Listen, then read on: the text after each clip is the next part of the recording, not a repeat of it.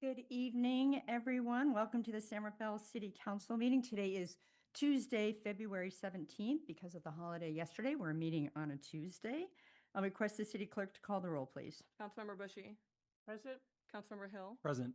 Vice Mayor Kurtz. Present. Councilmember Yeden's Galati. Present. Mayor Kate. Present. I invite the city attorney to report out on the closed session that was held prior.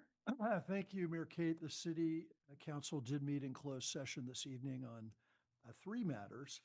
One of those matters does result in reportable action, and that's pursuant to Government Code Section 54957.1, subsection A, subsection 2.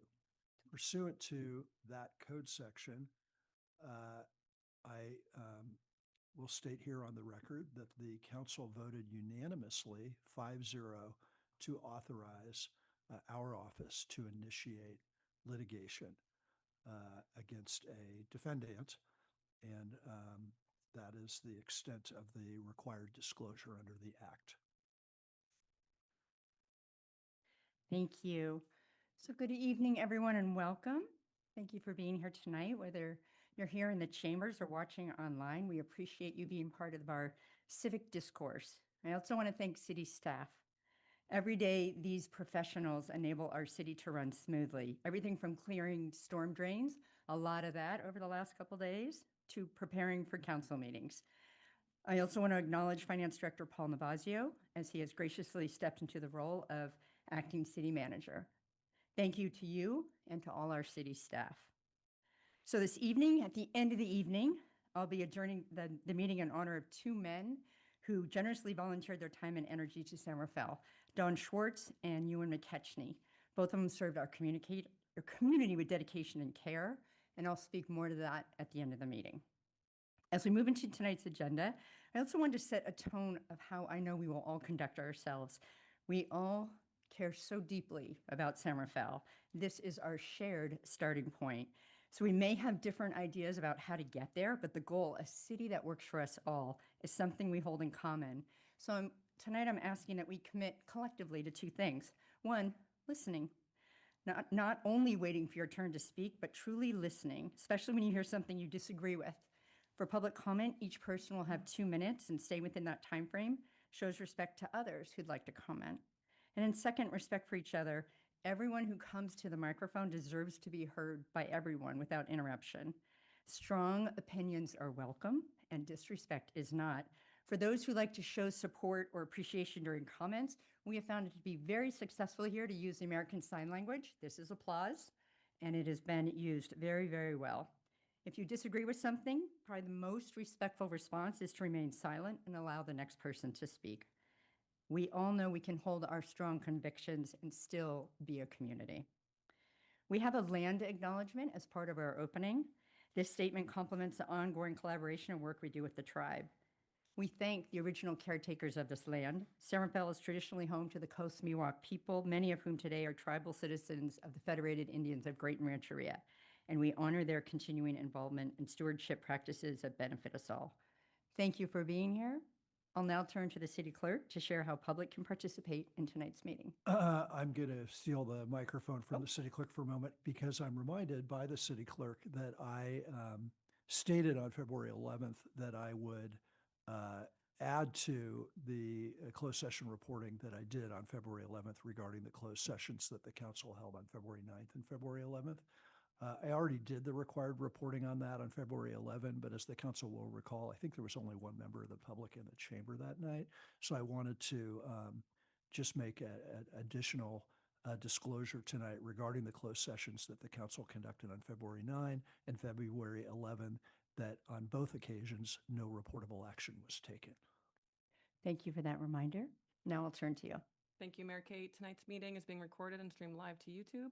For members of the public wishing to provide public comment, displayed on the podium and the projector is a timer to help you stay within your 2-minute time frame. You're invited, though not required, to say your name and what area of Centerville you live in, or if you're from outside of Centerville. Viewers may request reasonable accommodations by providing public comment virtually. For more information about that, or if you're experiencing any technical difficulties, you can email me at city.clerk@cityofcenterville.org. Thank you. Thank you so much. So during our meeting, we have two different sections for open time for public expression. We have a section in the beginning about 10 minutes long, and anything we don't get to, there's plenty of time, all the time you would want at the end of the meeting. So if any members of the public would like to speak to the council on any items not on tonight's agenda, now is your opportunity to do so. Not seeing anyone in the first part, and of course, this doesn't preclude any additional open time at the end of the meeting. I'll move on to city manager and council member reports, and if it pleases my colleagues, I was going to move this to the end of the meeting as that we have many folks in the room. Councilmember Bushy, fine with that? Okay, so noted. I'll write myself a note, which means we will move on to the consent calendar. I'll note that staff has requested that we remove item 2E as an eagle from the consent agenda. So that's being removed, but are there any items that the council would like to have held separately? Not seeing any. I will open up the public comment on items 2A through 2E. If you'd like to address the council, now is your opportunity. And you're welcome, but not required to say your name and what part of San Rafael you live in.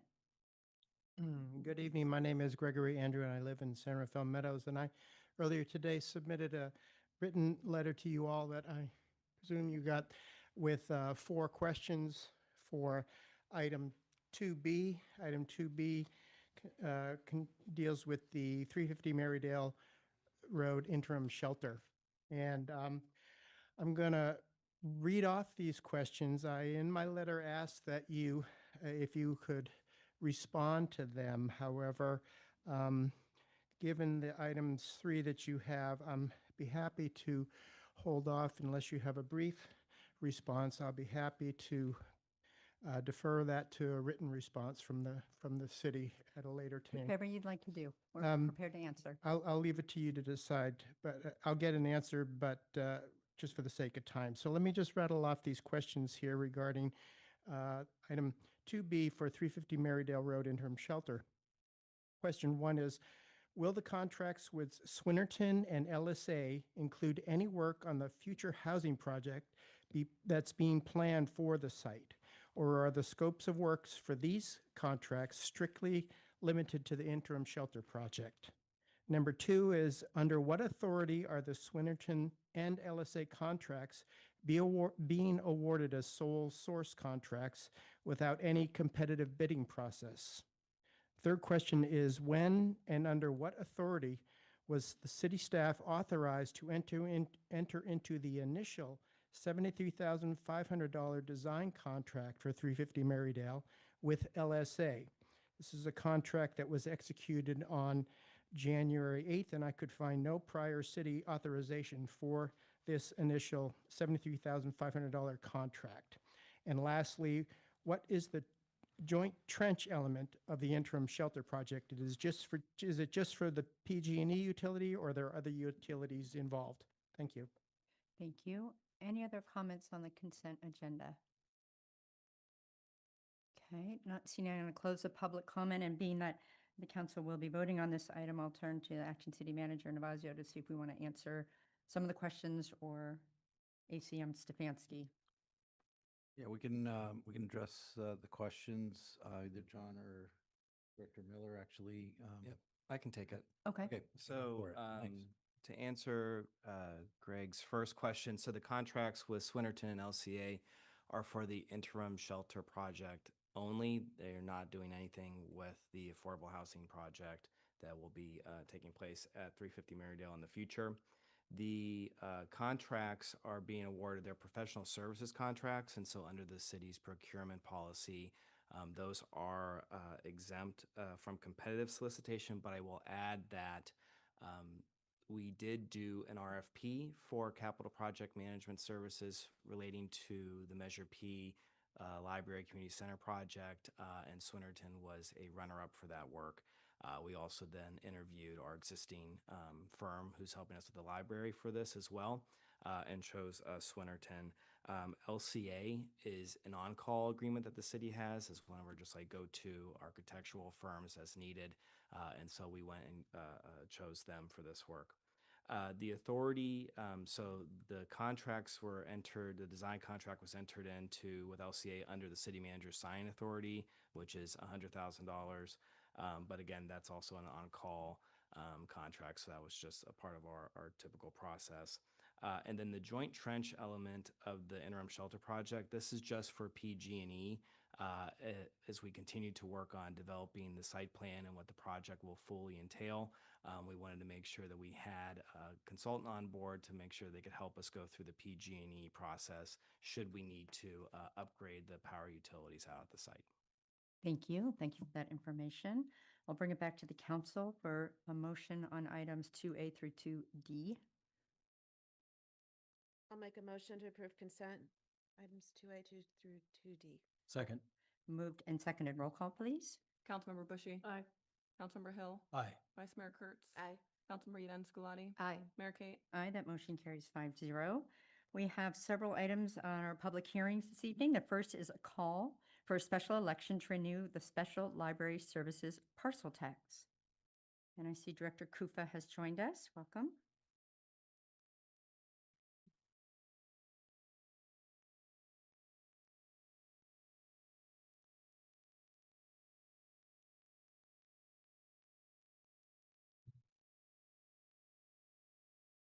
We were moving real fast tonight. I had to run across the room. So good evening, Mayor Kate, members of the City Council. I'm here with Catherine Kufa, our Library and Recreation Director, and we're here as a follow-up item to the ballot measure discussion that the City Council had at the last City Council meeting. And so I'll hand it off to Catherine to kick off the presentation. Yeah, good evening, Mayor and City Council members.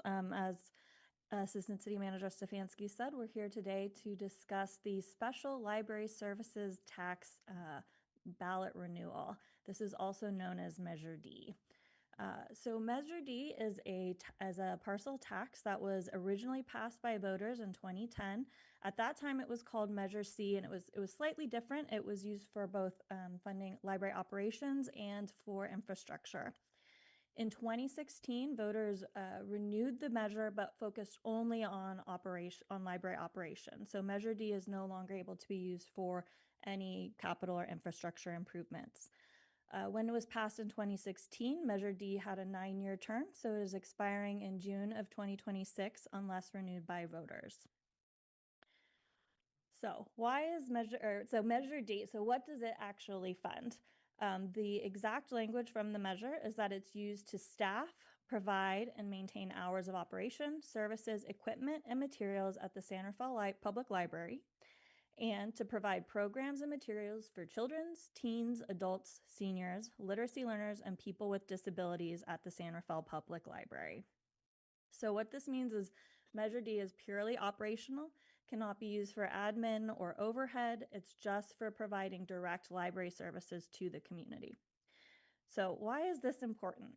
So Measure D is a dedicated local source of funding for library services. As we've seen, there's a lot of uncertainty in the world, and Measure D allows for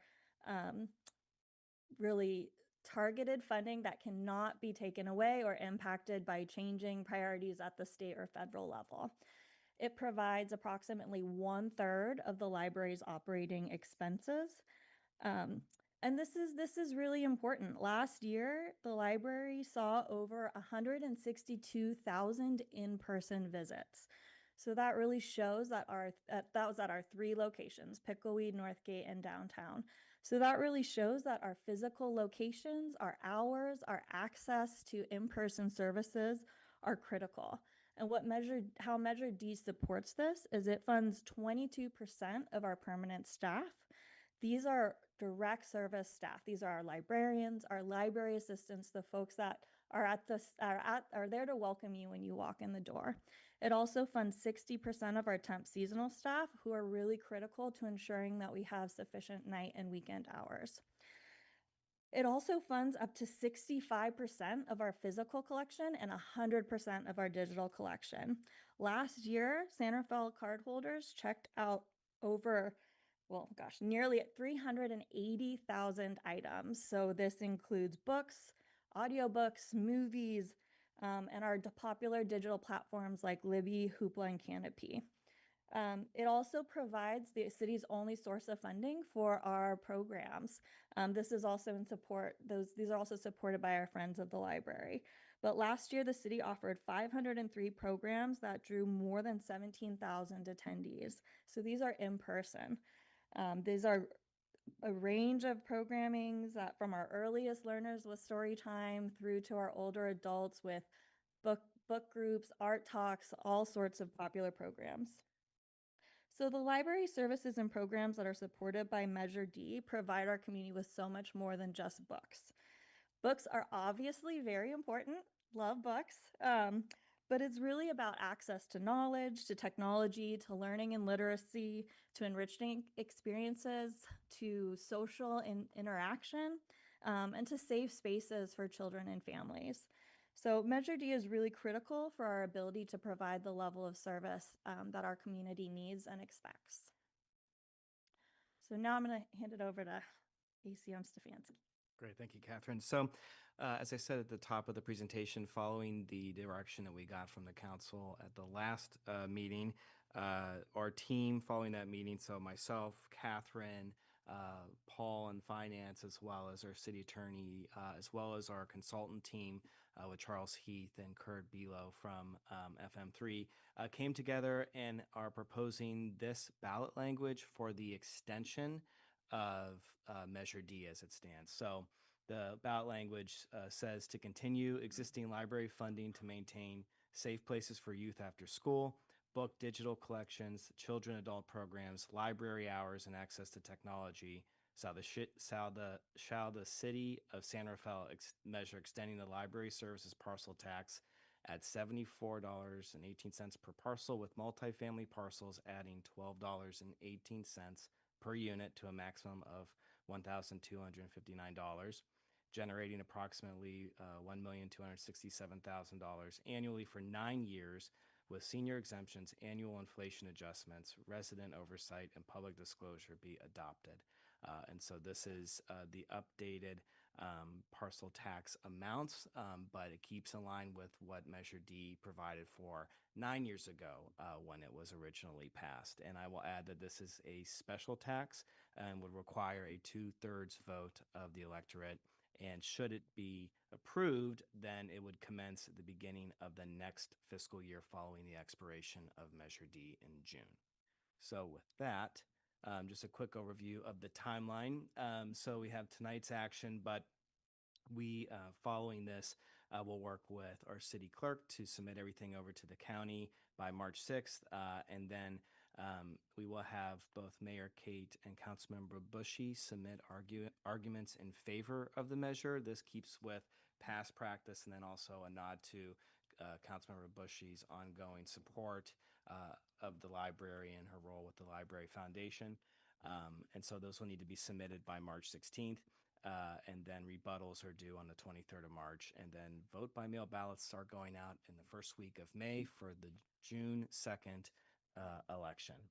So with that, the recommendation this evening is to adopt the resolution calling for a special municipal election on June 2nd, 2026, for the purpose of submitting to the qualified electors of the city of San Rafael a measure to extend a special library services parcel tax and updating the senior exemption, authorizing and requesting that the County of Marin consolidate and conduct the election, and directing the city attorney to prepare an impartial analysis, and authorizing Mayor Kate and Councilmember Bushy to file a ballot argument and rebuttal for the measure.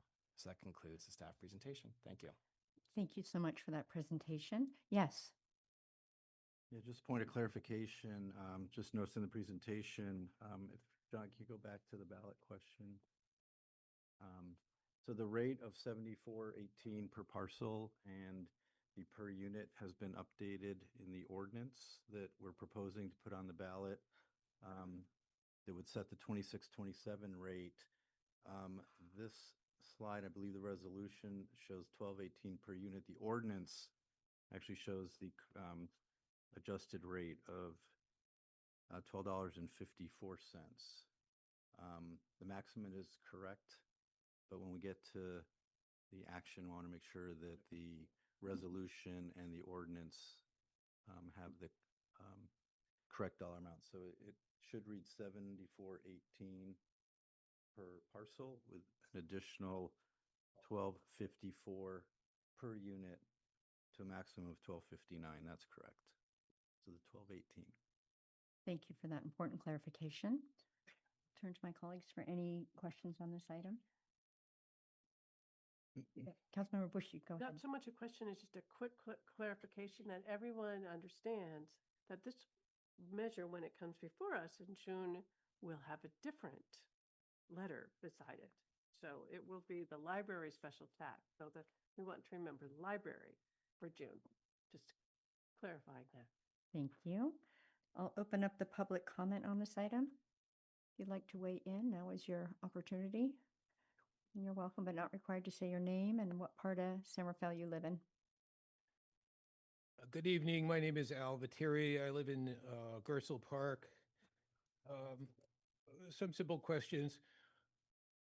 Why a special election? We have a midterms coming up. Is there some reason that we need to do it sooner? Or when, I assume this costs a fair amount of money to put on these elections, and that money would be better spent, I assume, some other way. Which libraries are we talking about? Are they the San Rafael libraries, or is it a broader range? And then, and that's it. That's all I got. Thank you for your questions. We'll answer them momentarily. Any other comments or questions on this item? Okay, I will close the public comment and two excellent questions. So why the June timing and which libraries will this benefit?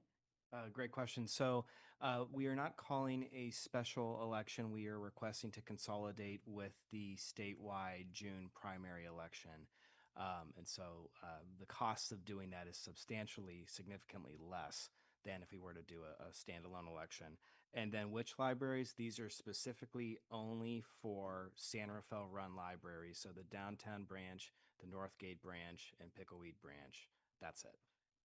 Thank you. Yes. Yeah, just to add to that, also the importance of hitting the June election is because the current measure expires on June 30. And so were we to wait until a November general election, we would not have continuity of the funding or technically renewing the measure.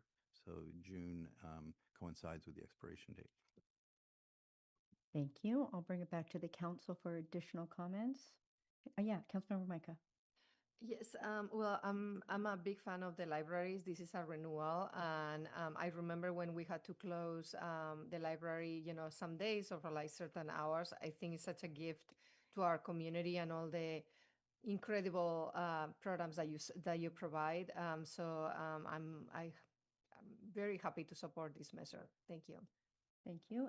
Vice Mayor. I concur. The libraries, as I've been talking to people around the state, the libraries have become a single source spot for many older adults for actually direction and guidance of services. So I think in addition to everything else that the library is currently providing, it's expanding into an area that wasn't really ever predicted. So absolutely support. Thank you. Councilmember Hill, comments? Thank you, Mayor. Yes, and in the same vein, I have young children, and I will testify that they are frequent users of our library system. And so for those personas and teens, this is very important to maintain that level of service. Thank you. Thank you. Councilmember Bushy? For all the reasons previously mentioned, I support the measure. Yes, thank you. And I'll just clarify, this is an action. It goes approved, that will go to the voters. So hopefully they will concur with the priority that our community has shown for years about the library and its services. to our community. So with that, Councilmember Bushy, if you'd like to make a motion with making sure that Yeah, we're the gonna, changes, yeah, the city corrections. manager's gonna, acting city manager's gonna assist on this. Okay. Because of the comment that he just made regarding the numbers. Okay, Yes, thank you. So I do believe the appropriate motion would be as written on the agenda staff report for the council to adopt a special resolution calling the special municipal election, and it follows with the clarification that as it relates to the resolution, section 2 under ballot language, the multifamily parcel, adding it should be $12.54 per unit as opposed to $12.18 per unit. That's the rate that's referenced in the staff report and the ordinance. So it's just the resolution, section 2. so will that need to be a part of the motion, what you, I or can we just say what? Right. With The motion simply needs to move the resolution with the clarification provided by the acting city manager. Okay, Thank you. thank you. Councilmember Bushy, go ahead.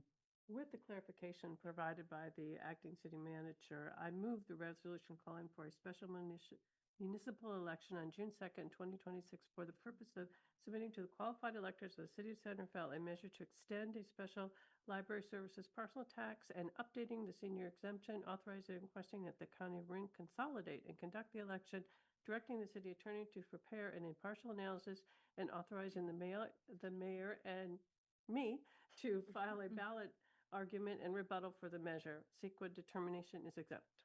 Second? Moved and seconded. Roll call, please. Councilmember Bushy. Aye. Councilmember Hill. Aye. Vice Mayor Kurtz. Aye. Councilmember Yeden Skalati. Aye. Mayor Kate. Aye, that motion carries 5-0. The next item of our public hearing is, thank you, Director Kufa, thank you, is amendment to municipal code related to bail schedule repeal and parking regulation clarification. See our Assistant City Attorney, Vithya Schwartz, is here. Thank you. Good evening, Mayor Kate and council members. I am here substituting in for our parking manager, Jim Myers. So there is no presentation tonight, but I will keep this brief for you, given your agenda.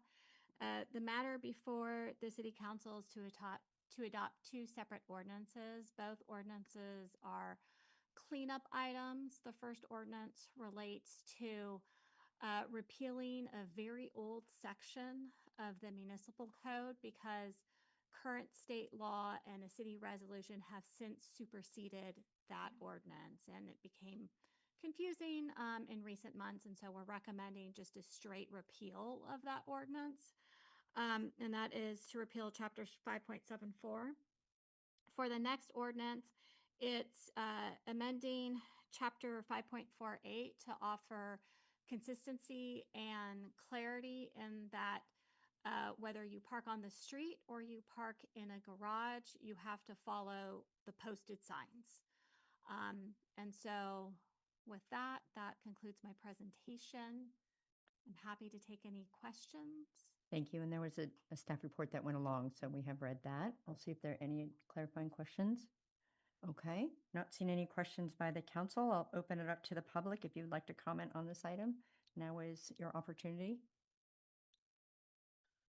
Okay, I'm going to close the public comment.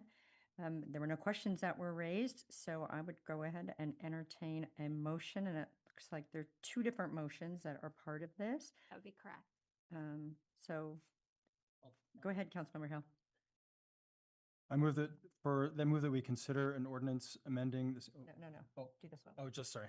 It's the city clerk who's going I to. wish I had your job. Okay. I move to introduce the ordinance, waive further reading, and refer to it by title only. Thank you. Is there a second? Second. Moved and seconded. Roll call, please. Councilmember Bushy. Aye. Councilmember Hill. Aye. Vice Mayor Kurtz. Aye. Councilmember Yeden Skalati. Aye. Mayor Kate. Aye, that motion carries 5-0. Madam City Clerk, if you could read the title of the ordinance. An ordinance of the City of Center Fall City Council amending the Center Fall Municipal Code to repeal Chapter 5.74 bail schedule for violations of the Center Fall Municipal Code. Thank you. There's another motion to be made. Go ahead, Vice Mayor. Introduce the ordinance, waive further reading, and refer to it by title only. Thank you. Is there a second? Second. Moved and seconded. Roll call, please. Councilmember Bushy. Aye. Councilmember Hill. Aye. Vice Mayor Kurtz. Aye. Councilmember Yanin Scalati. Aye. Mayor Kate. Aye, that motion carries 5-0. Madam City Clerk, if you could read the title of the ordinance, please. An ordinance of the City of Centerville City Council amending the Centerville Municipal Code to amend Chapter 5.48 regarding parking and off-street parking facilities. Thank you so much for that item. We will now continue to our next public hearing. This is the appeals of Planning Commission approval for mixed-use development at 700 Irwin. And my staff is figuring out where they're going to sit, just for the folks in the room. There were 3 appeals that were made on this item. We will hear the first appeal, and the appellant will make the appeal. The applicant can respond, and then the appellant can then respond or rebut what they heard, and we will take each appeal separately. So there'll be 3 separate appeals before council members ask questions, before we have public comment. So that's the way we'll proceed. Director Hinkle, I might have explained something you were going to say, but it's worth bearing repeat No, if needed. please do. It is unique. This is my first 3 appeal item. So, good evening, Mayor Kate and council members. My name is Micah Hinkle. I'm the Community Economic Development Director here for the City of Santa Fe. As stated before, this is an appeal hearing of the 700 Irwin Development Project. This is a very complex development project, and for me, not from the type or development request, but the regulating development rules from state law. A couple different ones, SB 330 and AB 130. So with that, I really want to kind of have the team's going to go over more detail about the project and some of those call outs regarding state laws. But what I want to do is also thank the review technical team. This project, we've actually had to bring in a multitude of technical consultants given the type of questions that are being asked for this particular project. First of all is our planning consultant, Christina Ratcliffe, Randy Metz, a fire protection engineer, Eric Simonson, chief building official, Caitlin Tharp is a certified floodplain manager, Neera Doherty and Connor McLean from BWS on some of the city attorney consulting. Of course, our city attorney team, April Miller from Public Works, Sarah Teplitsky from our engineering team, along with Saeed from our city's traffic engineer, along with our fire team, which is Chief Sinnott and Chief Roman. There's a lot of time and effort spent in this, going in this project. And with that, I'm going to turn it over to Christina Ratcliffe for staff's presentation. Thank you. Good evening, Mayor, Council. Pleasure to be here. Just starting with 3 appeals of the Planning Commission approval of 700 Irwin Street, a mixed-use project. The Planning Commission approved this mixed-use project on January 13th of this year. And then 3 timely appeals were received, one from Stephen Bryant on the 15th, Paul Casbar and Ken Dickinson filed a joint appeal on the 16th, and then Elise Leyland filed another appeal on the 21st. I wanted to just briefly go through the project itself so that before we go talk about the appeals. It was a major environmental design review, which is demolition of an existing office building and construction of a 201,700 square foot, 17-story mixed-use residential development. This includes 200 residential units, including 30 below market rate units. And just to break those down, that's 15 very low income units and 15 moderate income units.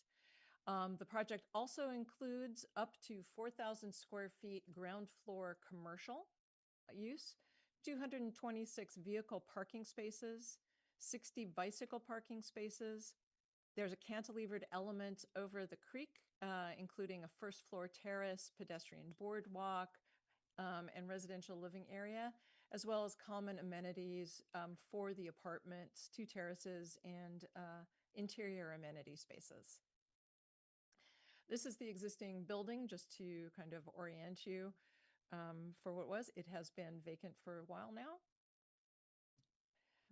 This is south elevation. I'm not going to go through all the elevations. The applicant is here, and I'm sure they'll walk you through that. This is the view from the canal side.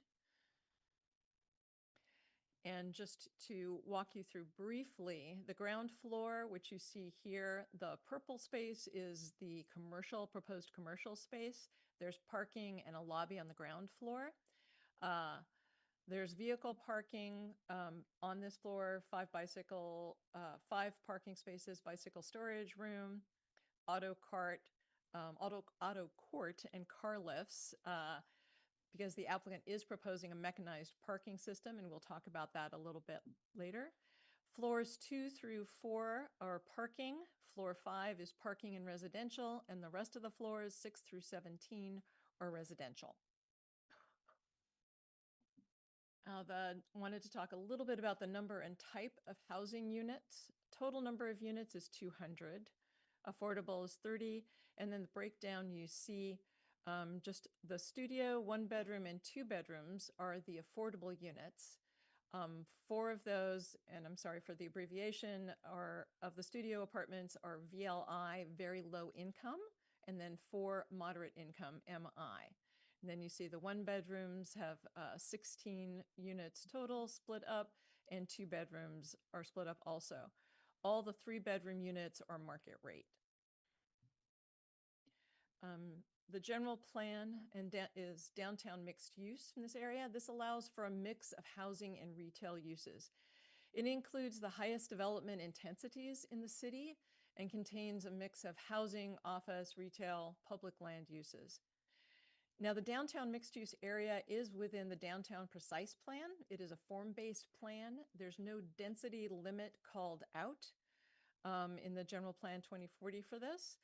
This particular site was identified as F45 in the housing site inventory of the housing element. It was assumed to be projected to have affordable housing. This number exceeds the projection that the general plan or the housing element made. And just to talk a little bit about how we calculate density bonuses when you're dealing with a form-based code. So since it doesn't have a hard and fast number of what the density is allowed on this site, we have to do what is called a base project. So this is a hypothetical project that we worked with the developer. They submitted this, we reviewed it, it went through some iterations here. It's not a full-on architectural design for a building. It's enough to show us that what can be built on that structure with assuming there's residential, commercial, parking, etc. So their base project showed 100 units for the base project. Now then, applying 100 units as the base density, we look at that, and because of the level of affordability, the very low income, they have, that gets a first bonus density of 50%, but because they're also proposing moderate income of 15%, they get another 50% bonus. So the total bonus is another 100 units. So that would be 100% density bonus for a total of 200 units. So that's how we arrived at the unit number. The project is subject to, as Micah mentioned, several state regulations. The Housing Accountability Act, HAA, which is a state law that promotes infill development, but it also limits review to objective design standards. So rather than saying that project doesn't fit in with how the rest of things look, we can't say that. We have to look at how high is it? What are the setbacks? Those are the objective design standards, hard and fast numbers that we have to apply to it. It also limits the ability of local government to deny projects in a way that would reduce density or make infeasible housing development projects that comply with the objective standards. And if a court finds that a city has violated the HAA, the court can order approval of the project, order the city to pay the petitioner's attorney's fees, and fine the city up to $10,000 per unit, which can be multiplied by 5 if the court also finds the city acted in bad faith. The project is also under the state density bonus law, which allows developers to increase density in a residential mixed-use project above the maximum allowable in the city's general plan. It allows incentives and concessions or waivers and reductions in development standards depending upon the affordable units within the project. And I just wanted to pause, and we talked about the objective standards and meeting those objective standards, but if concessions or waivers are granted, those are still considered to be consistent. You can't grant something a waiver for height and say, no, it doesn't meet the height. You have to say if it meets the concession or waiver for height or any other concession or waiver, it still meets the objective standard under California law. Okay. The requested concessions for this project, there are 3. Unit dispersion, which is building-wide distribution of affordable units. The affordable units are only designated on floors 5 through 11. 2-bedroom units are on floors 6 through 8. The second concession is unit mix and size, which is no affordable 3-bedroom units, as mentioned previously. And the larger 2-bedroom units are market rate units. And then compatibility of design, materials, amenities, and appearance. And there are fewer private balconies for the affordable units. So these are concessions that the state has said, yes, you can grant concessions to a city's local ordinance for that. HCD has said that, and these were the 3 that were requested and the Planning Commission granted. There are 8 requested waivers in addition to this. Now, a project can request any number of waivers. So several of these are interrelated. There's a couple that are bicycle parking that are related to the number of spaces and the dimensional requirements for the bicycle parking. Parking space dimensions. As I mentioned before, the project is proposing a mechanized parking system wherein you don't need the spaces to be as large as they would be ordinarily in a normal parking lot. The same with the parking facility dimensions and designs. And I think the applicant will speak to that in a little bit too. Additional waivers for parking, the parking controls, the number of parking spaces are actually exempt under AB 2097 because the project is within half a mile of the SMART station. The overall building height is a waiver. The maximum height in this district without any density bonus waivers would be 50 feet. The total height is 180 feet. That excludes the parapet and the mechanical equipment, which is considered screening for the mechanical equipment. Step backs are not provided except for the rear of the building facing the canal above 45 feet. And then frontage standards for the facing Irwin Street are waived as well. I want to talk a little bit about CEQA. So this is something AB 130, which was passed as part of the budget trailer June 30th of last year, went into effect July 1st of last year. And this project is the first in San Rafael, probably one of the first in the state to use this. They invoked AB 130 on the 17th of July for this project. Under AB 130, if a project meets certain requirements, the project is statutorily exempt from CEQA environmental review. Because it qualifies as an infill housing development that satisfies all 19 applicable exemption criteria in the AB 130 checklist, and that is provided as part of attachment 4 to the staff report. So ordinarily where you might expect an initial study or an environmental impact report for various projects, this does not have that because it's statutorily exempt. So we didn't have the ability to do any kind of deeper dive into some of those areas that may be covered by CEQA documents.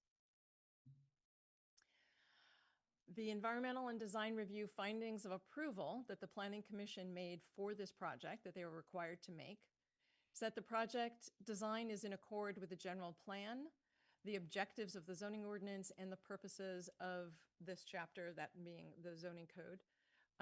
Again, these have to be the objective standards that we can find. So if something says, you know, the bottom third, the middle third, the top third, we can't use that. We have to have something very objective that we can point to. They found that the project design is consistent with all applicable site, architecture, and landscaping design criteria and guidelines for the district in which it's located. That the project design minimizes adverse environmental impacts, and that the project design will not be detrimental to the public health, safety, or welfare, nor materially injurious to properties or improvements in the vicinity. And again, pointing to objective standards that are in the code. There are conditions of approval that the Planning Commission approved. These are also recommended in your packet. There's an affordable housing agreement. AB 130, in addition to the statutory exemption, calls out specific conditions regarding cultural resources. The applicant, the city, and FIGR have been working together with that. There has not been an agreement to that, but there is conversations going on. Nevertheless, AB 130 does have standard conditions, and those are included in this. And then compliance with objective standards and requirements for building, fire, public works, state codes, the downtown precise plan, the zoning code. All in all, I think there's about 122 conditions of approval, which is quite significant. The applicant did request to change some conditions of approval prior to the Planning Commission meeting. Some conditions were changed, some were modified. The applicant submitted a document on February 11th that I believe was in your packet. And they again requested some changes to the AHA that staff does not recommend.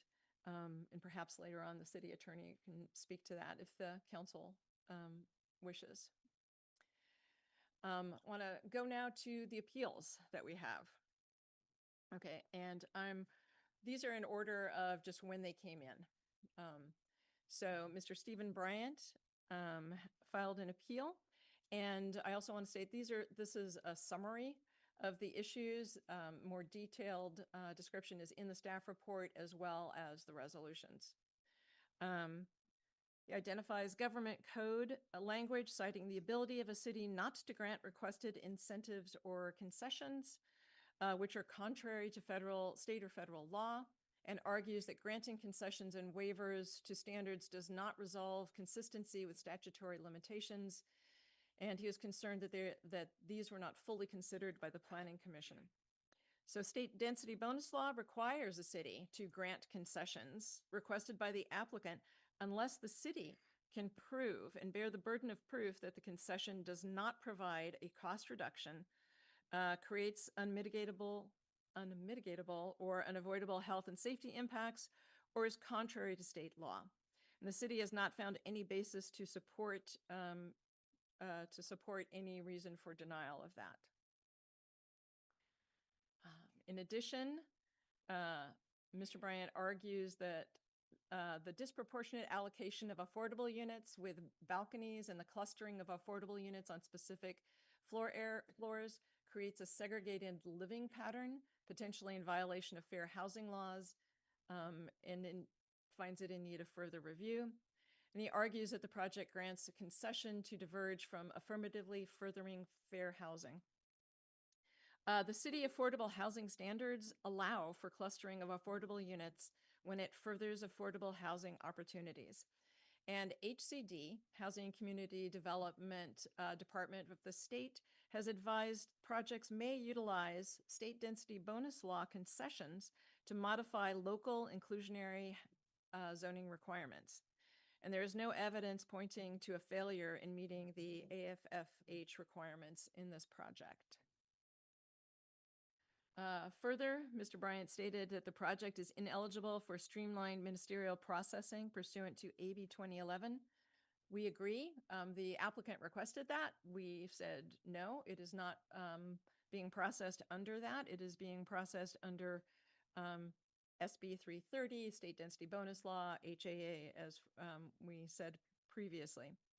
Also argues that additional findings were needed by the Planning Commission to approve the project. And there are no applicable requirements for the Planning Commission to have made such findings prior to approval of the project.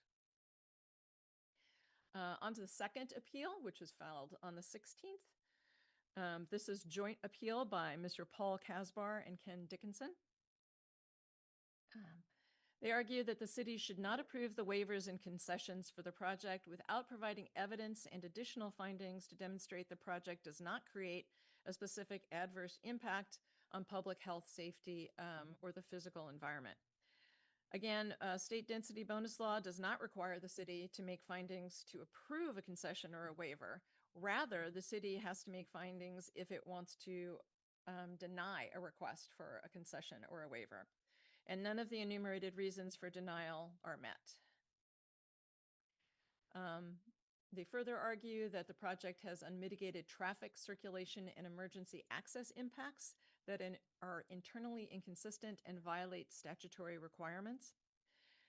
The appeal does not point to a specific statutory violation. Potential project impacts alone are not sufficient to deny a waiver. The project was reviewed by fire as well as public works and found to be consistent.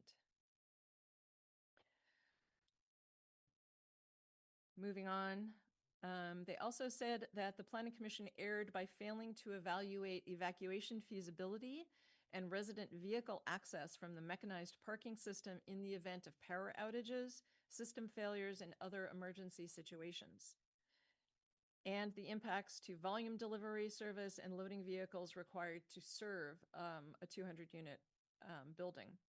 In reviewing the applicable objective standards, again, related to the evacuation, delivering, loading, no conflict was found. Mr. Casbar and Dickinson further stated that state law does not eliminate the obligation to exercise independent judgment or deny waivers that create public safety impacts, and believe that the Planning Commission did not apply independent judgment or deny waivers that create public safety impacts. Discretion was applied during the approval.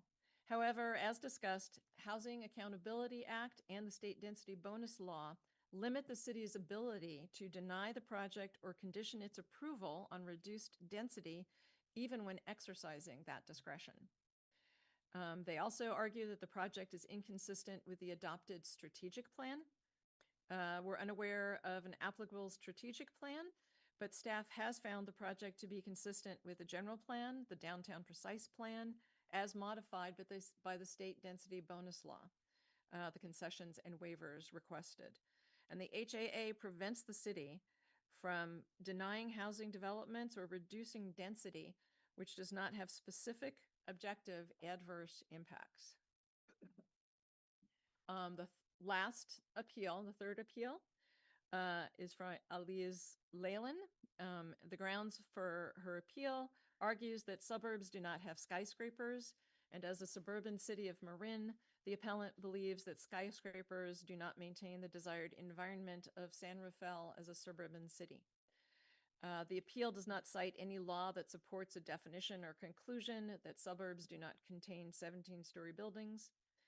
And again, the Housing Accountability Act precludes local jurisdictions from denying housing development or reducing the density if the project is consistent with objective standards that are either granted a concession or waived under state density bonus law. Just briefly, we have received public comments on this project, most prior to the Planning Commission, which were in that packet, but certainly we did have some that I believe the city clerk forwarded to you over the weekend and earlier today. Multiple public comments on the project, most expressed concern with the height of the building and potential traffic issues. Some supported the project as adding needed housing for San Rafael. And just wanted to talk about city council options here. Staff's recommendation is to adopt the 3 proposed resolutions denying each of the individual appeals. and adopt the resolution approving the project, upholding the Planning Commission decision and approving the project. Another option is if the council wants to modify the approval resolution and its conditions of approval, staff recommends continuing the item to allow staff to make modifications based on council direction. Or if council chooses to deny the project or grant one of the appeals or all, continue the item and provide direction to staff as to findings to make that would support the denial and the granting of the appeal. And if you have questions, I am here, and I know that there are many staff members who can ask answer specific technical questions. Thank you. And so just a clarification on the process. I was hoping the council would hold their questions until after we hear from each of the appellants and applicants, if that works. I see a general nodding of the heads. Okay. So with that, we'll go through the appeals individually, as I stated at the beginning of this agenda item. So Mr. Bryant, so the way it'll work is Mr. Bryant will have 5 minutes, and then the applicant will have 5 minutes, and then there'll be a rebuttal, as it were. That's for 2 minutes. I'm sorry, I'm not sure who to look at because this is really an unusual. Is that right, City Clerk? Okay. So Mr. Bryant. Yeah. Okay. Hold on. Finding where to share. So this is forward. So I have it. I had it. I had it 5 minutes ago. I am sorry. It's okay. Where to share? Wait, Mayor, I'm gonna go back to Zoom. Back to Zoom. Okay. Ah, okay. Ryan, that one. Yep. Okay. Thank you. Okay.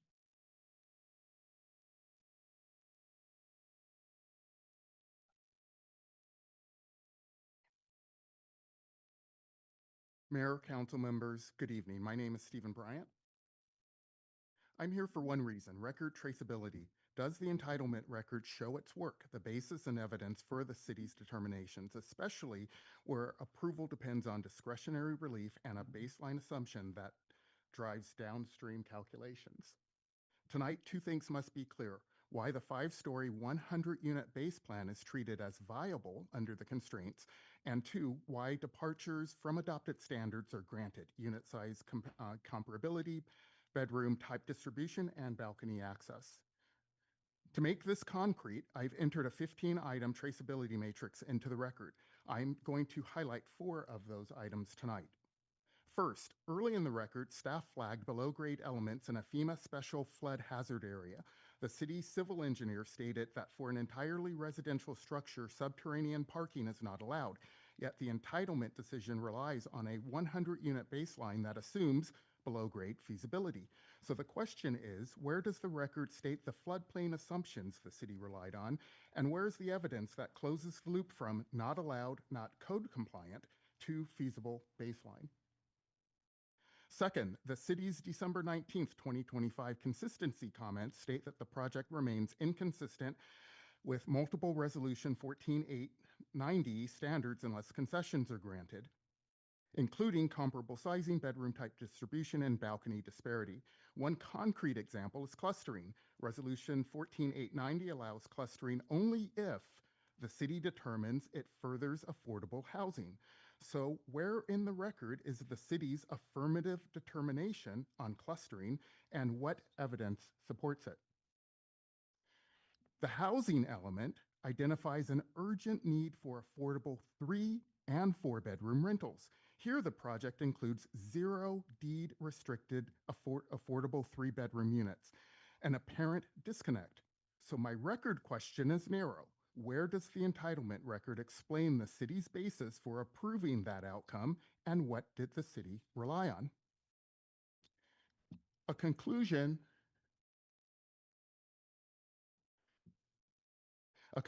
is not the same as Support. Here, the staff report concludes that none of the approved concessions or waivers is contrary to state or federal law. So my narrow question is, for each of the items of relief as approved with its conditions, where does the record identify what the city relied on to reach that conclusion? I'm asking for record clarity. The record leans on a recurring hands were tied narrative, which can make the decision read like a single bundled approval rather than distinct determinations.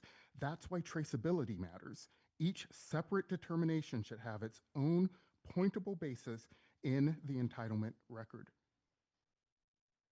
This is happening in an escalated litigation posture reflected in the applicant's counsel's November 21 and December 8th letters. In that environment, clarity is how the city protects itself. And when the applicant's correspondences put housing element compliance on the table, the record should be especially clear on the family size affordability outcome, because the project is approved with 0 deed restricted affordable 3-bedroom units despite the housing element's stated urgent need. So this brings me to my request. Remand to strengthen the record. This is the City Council's traceability checkpoint. What did the city decide, why, and what in the record supports it? Here, everything turns on 2 pillars, the foundation and the departures. A remand allows the city to make those 2 pillars explicit, what assumptions it accepted, what evidence supports them, and item by item, how each concession and waiver satisfies the standards as approved with conditions. Thank you. Thank you. Try this, just try this. There you go. Good job on this side of the room. You guys got that? Okay. So if the applicant would like, you would have 5 minutes.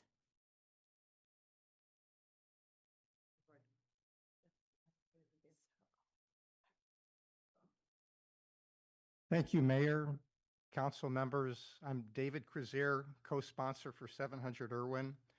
Our goal is simple: transforming a vacant office building near transit at the front door of San Rafael into housing.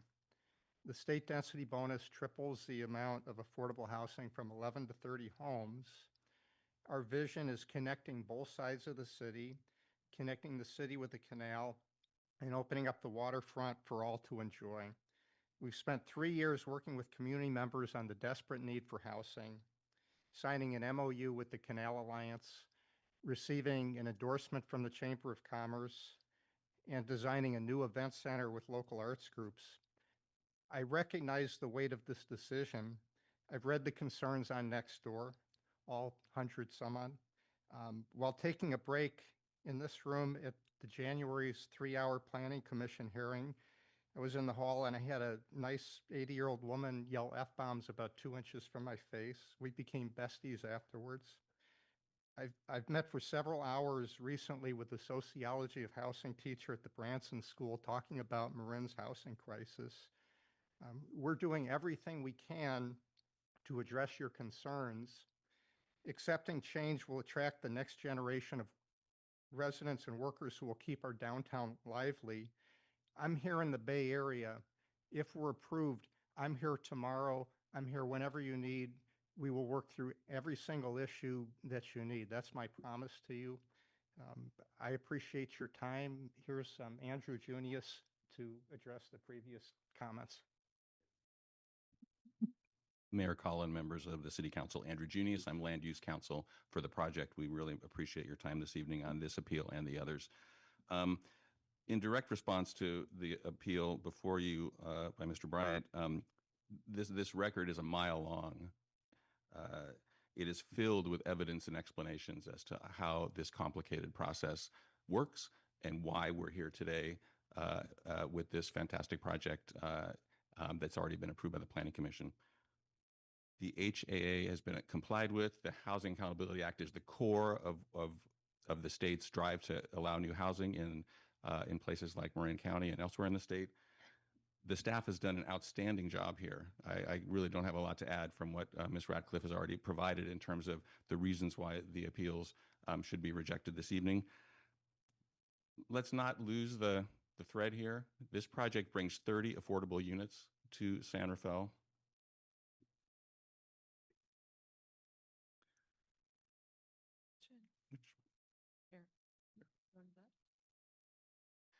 This slide was in your packet. I think this is really one of the key issues. Your resolution 14890 and state practices throughout California with respect to how inclusionary housing works. This is how it works, and the affordable units, the 15 very low income units, and the 15 moderate income units, you can see are spread evenly throughout the building through floors 5 and 11. It's very consistent with how other jurisdictions do this, and inclusionary housing projects work statewide. I mean, the bottom line here is that the state has really confirmed that flexibility in complying with these inclusionary housing rules is really essential to make these projects financially viable, while at the same time providing really quality, affordable units to every community. And this 30 units is going to be, I think, a significant benefit to San Rafael. We were expecting a little bit different presentation, so I do want to make sure that we speak about the standards you're grappling with tonight with respect to every one of these appeals. This is your staff report on page 3. It really sets forth the challenge here that, the staff is recommending, says the city has not identified any significant quantifiable direct or unavoidable impacts upon public health and safety based on objective written standards that would otherwise result from development of the project. This was the same standard that the Planning Commission was faced with and they approved the project under. This is the standard you'll be applying tonight. We agree with your staff and respectfully request that you deny this appeal. Thank you very much. Thank you. Mr. Bryant, would you like to offer any additional 2 minutes?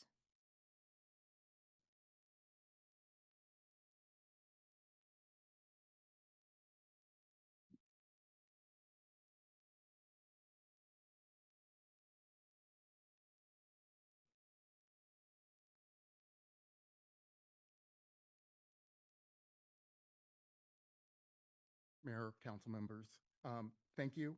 And I understand if staff's position is that the city is constrained to objective standards, that actually reinforces my point. The entitlement record should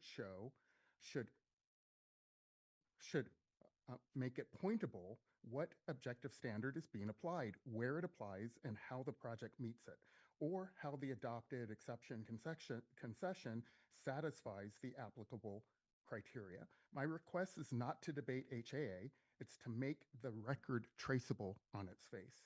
So for each determination item I've raised, what is the objective standard and where does the city show the city's basis for concluding it's satisfied as approved with concessions? Second, I'm not here to debate statutes or case law. I'm not going to do that. So I'm making a practical record traceability request. Conclusions should match to the pointable support in the entitlement record. And I heard there's a lot of items out there. There are. So I'm not asking for this to be resolved live. I'm asking whether the record already makes them pointable. If not, remand is the mechanism to strengthen the record.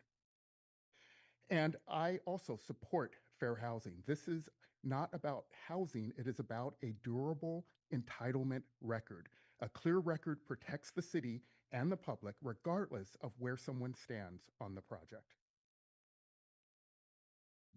And I would just echo, I have really appreciated working with staff, and thank you for the back and forth for all the staff here. Thank you. Thank you, Mr. Bryant. So as mentioned, we have 2 other appeals. And again, just for folks in the room who haven't been a part of this process, the appeals have been brought forward by community members. So appreciate you standing up.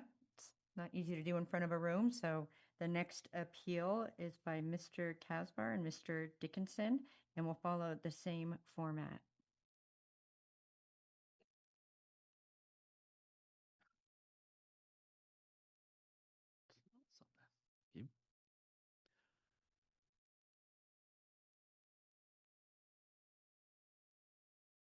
Mayor Kate, council members, my name is Ken Dickinson. I'm a resident of District 3 in San Rafael. This appeal is about whether the requirements for granting waivers and concessions were clearly demonstrated in the record before they were approved. Let's look at one of them. The bicycle parking requirement waiver number 2. The downtown precise plan requires a minimum. It says a minimum of 271 bicycle spaces. The project was granted a waiver to provide 60, which is a 78% reduction. The justification was that compliance would physically preclude construction. During the Planning Commission hearing, which I attended, the applicant stated that the mechanical parking system was only at a 25% conceptual design level, that an additional lift might be added depending on further study. I put the time code there for you to see that.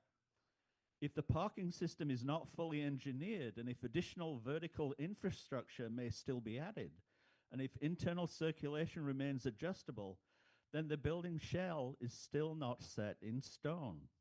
Where in the record is the analysis demonstrating that 271 spaces would have physically prevented construction, rather than a required redesign? How many units would be lost if they were reconfigured? It is our understanding that the statute protects density, not design preference. If the analysis exists, it should be clearly identified. If it does not, then aren't we just guessing instead of proving it can't be built? There is a related safety consideration, as reducing bicycle parking does not reduce bicycle ownership. California Civil Code protects tenants' rights to store and charge micro-mobility devices, including e-bikes, inside dwelling units.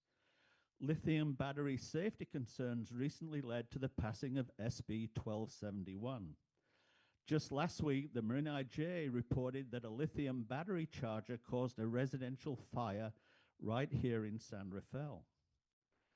Reducing bicycle storage by more than 200 spaces in a 17-story building will shift a lot of that storage into apartments. Perhaps this was the applicant's objective all along. Under the state density bonus law, waivers may not create a specific adverse impact under objective safety standards. So where in the record was that foreseeable safety condition evaluated?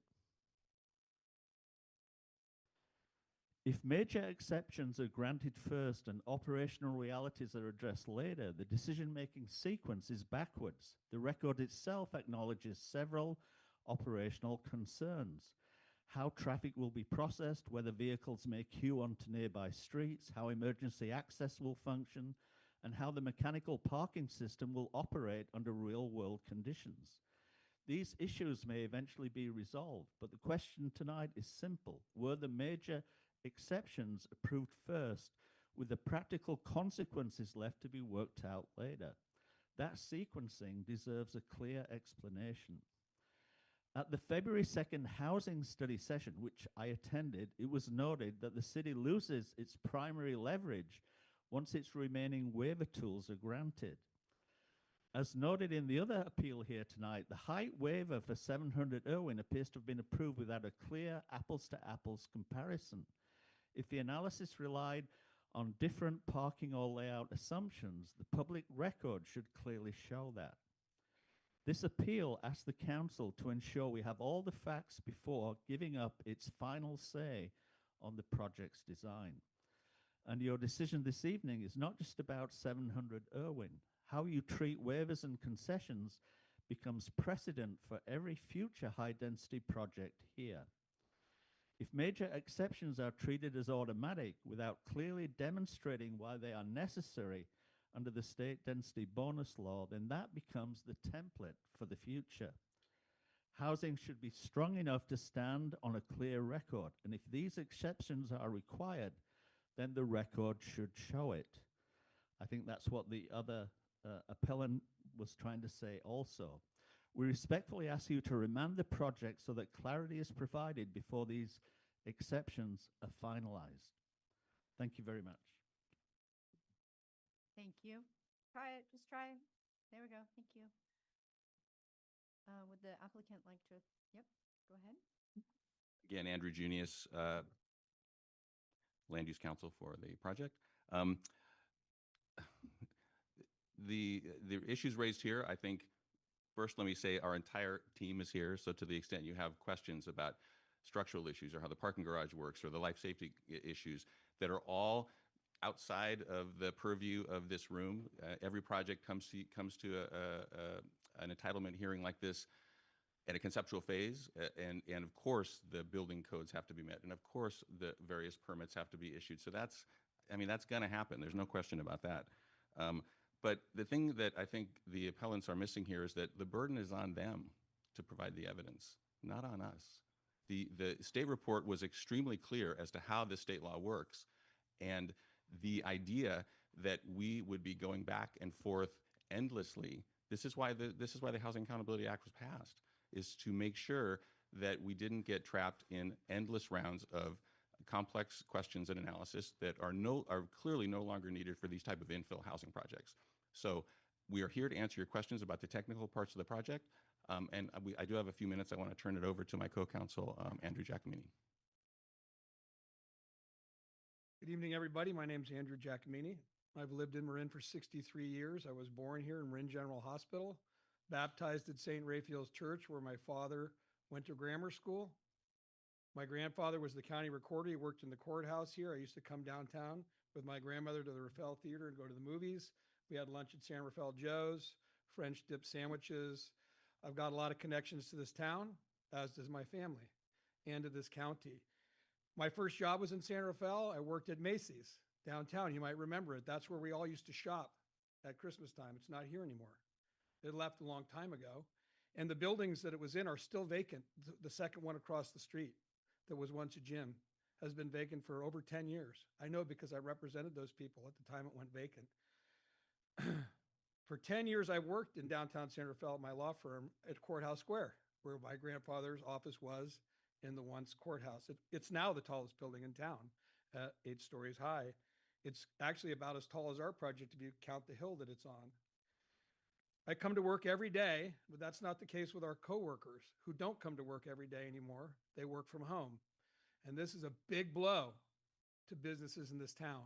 I go out to lunch every day and I walk the streets and I see the closed doors that keep closing. They just closed State Room and they just closed Tam Commons. 2 great places to go to lunch. They both closed because they couldn't stay in business here anymore because there weren't enough patrons. There's the banks are closing that used to be on every corner. Nobody goes to the bank anymore. The retail stores are closing because of Amazon. All of these are putting pressure on the downtown and therefore the whole city. The lifeblood of it is this business community where people can come, and I see every day what's become of it, just like you have. You also see this yourselves, and you know it's a problem. And this is why the chamber is such a big fan of this project and other projects, because they know that bringing people close to downtown can help revitalize that, and you know that too. Like, that's not a secret. That's the way that we can turn the corner and bring San Rafael back to what it was like when I was a kid. The same new residents that will live in our building, they'll have kids. The kids will go to schools. There's not enough kids in our schools. The schools don't have any money. Their budgets are crushing them because they don't have students. Why? Because our kids can't live here. Our kids can't live here and have kids to go to the schools. This is a housing problem, and the ramifications are throughout everything I'm talking about. I agreed to represent these people because they have a vision of community building, and you've seen that in their past projects, which were talked about at the Planning Commission, but also in their partnership with Canal Alliance. And I know how you feel about Canal Alliance. I feel the same way. I worked with them for over a decade when I was at Marin Legal Aid. That organization is careful about its partnerships, but it's evidence of this developer's care for the community that Canal Alliance would choose to support this project. And I think that's important. My last comment, I'm going to talk a little bit in a minute, but my last comment right now relates to the importance of denying these appeals and approving the project. Your professional planning staff has put this project through the paces, for sure. They've done their job and they have followed the law, which they're required to do. And that's the recommendation of the Planning Commission, the recommendation to you. And as was noted, They can't deny this unless there's a significant, quantifiable, and direct and unavoidable impact.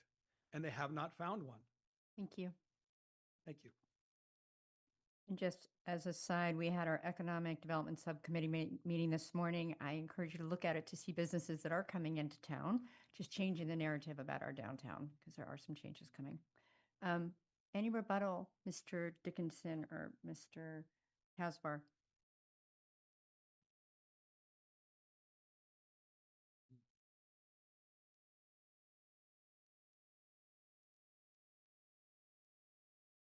Thank you, Mayor and the City Council. My name is Paul Casbar. I live in Gerstle Park, and I'm pro-development. And I actually, listening to Mr. Giacomini, I agree with pretty much everything he said. You know, we do need development in San Rafael. What I don't agree with is a lot of the elements of this project. And kind of echoing Stephen's previous comments and Ken Dickinson's previous comments, we're looking for more record of how this was determined to not impact public health and safety. So there's that traceability element. A lot of it revolves around, I don't want to call it traffic, but safety. Statistics have shown that with 200 families, there's going to be approximately 100 packages delivered every day. Where are these trucks going to park? Additionally, a facility of this size, there's going to be HVAC repairs, plumbing repairs, all sorts of repairs. No accommodation for those vehicles. People are going to move in. They're going to move out. Where is all this happening? On that corner of Irwin and 2nd Street? The surrounding streets have no accommodation for this. Nor can they accommodate any sort of guest parking. And I'm assuming families in 1-bedroom, 2-bedroom, 3-bedroom apartments, they have friends, they have family. Where are these people going? Where are these cars going? Another aspect that I'm not sure has been addressed. If you can wrap up. You had okay, 2 yeah. minutes. Yep. Electric vehicles, it's prominent in Marin County. 40% of new vehicle sales are in EVs, whether they're full EVs, plug-in hybrids. It's going to complicate that parking structure as well. Thank you. I'm out of time. Yes. Thank you. Thank you for your I'm comments. just hoping that the city has a plan for addressing the inevitable impacts this project is going to have. Thank you, Mr. And we're not Kaspar. going to wait for them to hit and then Thank throw you. our hands up. Thank you. Thank you. So we have one, a final appeal, appeal number 3. If Ms. Leyland would like to speak. Oh, sorry. So you have 5, here, come down to the mic. So you'll have 5 minutes.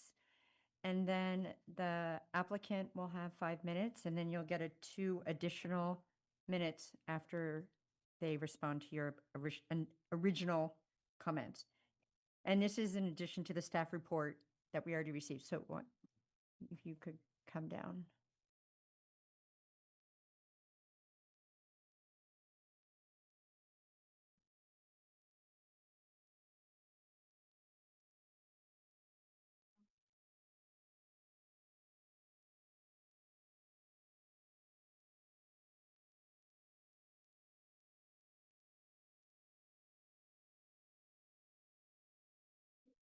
We'll wait till you get to the microphone so we can capture it both for the record and for folks that aren't in the room.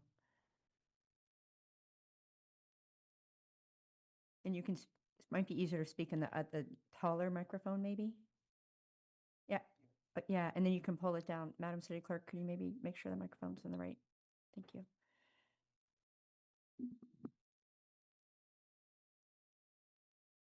What happens if I don't start talking first and then I just show things? Do I get longer time? Well, try to do your best. The other appellants both were in the 5-minute time frame. I'll just, Yes. I want to tell you that I think, first of all, that I think it's cruel that BioMarin and its developers want to develop this 17-story building in that area. And I think that actually the state of California is trying to kill suburbs, wants to put them out.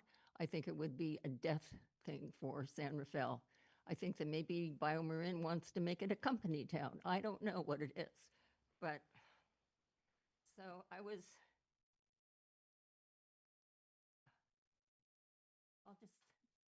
I'll flip to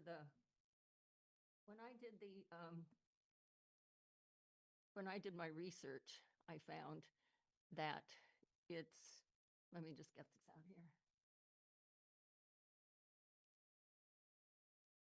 Wonderful.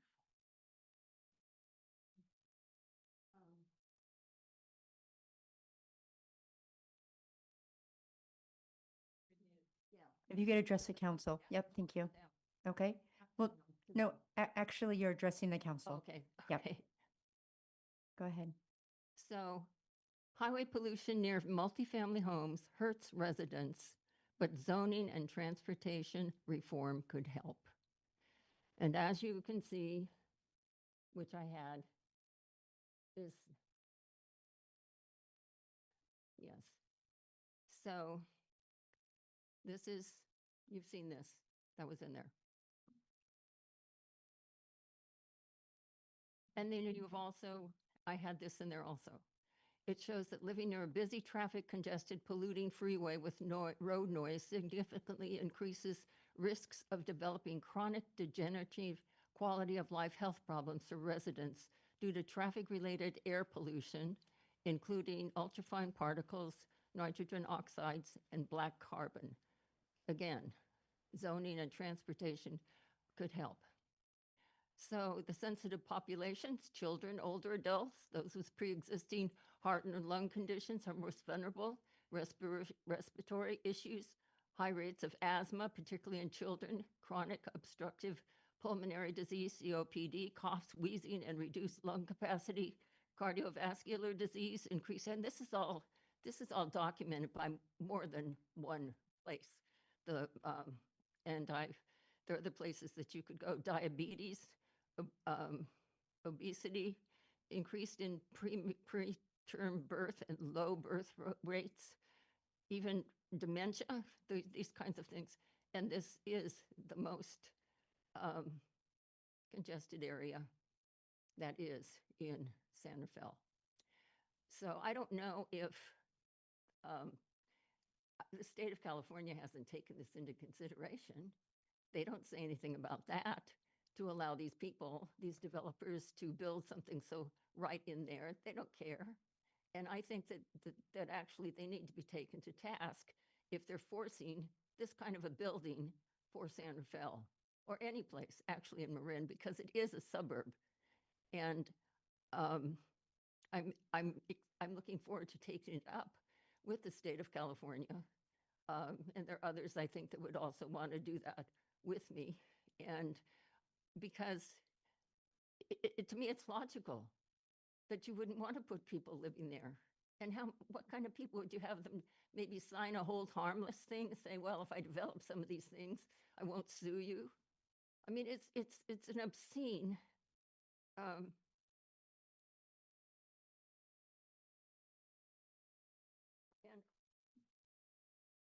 this is a picture actually that I took.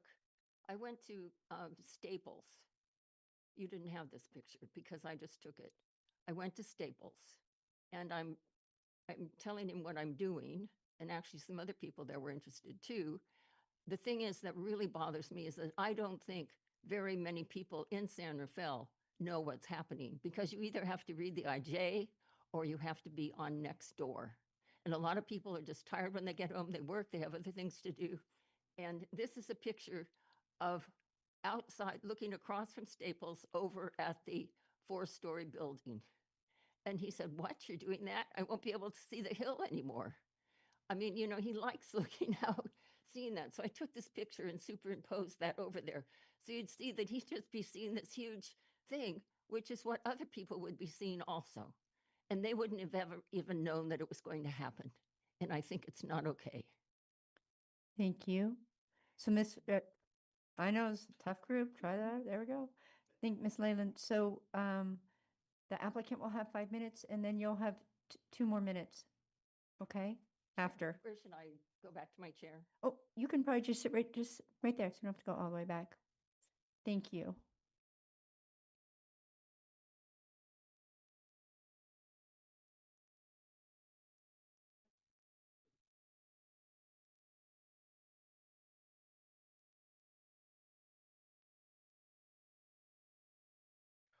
Good evening, members of the council, Mayor Kate. Chris Collins with the project sponsor and also our development company, Urban Pacific. I figured out just this morning that our core team of 3 senior members of Urban Pacific have a combined 100 years of experience with projects like this. We also have a lot of experience in San Rafael and Marin as neighbors, Bay Area residents. I had family in San Rafael and West Marin. I'm just excited to be here. In addition to our team's qualifications, as was mentioned earlier, we have a huge contingent of our architect, engineering, and design and consultant experts. So I do want to speak about the benefits of the project, community benefits. I'm going to start with this financial slide, but within these items are some other community benefits that may not be immediately understood. The first one is quite obvious, but $5 million, there'll be direct payments to San Rafael for things like processing, building permits, important funding for parks, schools, transit.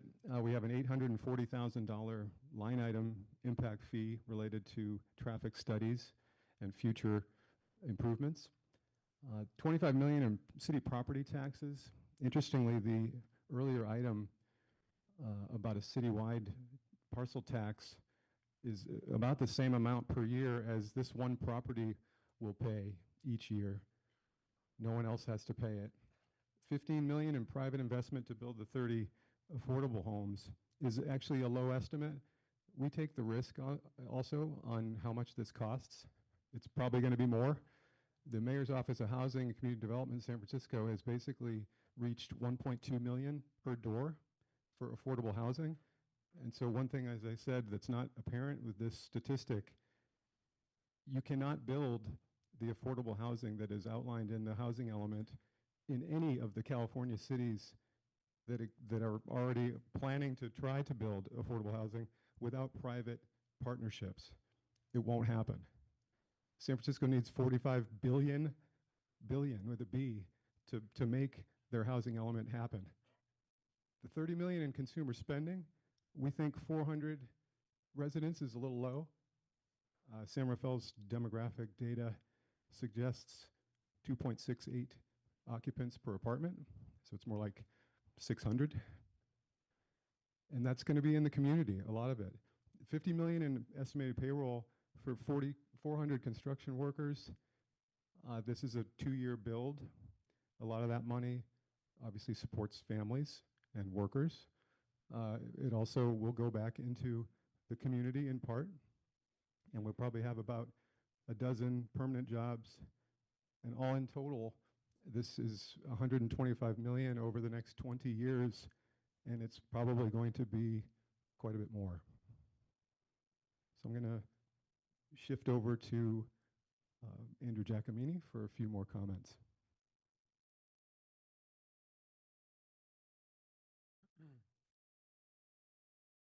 There's been a lot of consternation and concern. I'm sure it was voiced by the planning commissioners. I'm sure you all feel it sitting here tonight, facing these decisions. Consternation about the state laws, these new state laws that have been passed.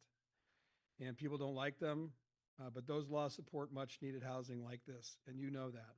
They were passed because we just couldn't get it together across the state to build housing for so long. It's plagued us. And so the state finally said we have to step in. And that's where we all are. And that's why your staff report reads as it does. You know this, and that also under your code, combined with these laws, the project should be approved. And that's why your staff is recommending approval and denial of these appeals, because of the combination of your code and these new state laws that are very important. You guys took oaths to enforce the laws of the state of California. And that means laws that you might not totally agree with. Like, that still has to happen. This isn't the kind of thing that we should leave up to courts. I don't want that to happen. It should be done according to the laws. And there are many good reasons for these pro-housing projects and for these state laws. And I hope you'll recognize that when you vote to deny these appeals. Thank you. Thank you. Ms. Leyland, you have 2 minutes. We'll wait till you get to the microphone so we can all hear you. All I can say is a bribe. They're bribing you to vote. And they didn't address anything I had to say with the health problems that would be created by having this kind of a building right where it is. And I'm sorry that I didn't have time to do a PowerPoint. You know, it makes it really hard to appeal these things when you're coming up against people that just want to make a lot of money. And this, you know, it's outrageous to me. And the thing is that Mr. Weiner, or Senator Weiner, you know, he's from New Jersey. That's where he was born, and he lives in San Francisco. He's a city person. He has no idea what a urban, I mean, you know, what is this anyway? a suburban place is, what it's like. And that is the desirability of people wanting to live here. And this whole thing about bringing in more people and it would fill up the stores and all this other kind of stuff, you know, it makes it difficult, especially when you're building places that don't have parking. So that means that there's going to be places that aren't even this one. And are the people that are going to be having in 200 people, are they only going to have one car? Is that what they're going to have? It's only one car, and where will they park the other one? They'll be parking it in parking lots where we have to go to shop for our food. And one of the things that Senator Weiner wants to do is to take cars off the freeway, see, because it can help with, you know, the air pollution and global warming and stuff like that. But I would say that SMART is probably a failure at doing that. I just talked to this man that works at Staples, and he lives up in Windsor. I said, do you take the train? He said, no, I drive. And then there was a woman there saying how expensive it is. Anyway, thank you. You could wrap up. Thank you. So thank you. It's hard to do the whole thing. So first, before I open it up to the council members to ask their questions, I do just want to recognize the 3 appeals and not getting into the merits at this moment, just how difficult it is to be a citizen, a resident of the community, and to come up and speak in front of a room full of people. So I just want to acknowledge it. We know that that's not easy, and you all did a good job of presenting what was important. And to be fair, in addition to what we heard today, in the staff report, you can download it while you're sitting here. In the chambers, it has even more details on each of the items. So I just want to call that out. So what will happen next is the council members, I know, have questions. I know I have an arm's length worth practically on either the appeals or general questions.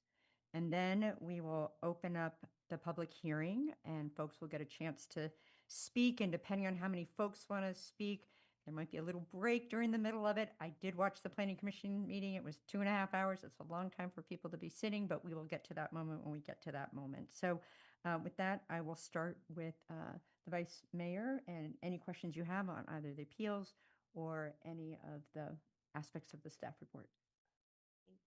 Turn on your camera. Thank you. And thank you to everyone for being here tonight. This is the first time I've gone through this process. It's a process. So, and I appreciate the update from staff. You actually started tonight by saying we have not received full-on architectural design, but what this is all about, what the property would allow. And I wonder if you could expand on that a bit more. Of course. Thank you, through the chair. So we do have full architectural drawings for the proposed project. That has been submitted. The base project, which is how we calculate what the base density would be, the base density of 100 units, we don't have the full architectural drawings for that. It's really a hypothetical exercise so that we can get a base density in order to determine a density bonus. So, and just to clarify, when I say the architectural drawings, we have elevations, cross sections, floor plans, etc. for the proposed project. Those are not the detailed drawings that will be submitted and will be required for the building permit process, grading, building, fire approval, etc. So that's another level of detail that is just not seen in public hearings. It's once a project is approved, then it submits for building permits. Does that answer your question? Yes. And at that point, when does the public have another opportunity to engage? Once a project is approved at the Planning Commission or City Council level, it's approved. The permits that are submitted to building departments, fire, etc., those are ministerial permits. It's not a public process. Okay. So obviously the question around height comes up quite a bit, and the why 17 stories. And I was wondering if you can speak to that a bit. If the project was limited to the base zoning envelope without the density bonus entitlements, approximately how many units would be lost? And how would that affect the number of affordable units? So the base project was 50 feet, was proposed at 50 feet, and that was 100 units. And of those, that would be affordable? No, those were 100 units total. Total. Correct. And so the percentage of affordable would be based on our 10%? It's the applicant has submitted under the state density bonus law. You can't submit under our code doesn't allow submitting for this under the city rules as well as state. You pick one or the other. They chose the state. So under the state density bonus law, because of the level of affordability, they received a 100% bonus, density bonus, which allowed another 100 units. How did our plans actually shape this in terms of contributing to the overall project? So when I think of we keep going back to our general plan, we keep going to our downtown precise plan. How did our plans actually contribute to sort of the design? Does that make sense? Does that give? I think I understand what you're asking. Thank you. So the general plan, and in particular the form-based code, that is the downtown precise plan, has guidelines. Some of the standards are objective. Some of them are very subjective. So those that are objective standards, because it's a state density bonus law, we can use those objective standards when when evaluating any kind of project. The subjective standards we can't use to deny the project. So there is a section as an example, there is a section that calls out different variation between the bottom, the middle, and the top of the building. But it's not called out, well, what's the bottom? What's the middle? What's the top portion? So we can't really use that under a state density bonus law. So it starts out, we can use the objective standards that are in that. And when the form-based code was adopted, this law, the state density bonus law and the objective standards, it just wasn't envisioned. And I think now cities are getting more and more objective standards, or are going to do that so that they can have a little bit more control over that. So now we have to look at our general plan, and we need to look at our precise plans as more visionary than actual objectively. Or design them so that they have more objective standards. Okay. do you want to? No. No. Okay. So what happens in our process if we reduce or deny in terms of the thinking about the project? I would like the city attorney to take that question. Good evening. Should the city council wish to reduce or deny the project, there are certain findings that have to be made, namely that it's necessary to mitigate a specific adverse impact as that term is defined in state law, or is required by either state or federal law. And those findings must be supported by substantial evidence in the record.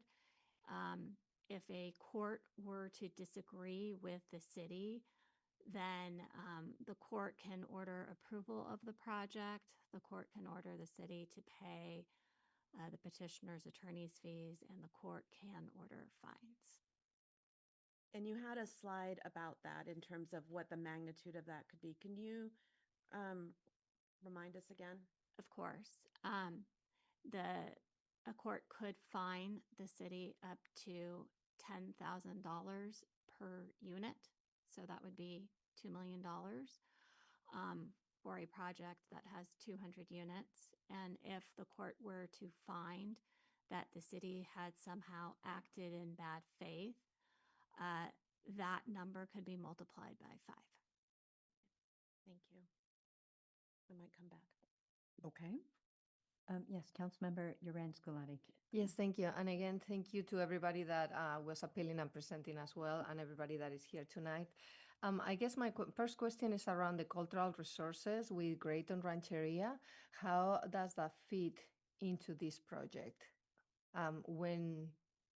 Because I guess what I'm hearing is that the developer and the city, we are waiting on them to respond, or what is the process, I guess, to engage with them? Sure.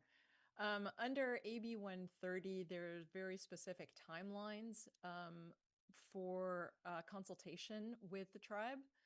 And there's, 14 days the city has to notify them. They have a certain time to respond.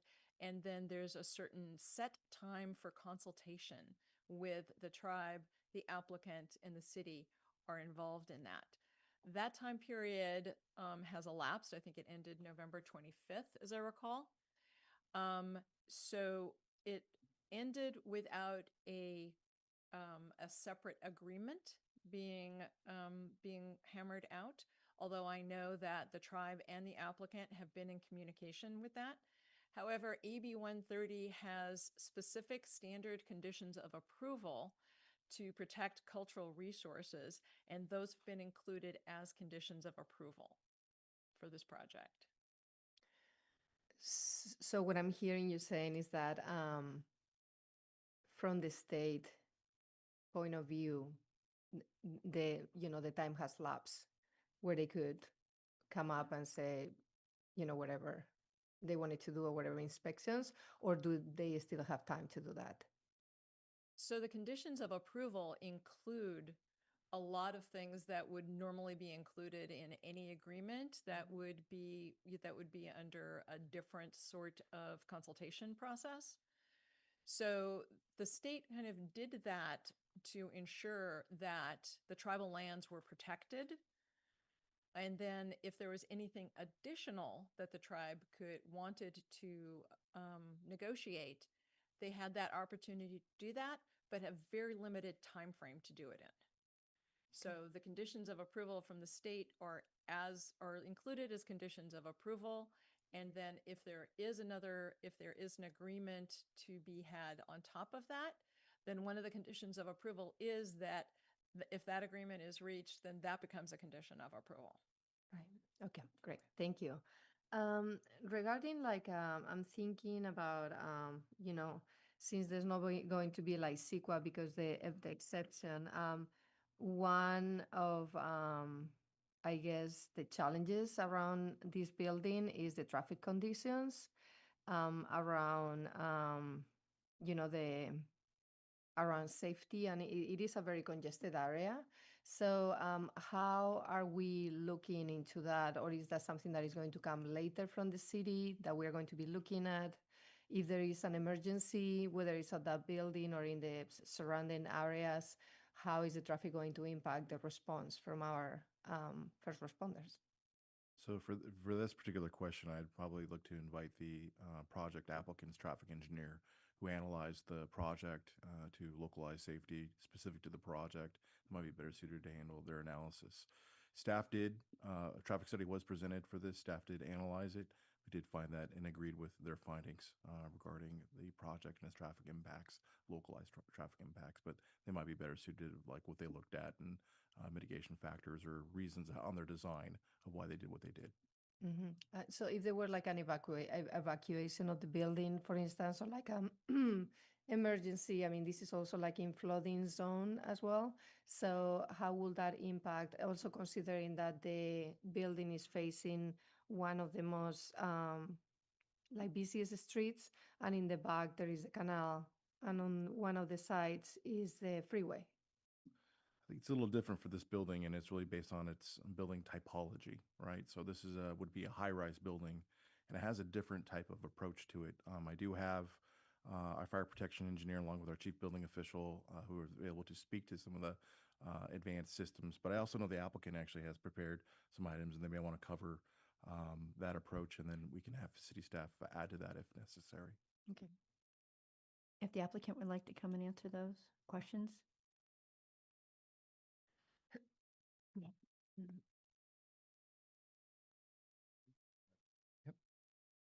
Good evening, and thank you very much for having us. I'm Mike Kale. I'm one of the architects for the building. High-rise buildings, as buildings officials know, are required by the building code to be very well engineered and provide a lot of safety measures. So this building would be the safest building in Marin County if it was built. It's going to be built to the newest codes. It's going to have a whole laundry list of very specialized building systems for evacuation. All the residents will be able to get out of the building. That won't be an issue. It's going to be designed for that. As far as the cars go, there really isn't a building code requirement that all the cars be allowed to evacuate. However, the automated parking system will be run on the backup generator, so the car lifts will be able to function for several hours after a power outage, so cars can get out. How that relates to traffic in an emergency, I'm unfortunately not a traffic engineer, and I can't speak to that. Is your traffic engineer here? Can they speak to that? Unfortunately, our traffic engineer was not able to make it this evening. That said, I'm happy to chat about the exhaustive studies that the city's already done related to traffic in the city and downtown and supporting your general plan and all the other plans you've done, and the VMT study that we did. Happy to chat about that, but our engineer's not here. Okay, thank you. We'll bring it back to staff. Keep going, Councilmember Iranscolati. Take your time.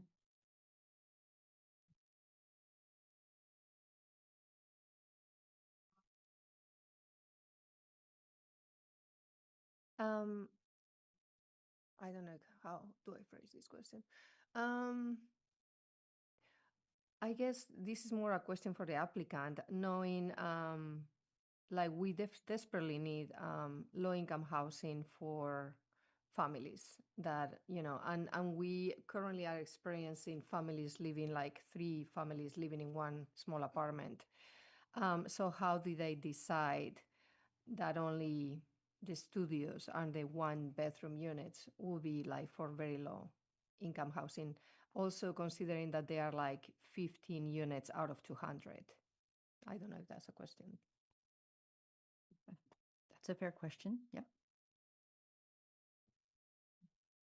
Chris Collins again with the sponsor. If I understand the question, first of all, the AMI levels are set by the state law. So we have in the building currently 15 VLI, very low income units, which are a 50% AMI income level for qualification purposes. And then we have 15 units, which are 120% AMI. I'm also happy to say that in the last few days, we have been advancing discussions with the Canal Alliance to consider adding more VLI in the building, which would take currently our triple the San Rafael 10 units that would have been there, 11 technically in the base project, from 30 potentially to 40, which is another number of $1 million, which was not in my previous slide. I think your other question about unit types, we have studio 1 and 2 bedrooms that are designated affordable as well as market rate. And actually 5 of the 7 types in BMRs, below market rate units, are actually bigger than the market rate. Can I ask you, out of the ones that you were mentioning, like another like 40, will that be out of the 200, or are you thinking to do 210? No, we're looking at, it's still 200 units. And to the other topics around getting from here to a building permit, there are rules that the city planning applies that you can't change the project significantly. It has to look basically and be what it is now. We have AutoCAD drawings, like everything's designed, but as was said earlier by Ms. Ratcliffe, there's dimensions and bathrooms and fixtures and things. We would, in theory, the 30 units out of 200, we're looking at making it 10 more. So does that answer the question? Yes, thank you. May I address your comments, Councilwoman? Sure. Go ahead. Thanks. In the absence of guidance from staff, and we said, what do we do with this? And we knew that this was new for us. It was new for the staff.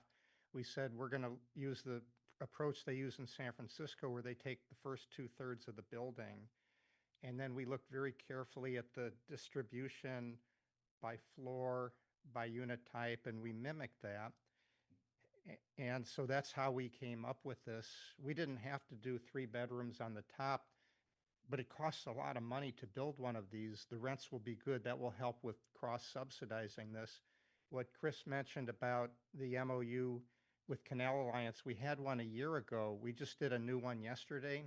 If they want to share it, that would be fine. This is not part of the project.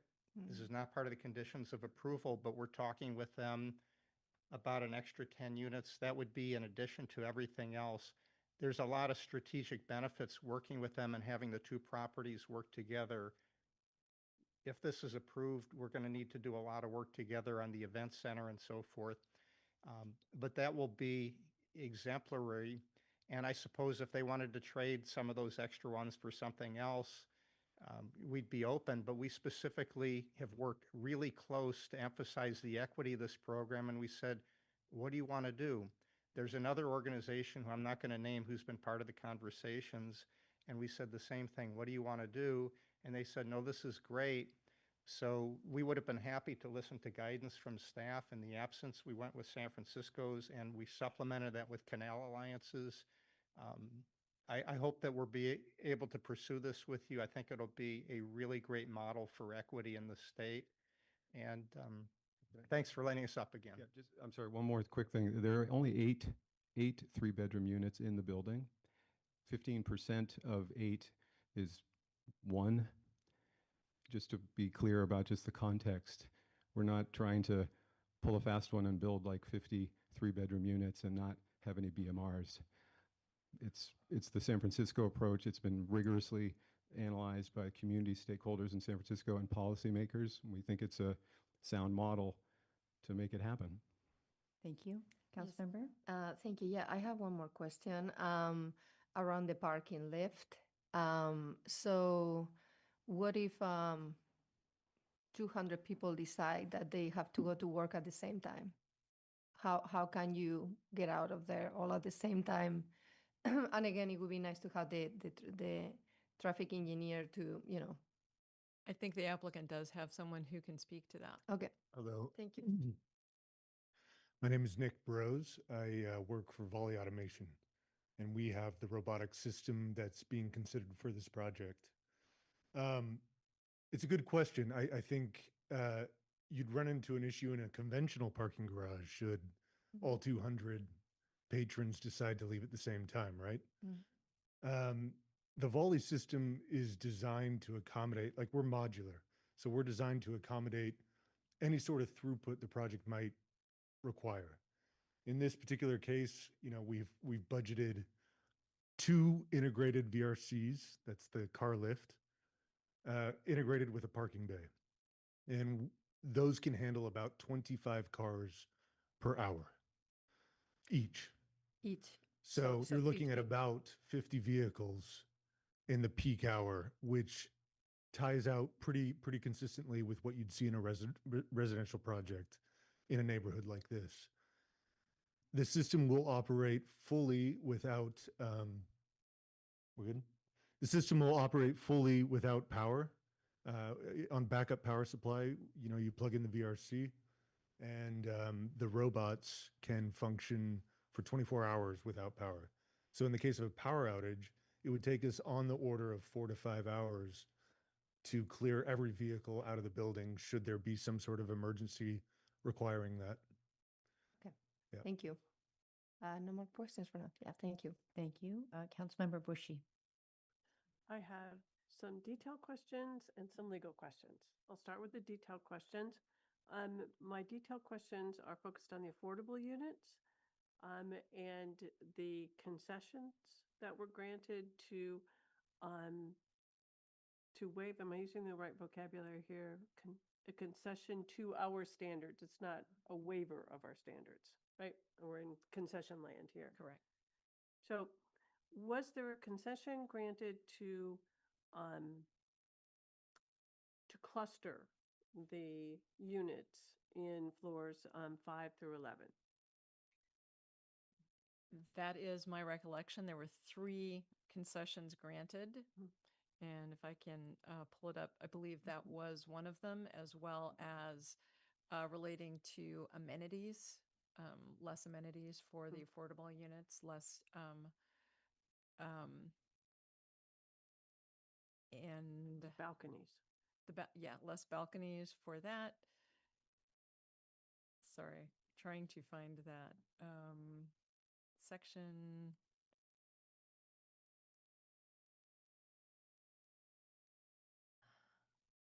Apologize.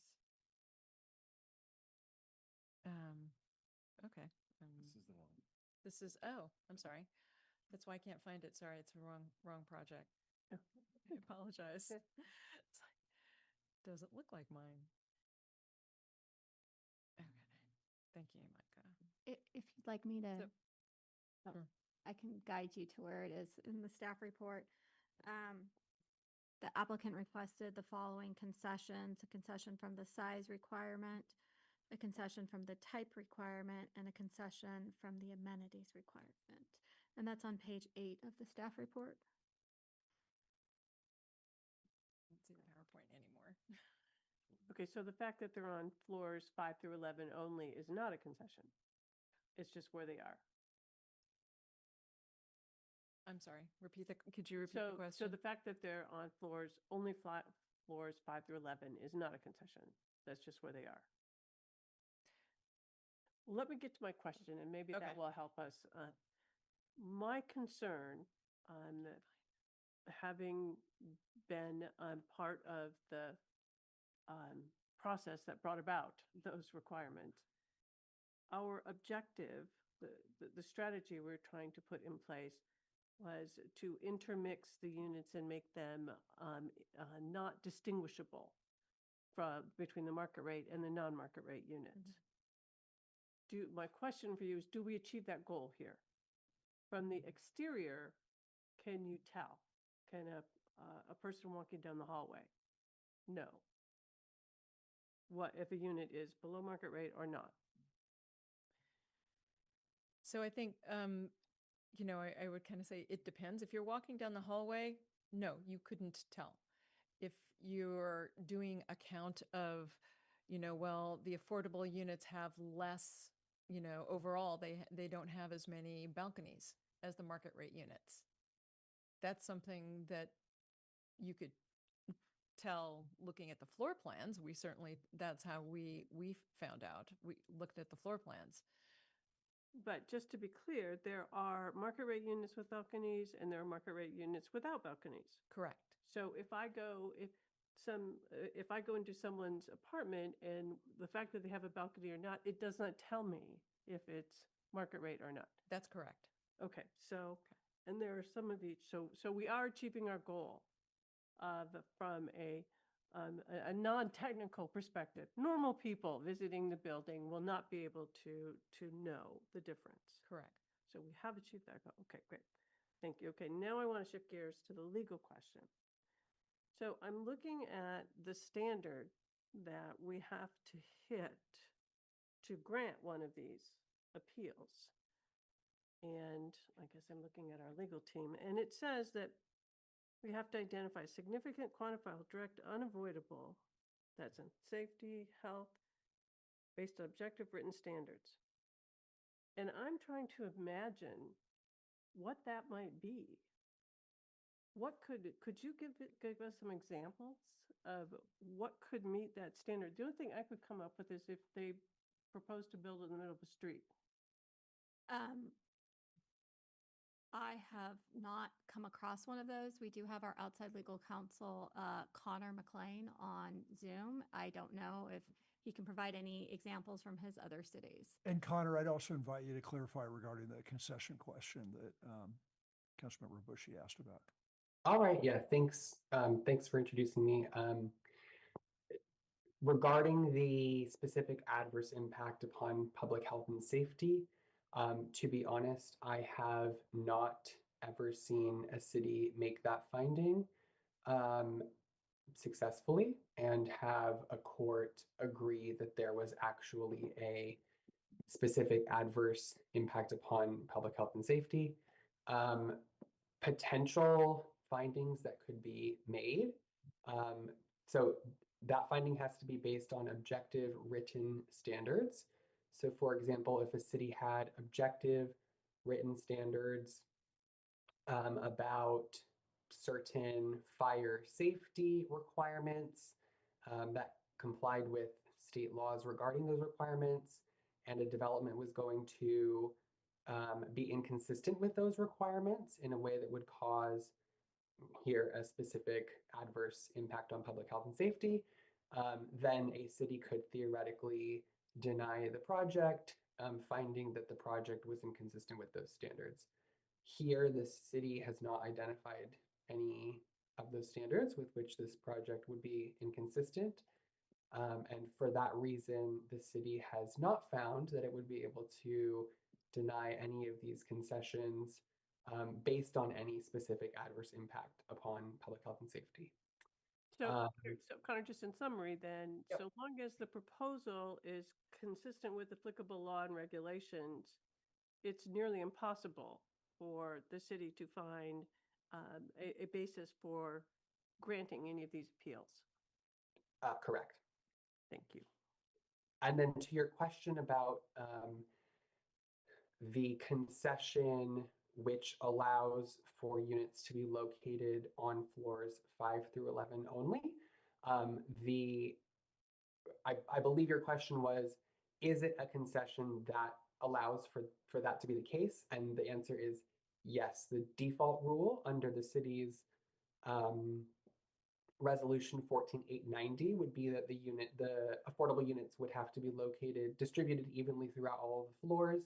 Here, floors 5 through 18 contain residential units, and so the default rule would be that the units would need to be evenly distributed throughout floors 5 through 18.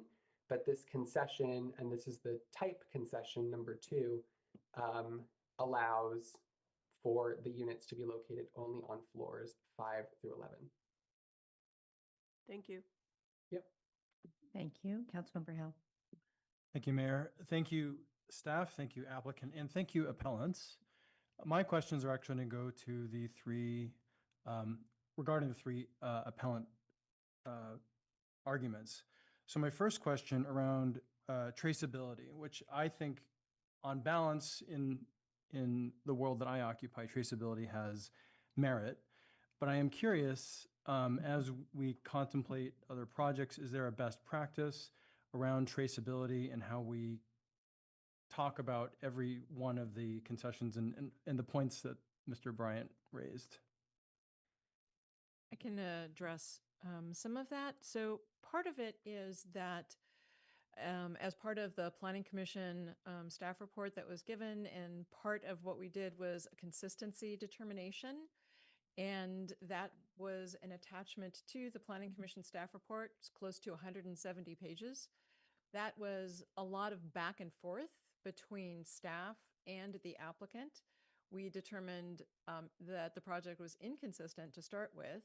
The applicant made changes to the project, and then through that process, and it was an iterative process, which was attached to the Planning Commission staff report.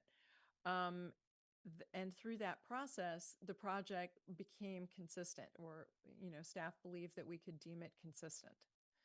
So I think, through that process, as far as what, and let me just say with the consistency analysis, it's, okay, this is a section of code, of our code that relates to this part of the project. Is it consistent? Is it not? Yes, it's consistent. Or no, it's not consistent, and this is why it's not consistent. And it's really quite detailed and relates specifically to general plan policies, to downtown precise plan, as well as the zoning code, and goes step by step through that. So is that what you're looking for as far as traceability? What I'm hearing you say, and I'll see if I'm getting it right, is that the term traceability is coming through as what was the word that you used on it? Consistency. Consistency. The consistency analysis is what traceability is in the naming that Mr. Bryant is using, is what I'm hearing you say. That's my understanding based on Mr. Bryant's presentation and his appeal. Okay, thank you. As to appeal 2, I distill the merit of what is being brought forth by Mr. Dickinson and Mr. Casbar as buildability at the point of an entitlement being granted. And I'm hearing, and I don't want to put words in the appellant's mouths, but what I'm hearing is that there is a potential logical, it's illogical that we wouldn't contemplate some of the things that they are raising. But what I would like to understand is, when we think about, describe the process, when we think about an entitlement, take us a little bit further into that. My understanding is it has to do with land use and conceptual level understanding, and that permitting, safety, and other things are contemplated later, which sometimes in my mind seems a little counterintuitive, but maybe you can walk me through that. It's yes and no to that, or it depends. So for an entitlement, such as an environmental design review or any other entitlement, an applicant comes to the city, and the city has a project application form with things that are required to be submitted so that the city can evaluate the project based on all these things submitted: a site plan, floor plans, elevations, studies. And so part of that review process does involve review by the fire department, public works, engineering. They look at, there's a preliminary geotechnical review. There was a local traffic study that was submitted. And that is reviewed by all the departments within the city. The departments then put conditions of approval on the project so that when they come back for their building plan set, to submit for their building set, they know that these conditions are going to be required. When you come back to submit for your building permit with more detailed plans that show us where the electrical is, where the plumbing is, that show us all those details, that captures what is needed to be submitted for that ministerial review that happens at the building phase. So it's reviewed by those departments during the entitlement phase. And then once it is approved, they develop more detailed plans and submit for the building permit and go through that. And then they get another review. I'm just going to add, like an overview of the process itself, it really has been a shift. And this is really kind of the change from CEQA and the analysis we used to do and go deep on projects, understand every single traffic piece. And the part of this that I have a question on is wastewater, water, utility. Those are separate agencies. There's some process to get approvals for that. Our entitlement process has changed a bit, particularly with the state laws and shot clocks required. I don't have the total detail analysis because they haven't been submitted. There are questions related to geotech. We had CEQA evaluation. We go pretty deep on that geotech evaluation. So there are certain questions that come into play that at this phase are not answered because the applicant still has an entitlement, but they could still not get an approval. They could still not actually meet the requirements to obtain a building permit. And those have not been submitted for that understanding at this phase. Thank you. And I want to pick up on something that Mr. Dickinson brought forward, which was the example of, say, a loading dock. And maybe this is counterfactual to the design, but let's say there was no loading dock whatsoever, and yet this is a place that might receive packages every day. Is this something that could be and would be contemplated during permitting in terms of flow and other concepts, or is that not contemplated later? So if it's a requirement in our code, then we look at that at the entitlement phase. My recollection is there is loading areas just on 2nd Street, right by the driveway, as well as some temporary parking. Thank you. And just to confirm, and this is my colleague, Councilmember Yorans Galati did ask this, but I wanted to make a finer point on this. The statutory penalty structure is such that it is $10,000 per unit times 200 is 2 million. If there is I'll say a 5x to it, if the city does not act in good faith, that goes to, in my math, 10 million plus attorney's fees, which is an unknown number. Would that hit our general fund, or is there an insurance policy? How would we describe how that would hit the city? I can answer that if you'd like. Land use cases are not covered by our risk pool, CJ Parma, which I can't quite remember what that stands for at the moment. For the record, can you tell us that again, attorney? California Joint Powers Risk Management Authority. I'm glad to contribute to this. Thank you. It would not be covered, and so it would be covered by the city's general fund or claims fund. I look to our acting city manager / finance director for where the money would come from to pay that sort of sum. Yeah, at the courts, city's general fund. Thank you. While you're here, acting city manager, would you tell me what percentage of our general fund that would be? What Approximately. percent of our general fund for 10 million?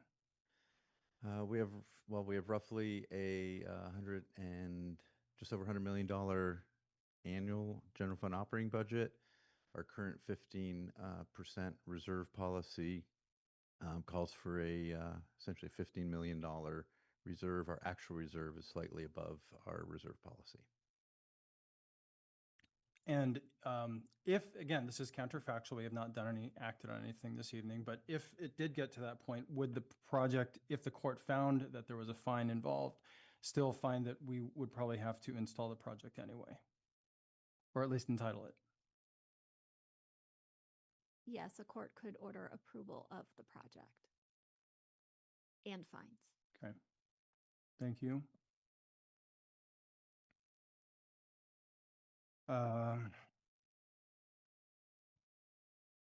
Can our legal staff describe how, and this is going to be a remedial question for folks who are lawyers, but can you describe appellate case law versus just regular cases?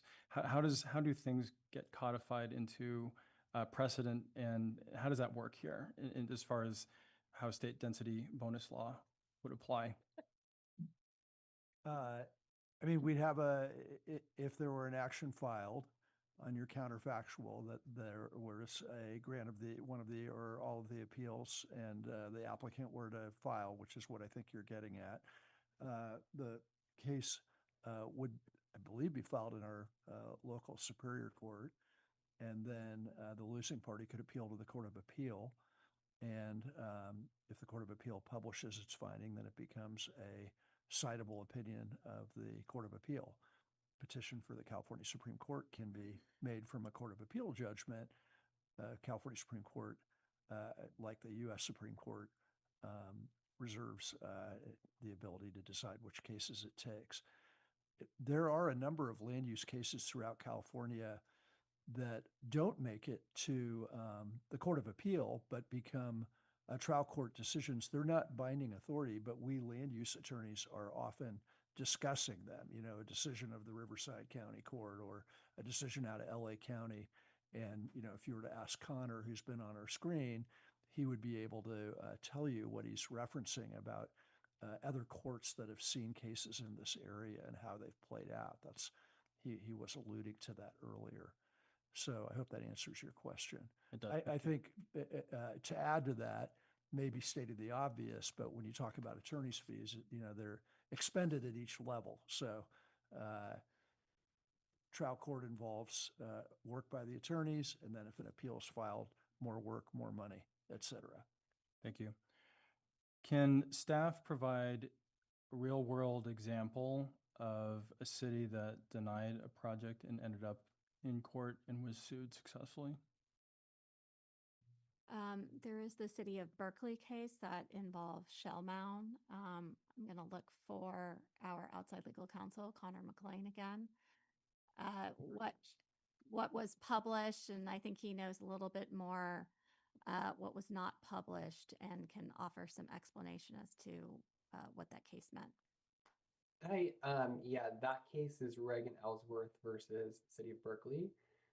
There, the City of Berkeley, it was an SB 35 project, so the context was a little bit different. The project was proceeding under a different state housing law than is at issue, or than is relevant to this project. But the city denied the project, and the court found that the city improperly denied the project, and then ordered that the city approve the project and imposed fines. There are also various cases regarding state density bonus law, waivers and concessions, as well as talking about what cities can and can't do when considering granting those waivers and concessions. So for example, when cities have tried to say, well, we're not sure, we don't believe that the project would actually be physically prevented if we didn't grant your waiver, couldn't you redesign the project a different way? Courts have said cities can't require an applicant to redesign a project. The city is to consider the project as proposed, and if the denial of the waiver or concession would make it impossible to build the project as proposed, then the waiver must be granted. I have one final question, which is in our downtown precise plan, and I actually know the answer, but I want it to be on the record, and if you don't know it, I will cite it. We have 4 designations in the downtown area: T4 neighborhood, T4 Main Street, T5 neighborhood, and T5 Main Street. Can staff describe which one of these describes the tallest height profile that the city had contemplated when we came up with our downtown precise plan? And I'll tell you the answer, and you can confirm it later, which is, I see it as it's the T5MS 70/90, which is a 70-foot base to 90-foot with height bonus. That's the city's imagination when it was passed in the late 10s. So I just wanted to remind, I'm asking a question then answering it myself, but I just want to remind where the city had contemplated where our downtown precise plan had gone. Those are my questions for now. Thank you. Thank you. So, and thank you to the public for your patience as we ask our questions. You will definitely get your moment to provide your own questions and input. So my questions are really from my 8 years as a planning commissioner, 13 years on this council, so 20 years of looking at land use. So I went deep on the staff report, so forgive me. But I first want to build on the appellant's conversation. And some of this was not what you said here, but it was what was in your letter and what was in the staff. So the first one was talking about you can deny a concession. The city can deny a concession if it does not result in an identifiable and actual cost reduction to provide for affordable housing costs. So that's one of them. And yet in the next sentence, it says, but that information doesn't need to be provided. That seemed like circular logic that I could not parse. I didn't understand that. It seemed counterintuitive because we're assuming that costs are reduced through the affordable units, but we have there's no proof, as it were. Is that? So I'd never seen that before. So and that was from the first So- appeal was in. And I will answer, and I think the city attorney might want to jump in also. We can't ask them to prove to us that it's going to result in, a more affordable project. Many years ago, when that first happened, the onus was on the burden of proof was on the applicant to prove to the city or to the jurisdiction that they needed this, and pro formas were involved. It was not fun planning. Now, what the state has said is you city can only deny it if you can prove that it is not necessary. And you can change my words if you want. I have nothing further to add. I'll ask whether Connor McLean has anything else to add. Hi, yeah, and I think Christina summarized it really well. I think that the position that cities are in now is that, with revisions to the state density bonus law since prior versions of the law years ago, is that if an applicant comes in and says, here, with, one sentence or two sentences, says, here is how this will reduce our costs, and it doesn't sound like completely implausible, that satisfies the burden to show that the grant of the concession will result in identifiable and actual cost reductions. And the burden shifts if the city doesn't believe that, then the city has to prove that. Here, staff has not identified any sort of information that would lead the staff to believe that granting the concessions would not identify or not result in identifiable and actual cost reductions. And if the city were to go down that route, significant additional studies would be required. Thank you. And Mayor Kate, I'll just add. Yeah, please since do. you have been Because this is different than been around. for a while, some of us in the room. If you think all the way back to the 30 North project under the old law, that's when we had the pro formas that were required of the developer, and they had to establish the necessity of the concessioner waiver. And then we would hire consultants to assist us in evaluating the plausibility of the representations that were being made regarding project cost. As Connor's explaining, the law's changed. We don't do that anymore. Okay, well, I was stuck in the past on that one. The second one, and my colleagues have on appeal 2, we've talked quite a bit about delivery trucks, parking bikes, and Christina, you've been very clear about how if there's no conflict when the plans are submitted, then it goes through. I'm just curious, is there any city recourse down the line if some of the negative or unintended impacts do manifest, or I'm just curious.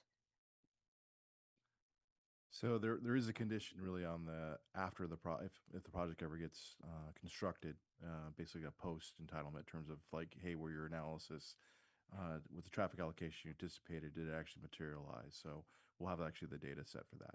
Okay. But in addition to, the applicant also has traffic mitigation fees that are applicable to the project that pay actually for system-wide improvements. So that is actually one of the requirements from our traffic standpoint. Okay.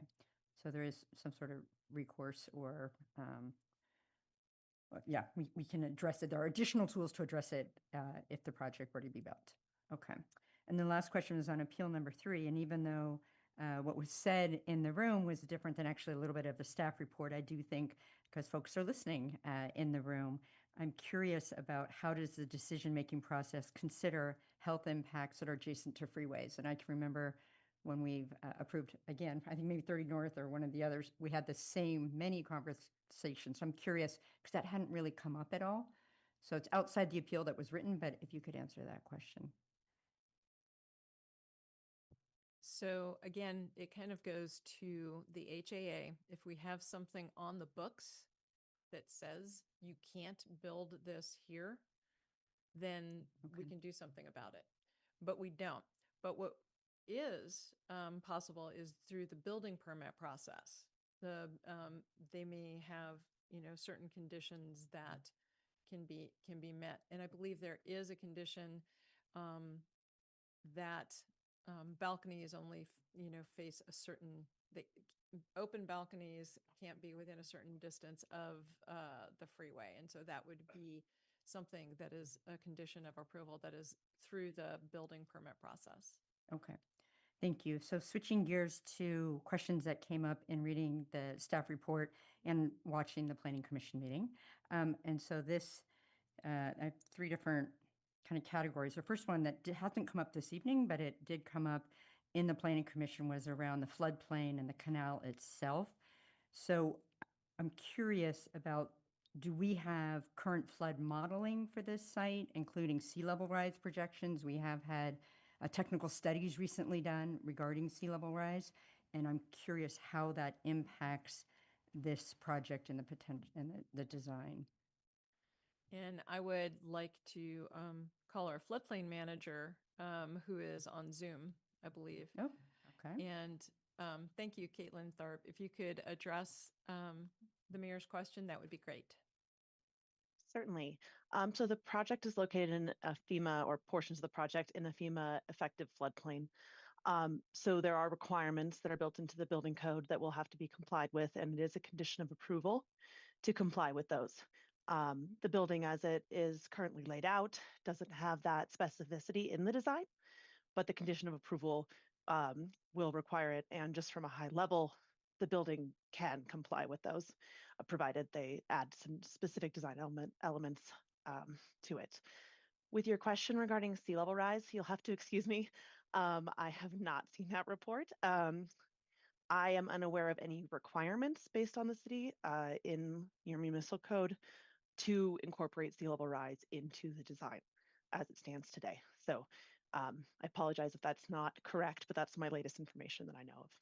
Yeah, no, it's not. I mean, you are correct in that the city has been doing a lot of work around this. We've been working with our partners, Canal Alliance, Multicultural Center Marin. We're working with the county. So a lot of this is coming forward. It's a new state law having to look at resilience around sea level rise. So the timing on this, if we're having this conversation 5 years hence, it would probably be a different conversation. But what I hear you saying, even though we know that there could be some issues there, the fact that it's not on our books today, it cannot be applied, even though we know. That is correct. Okay. So this is also on the canal. Those folks who live along the canal are aware of it. It took many, many years for the Army Corps engineer to grant the canal dredging. And so I'm curious if there's a dredging component. So what I see in the design is that the applicant has a canal facing amenities. If the canal is not dredged and that silts in and it's a meadow, does the city have a responsibility to keep that dredged? And then, of course, because it's at the southern terminus, the amount of contaminants there are higher than any other place. So I am envisioning a time when we're forced to dredge and the city bears the cost of that dredge. So I'm hearing a couple different questions that Yeah. I probably want to Sorry, I'm split trying up to on this. wrap them all up in one. would like to have the applicant an opportunity to respond to that, since they've actually been working on their canal kind of design components. I actually do believe they have their permit liaison with the federal, because there's federal permits that are triggered by some of the work they want to do along the canal. So maybe I'll offer that up for the applicant team to respond to. And then following that, I'll probably have the Department of Public Works team speak to the dredging question. So. Does the applicant want to speak to that now, or? And I have other questions for the applicant, but go ahead and just do this one and we'll just kind of work through my list. If I could just ask for a clarification of what the question is. I thought there might be a couple different ones. We do have our civil engineer, architect, but also with the sudden or recent change of the hearing start time from 7 to 6, our expert from S2S Consulting around the canal easements and other sort of elements of the canal could not be here. So if you could clarify the question, I can try to get the right person to answer it. Yeah, thank you. So, well, maybe I think there was about contaminants, like the approaching contaminants related to the canal itself. And then if you were doing any type of construction or work within the canal zone, you would have to go through federal permit processing and to confirm approaches within the contaminated zones, or what you can do to mitigate, if any. And really, this is, I think the Mayor Kay was ensuring that the city does not bear those costs. That's what I'm curious about. I see. Well, from an experience-based kind of perspective, we will have things like a SWIPI, a stormwater pollution prevention plan, that in a typical site envelops all sides of the property and protects beyond the property for construction-related elements spilling out, so to speak. Yeah, I'm sorry, I'm going to interrupt. That's actually, I appreciate that, but what I'm envisioning, so the canal silts in naturally. That's a natural feature. I'm worried if this project goes through and gets built, 50 years from now, when it's still here, I won't be here anymore, but other people will be here. If the canal silts in, who is responsible for the cost of the dredge and the clearing, because this building is canal facing and has amenities there? I'm just trying to understand who's responsible for that. I mean, we're not going in the canal. We don't own the canal. We're not You touching have the amenities that face the canal. Currently there's a version of an old dock or deck, and that's going to be replaced. So it's going to actually be just a newer version of what's there now, but we're not building in the canal. We're not touching the canal. So we don't intend to have any issues with that. Okay, and I'm just speaking because out in Spinnaker and Bay Point, we actually have an issue of it silting in the lagoon, and we have spent city resources an enormous amount of time because of the off-gassing and everything that goes along with the silting. I will leave that be. We will keep moving forward. So thank you for your input on that one. Just switching gears to fire and emergency services, we've spoken a little bit about this, and so I don't know if it's asking city staff or the fire chief. So I'm curious, can fire speak to current equipment and staffing to support 17-story structure in that neighborhood? And really tied to that is emergency access constraints because of the canal adjacency. We don't really have anything we wouldn't have anything of this height and this constraint. And again, this was a question that came up a lot in the Planning Commission. So just to be clear, Yeah. your question is the fire department staffed to provide services to Right, the so it's building? both capacity. Sure. So And then the the fire second is just department is well operational. prepared Mhm. to fully utilize the systems, the built-in fire protection and life safety systems that will be incorporated into this building. This building, as was mentioned earlier, will have to abide by the 2025 California Fire Code. We've just adopted that recently, and all related codes and standards. Mhm. So it will be a state-of-the-art building when it comes to fire protection systems. So our firefighters will be able to utilize those systems well. And so having that, and thank you for that. And so for having the canal there, it doesn't impede the ability. I think of the tragic fire that we had in the canal neighborhood, the end of or middle of last year, and we did use fireboat resources. So Sure. again, if you could just speak Yeah, to that. rarely do you have access around all four sides of a building. Okay. That's just not quite common. So, Okay. yeah. So if I could also you, add Chief. too, we do have a fire protection engineer to actually kind of speak to high rise and the different safety systems. So if we can elevate that. Yeah, I'm okay with that. We can just keep going forward. Okay, Thank you. sounds good. Okay, so those were with staff, and I would hope the applicant would indulge me. Just a few more questions, and it's been touched on already by the council, and it's the 17 stories, the height, and can you walk us through like the design evolution or how you had, or let me just do it this way. Is that the minimum height that's necessary to accommodate the 200 units? With form-based code, you have a box, and then you can put the density is different than the height. So I'm curious how, because that has been a constant point of consternation in the emails and everything else. So if you could just share with the community how it's at 17 and not 200 units, maybe at a smaller. Sure. Yeah, there's a number of different factors and considerations, and there's challenges to sites and there's opportunities. And under the state law, actually, we could have gone up as high as 250 feet if we felt like that would have been architecturally more interesting or somehow preferred. We actually came up with a number of different design elements, including the possibility of a timber structure. The current codes in California put a limit on how tall a timber system can be. And we basically went to the upper limit of the timber structure, which is 12 levels of wood on top of the 5-story concrete podium. Just as a few examples, we could provide others, but Yeah, so that speaks to the construction, and thank you for clarifying that. I think the curiosity is, was there a way to have 200 units in a box, let's just call it a box, an exterior that was smaller? well, it's good that you chose that word because it probably would have been, and I think there's other derogatory architectural terms we might also come up with for, there's an element of financeability and feasibility that is always an issue which relates to the design and aesthetics, and in a way there needs to be some kind of a story that goes along with the building. So in the post-pandemic world, it's even more important than ever to have a building that stands out architecturally and creatively in order for investors to come back to speculative real estate investments.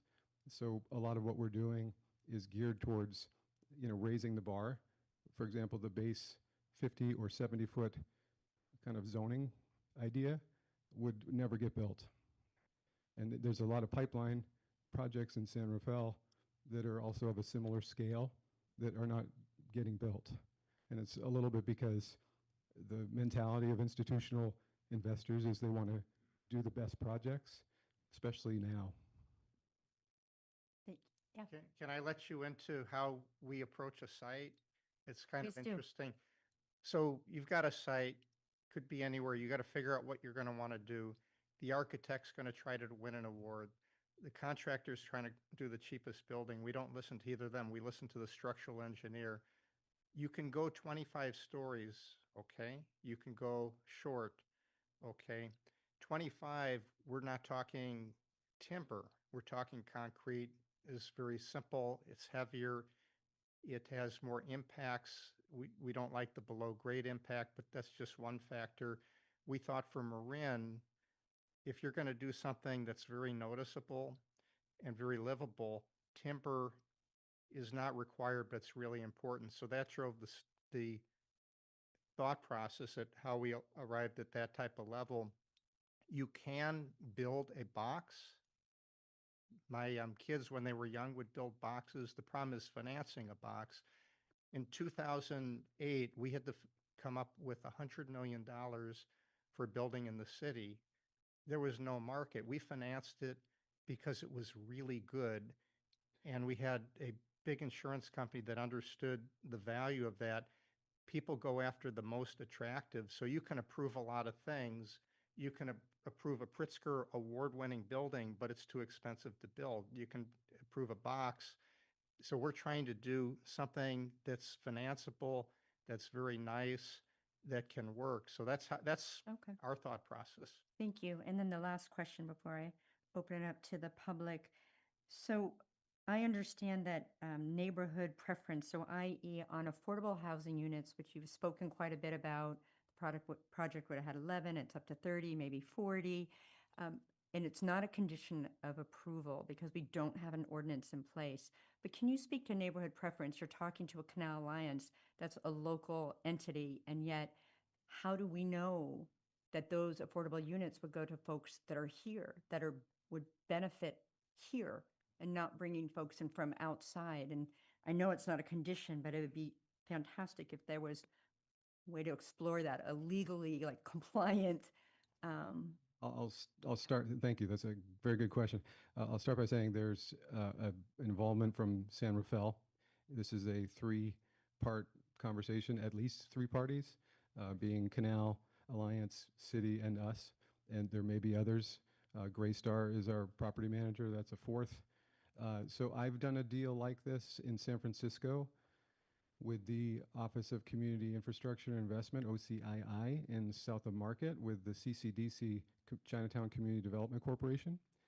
Very, very similar in terms of an identified group with extreme need for housing security and mobility.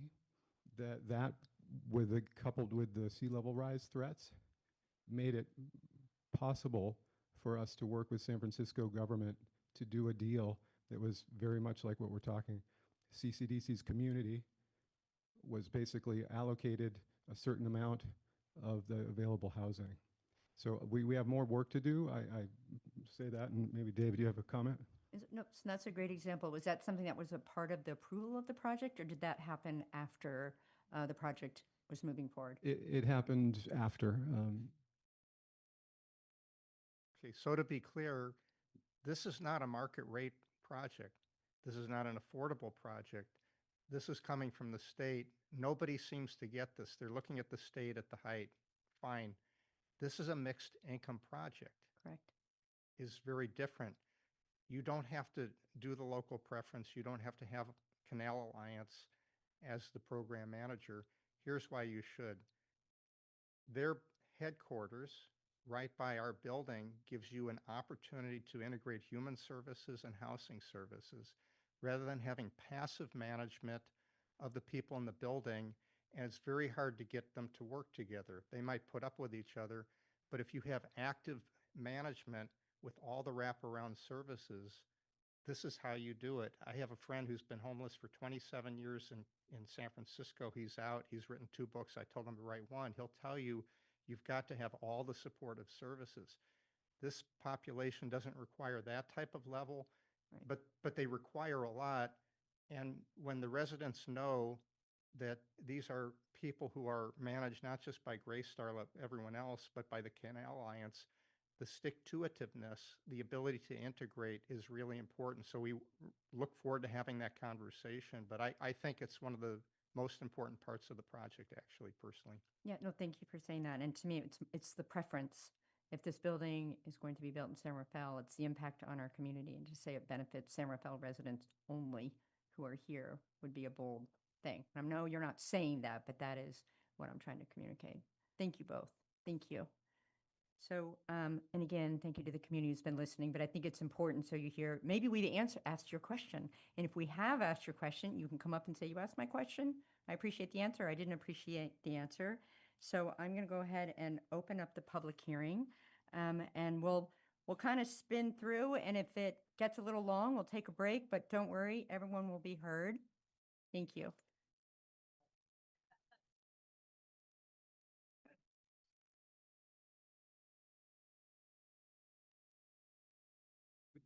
So you'll have 2 minutes each. So this is what we're going to do because I can see everyone's going to speak. Let's go for like till 9:30 and then we'll take a quick break and then we'll do some more. So go ahead, and you've already spoken, but go ahead, Ms. Leyland. Yes, because I didn't hear any feedback about what I talked about, the health concerns.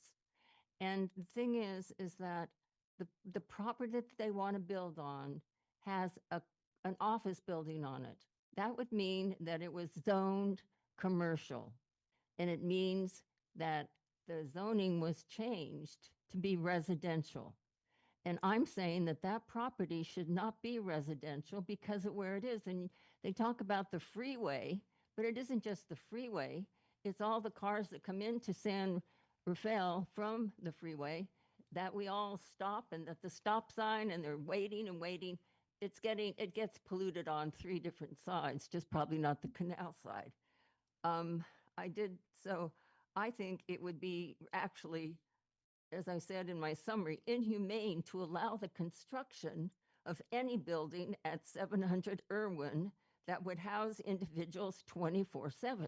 It isn't just about the going out through the, whether you can open your window and have a little, whatever. It's stuff like that goes through the cracks. And if you have, anyway, and then, so I think you need to reverse your approval on rezoning. That's what I'm talking about. And I'm saying that as far as the health stuff is concerned, those are adverse findings. Those are adverse findings. You cannot build places that are going to be causing people health issues. And I have been trying to be in touch with the urban, that whatever. And I had to say one other thing. I'm sorry, I don't know how to do a PowerPoint. If I had, it would have been great. But I did all these storyboards that I can't show the people. We were able to see them. Thank you for your comments. Welcome. Thank you.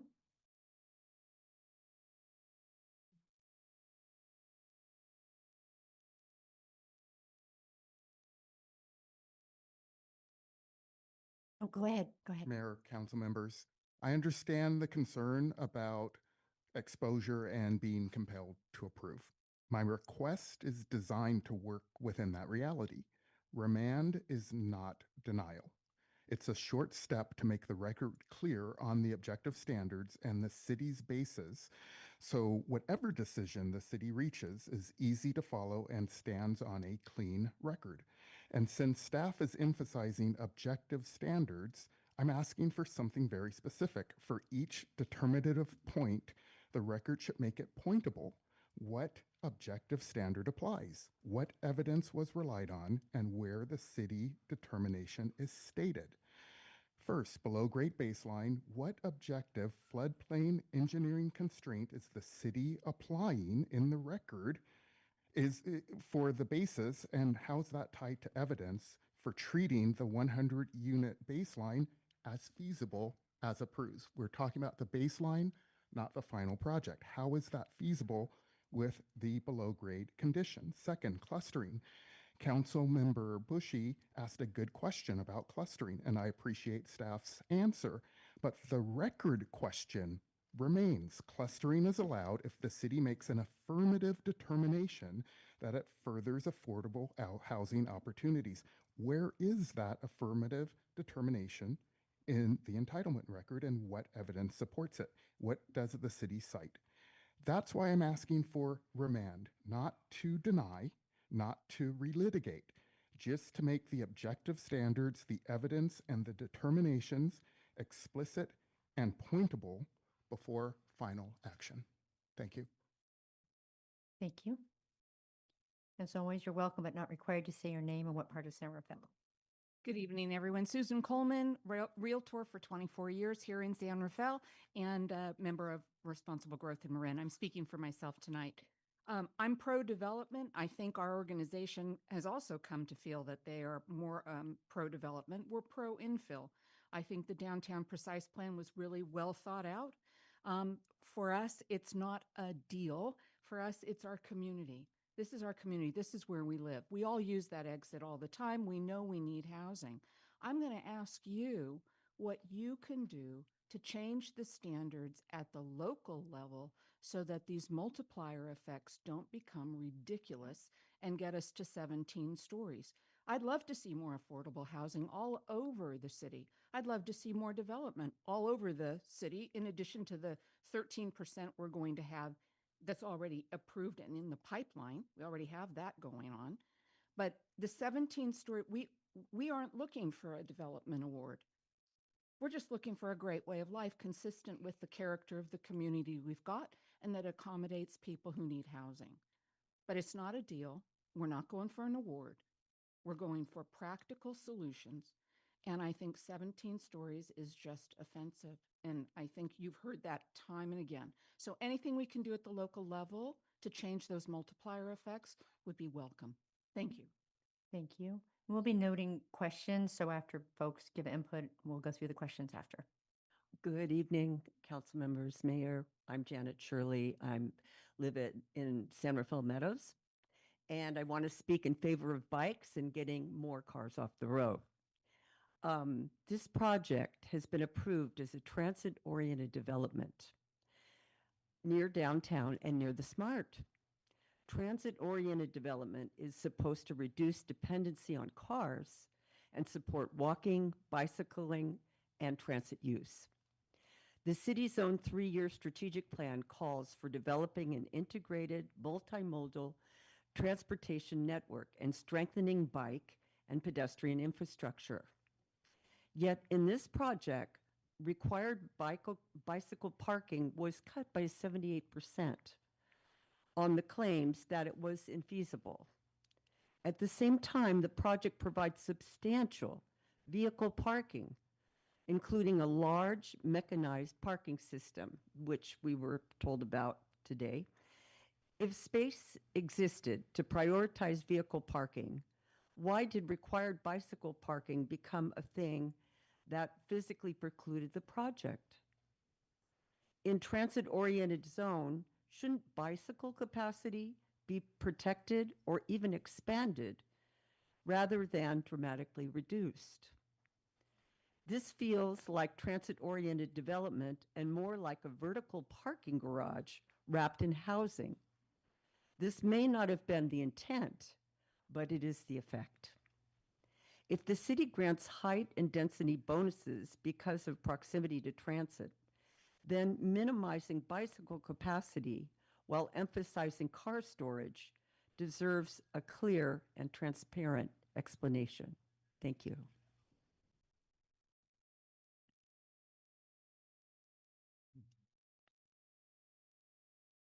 Good evening. Thank you for this meeting. My name is Ted Lowenberg. I live in San Francisco, and I'm speaking tonight because I have worked before with Mr. Quarzeri and the team on the project in San Francisco. What I learned in working with him on a project there was that here was a guy who wants to construct housing, and that isn't just an end in itself. He wants what is built to be a function of the community. And as a result, he brought people together like me from the neighborhoods that were affected to discuss the entire project in infinite detail and incorporate our ideas into the design, into the considerations, into questions about how much of this and how little of that, et cetera. And what you have in front of you is a project that will really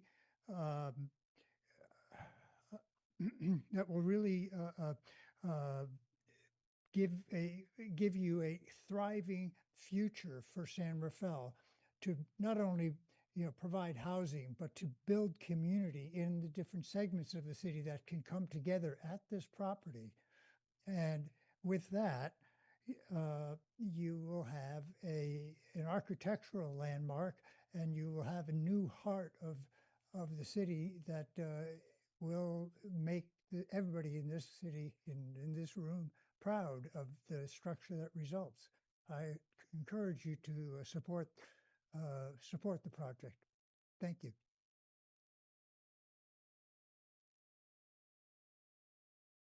Mayor, council members, my name is David Levy. In 2017, the Tubbs fires destroyed our Sonoma-based Mayacamas Ranch, and I met David Kerzier, the sponsor, and worked very closely with him to find a path forward. And I'm here to endorse this project in large part because I've seen the heart of his vision for our land and this project firsthand, born out of recovery. David didn't just see a real estate problem.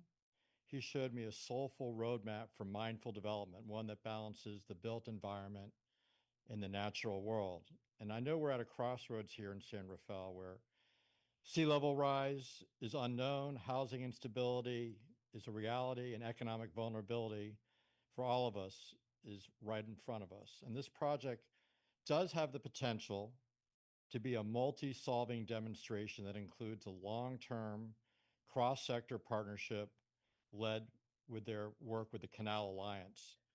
And I think another thing that really sets this project apart, and talking to Chris and David, is the intention for visionary financing. You know, a future suburban city model that prioritizes philanthropic capital to fund the build, allowing this project to serve as a legacy gift that supports our local nonprofits and stakeholders for years to come.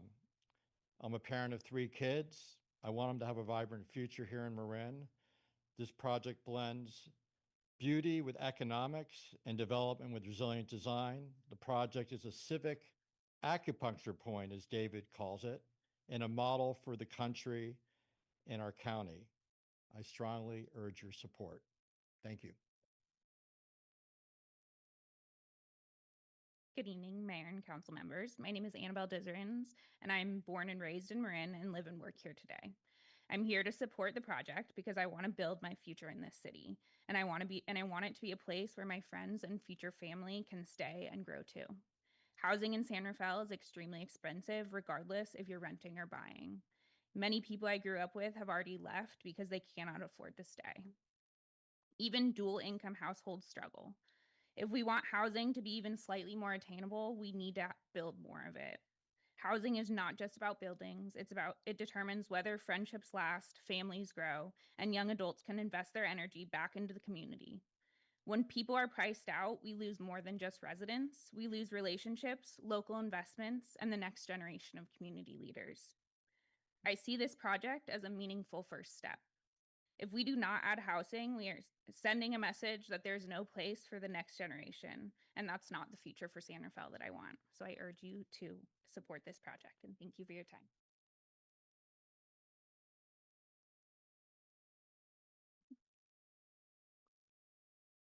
Mayor Kate, City Council, good evening. My name's Miles Smith. I'm a citizen of San Rafael. I live in the east side of San Rafael. I'm also on the board of directors of Sustainable San Rafael.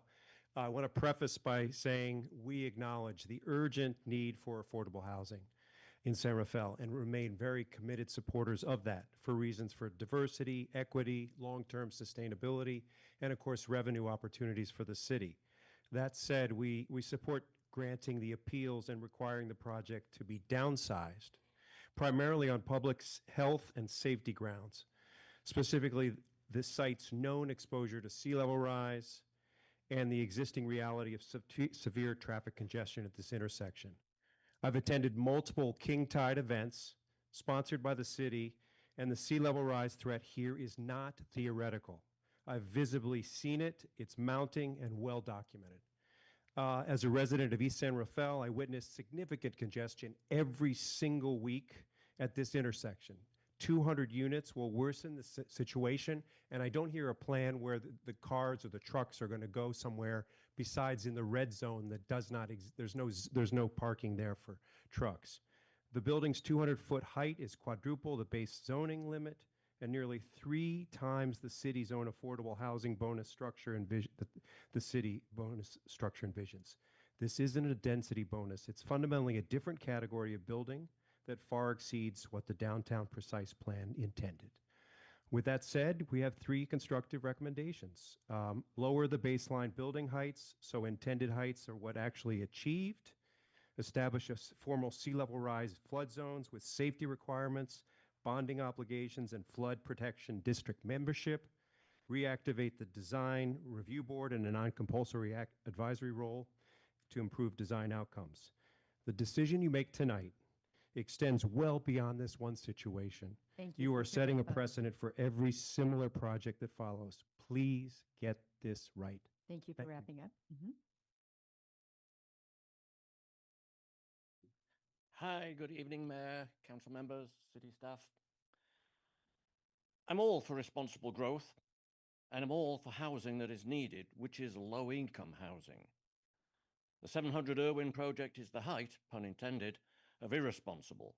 17 stories, 200 apartments, next to the freeway where air quality is the worst, at one of the busiest intersections in San Rafael, and only 30, or maybe 40, of the 200 apartments will be below market rate, falling into some class of affordable. There are currently about 8 large-scale multifamily housing projects either approved or in some stage of the application process here in San Rafael.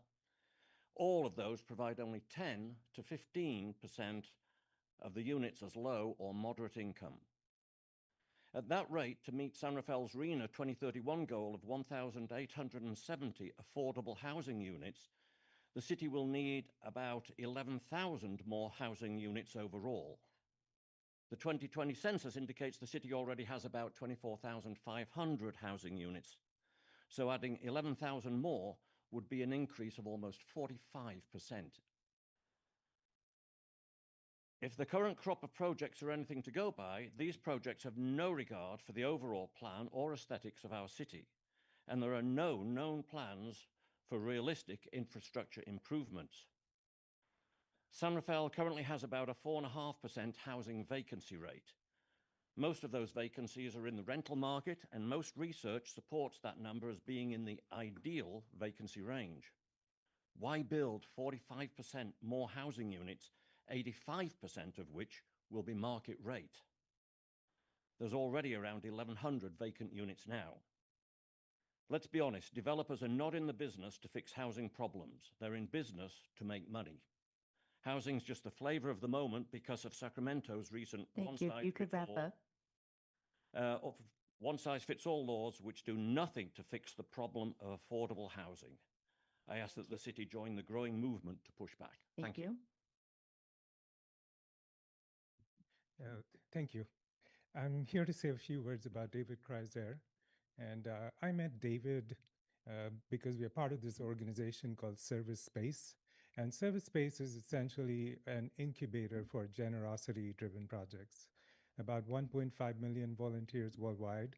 Everything happens in the gift economy, no transactions at all. And when I went to an event there many years ago, there was a gentleman called John Malloy who's worked with at-risk teens for about 50 years. And he's also the head of the Native American spiritual run, the 500-mile spiritual run. He pulled me aside and he said, I need you to meet David. And one of the first things I found out about David was in the prime of his career, he shifted his young family to India for 2 years at the request of the Dalai Lama to build a private healthcare network for Tibetan refugees. So that's the kind of person he is. And closer to home in San Rafael, I'm a Marin resident as well. I'm a documentary filmmaker. Artistry Studios, you might be familiar with it. They provide vocational guidance. So one of the board members there, Darius, and his wife, Joelle, they run an equine therapy clinic, equine therapy farm and they had to move from Half Moon Bay. And David jumped in right away and helped them with everything, securing land, advising them on legal matters, everything volunteer. And I was also part of, 20 seconds, so also part of a project that he did in San Francisco. And we organized, art salons and, everything. He did so much to bring the community together. So I think if this project is approved, you're in good hands. Yeah. Thank you.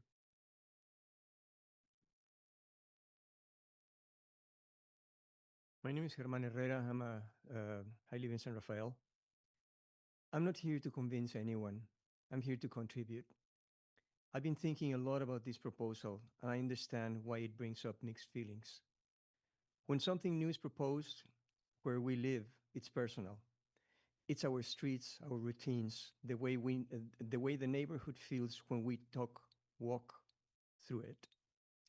Questions about traffic scale and affordability matter. They affect real people. At the same time, we can't hold a place still. Housing is tight. People want to live here.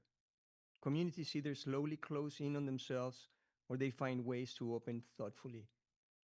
For me, this isn't just about buildings. It's about the kind of life we're making room for. Who gets to be part of it? What kind of cultures and conversations take root here over time? I trust that if we stay involved and honest with each other, we can shape change in a way that feels like growth while staying true to what makes this place home. Thank you.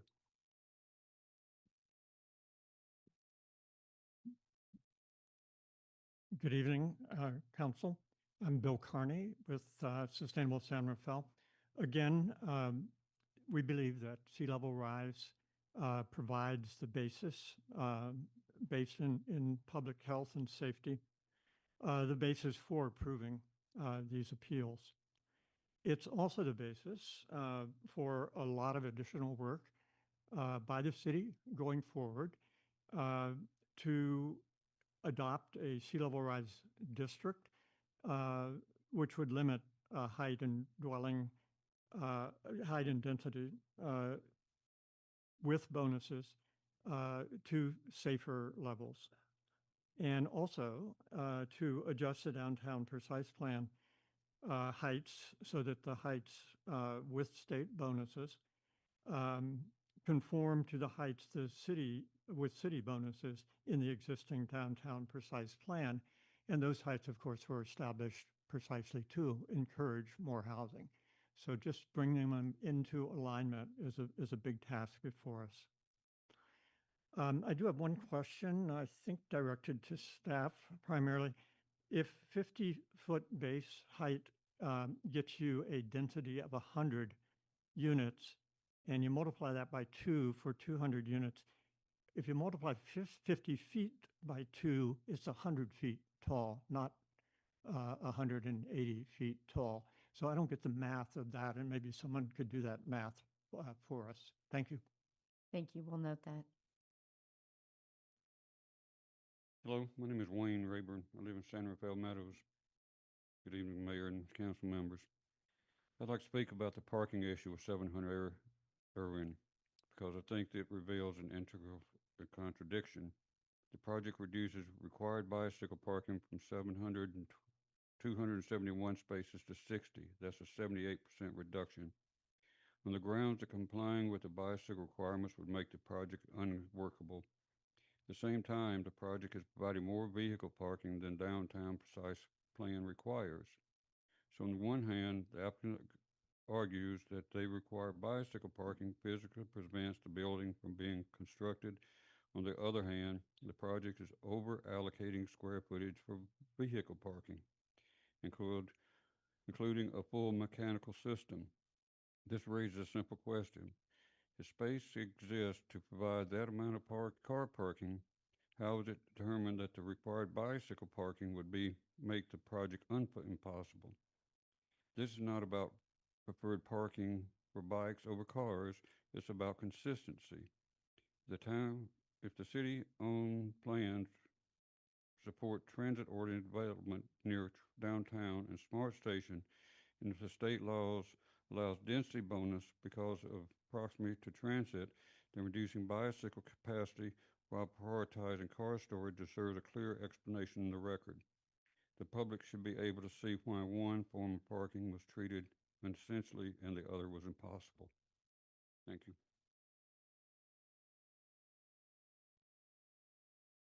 Good evening. My name is Kalina Cloud. I'm here from CPI Developers to read a statement from business owner Stephanie Plant.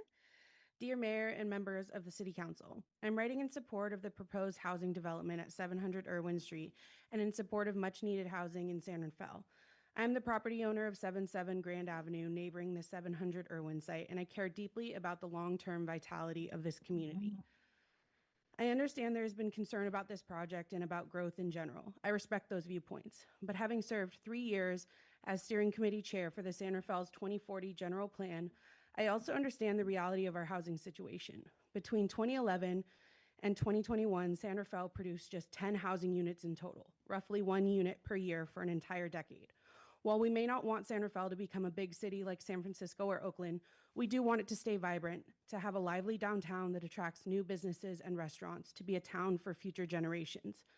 But if you don't build it, they won't come. In 2024, early in the development process, I met with the developers and other neighboring stakeholders. These early discussions are an example of their commitment to research and stakeholder investment. The proposed 200 units at 700 Irwin represent an opportunity to replace long vacant, fenced-off building with housing that brings activity and purpose back to the site. This project alone would deliver 20 times the number of units San Rafael produced over an entire 10-year period. I respectfully urge the City Council to uphold the project approval and continue advancing housing solutions that serve the needs of both current and future San Rafael residents. Thank you, Stephanie Plant. And as for myself, a young professional, my peers and I want to live near our families in the county where we were raised, not an hour away because it's the only place we can afford. When there's housing downtown, we can walk to dinner, support local businesses, and actually build community. If we want San Rafael to stay lively, multi-generational, and economically strong, we need more housing downtown so working professionals and eventually our families can live close to where we work and spend our time. Thank you. Thank you. Good evening, Mayor, City Council. My name is Bo Blanchard. I'm chair of the San Rafael Chamber of Commerce.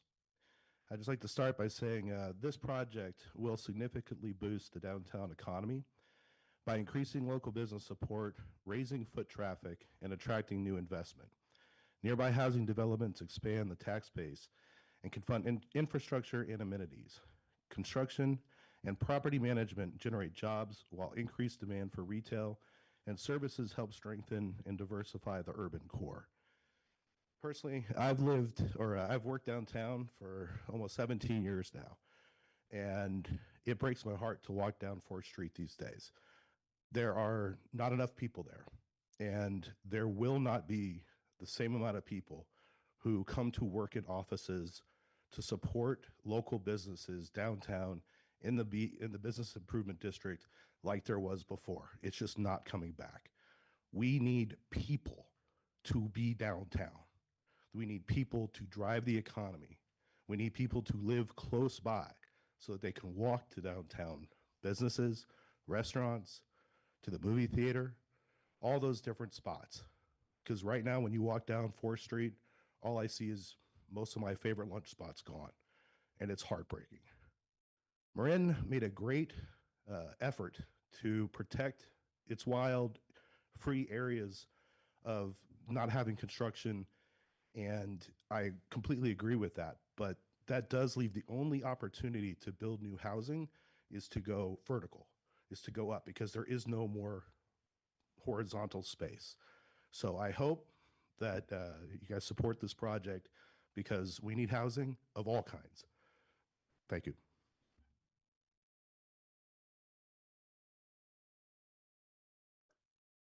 Good evening, council members. Good evening, Mayor Kate.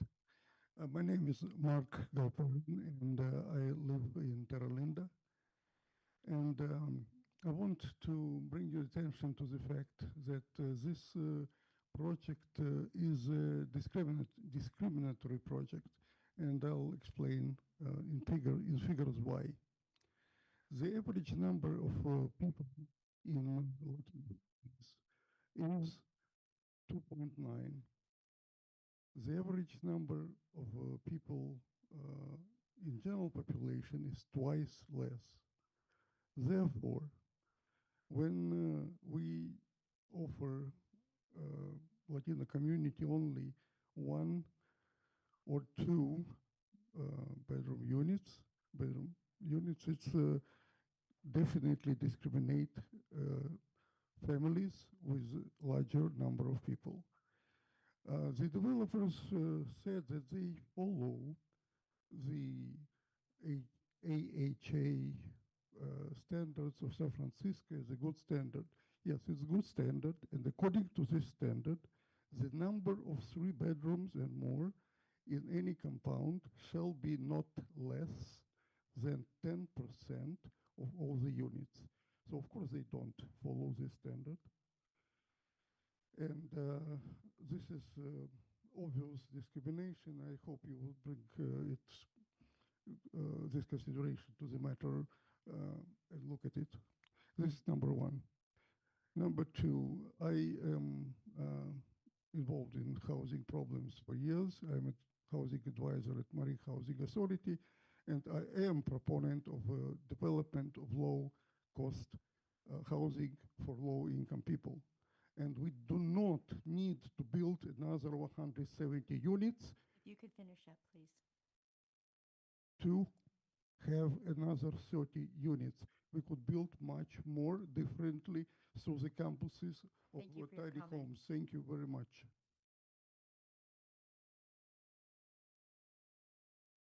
Good evening, Mayor and council members. My name is Lindsay Kaiser. I'm very active in the community. I work and live in San Rafael. I'm speaking tonight in support of the 700 Irwin project. I'm a mother who has raised my children here. They're now adults. Hopefully my kids and their generation will be able to live close to home. Do we not want youth and vibrancy in our downtown? How can we keep San Rafael dollars in San Rafael? Housing here is incredibly expensive. Even with good jobs, it's extremely difficult for young adults to afford rent, let alone buy a home here. There simply isn't enough inventory. When something does come on the market, it's out of reach for most young families. As a parent, it's hard to think that after investing years in the community, volunteering in schools, coaching sports, that my children may have to move far away just to build a life. I want them to be able to start their careers here, raise their own families here, and stay connected to the community that raised them. We also talk about wanting a vibrant downtown. That only happens when people live nearby, when young adults can rent an apartment, walk to dinner, support local shops and restaurants, and build their lives here. We have heard for years that height and density need to be in downtown. Here is our opportunity to do just that, build our own downtown. If we don't create more housing, we are effectively closing the door on the next generation. I don't want San Rafael to become a place where only those who bought decades ago can stay. Please support this project so families like mine can continue to be part of this community for generations to come. Thank you.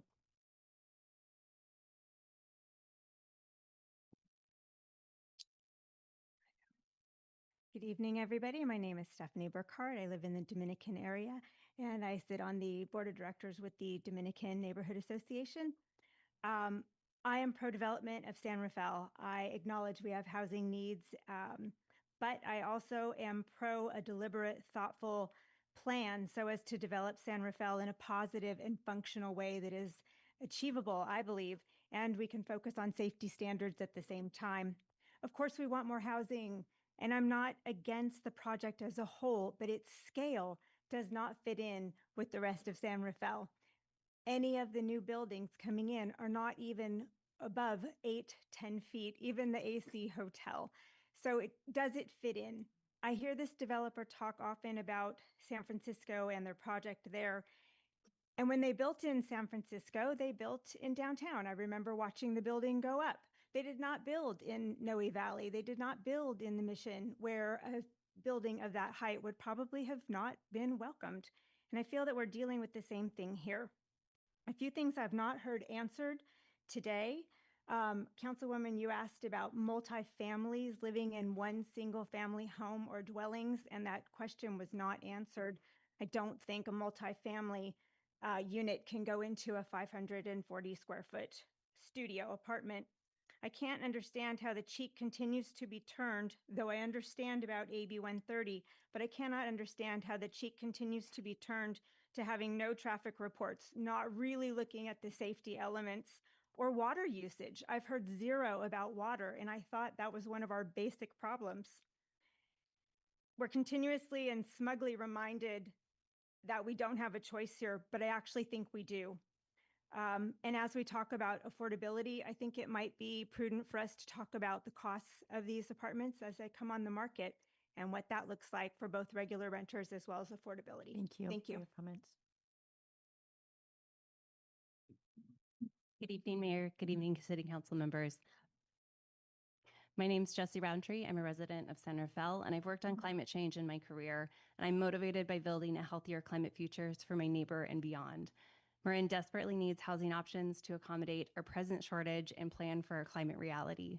Sea level rise is already leading to damage, and displacement of residents will only increase in the coming years, especially our neighbors in the canal.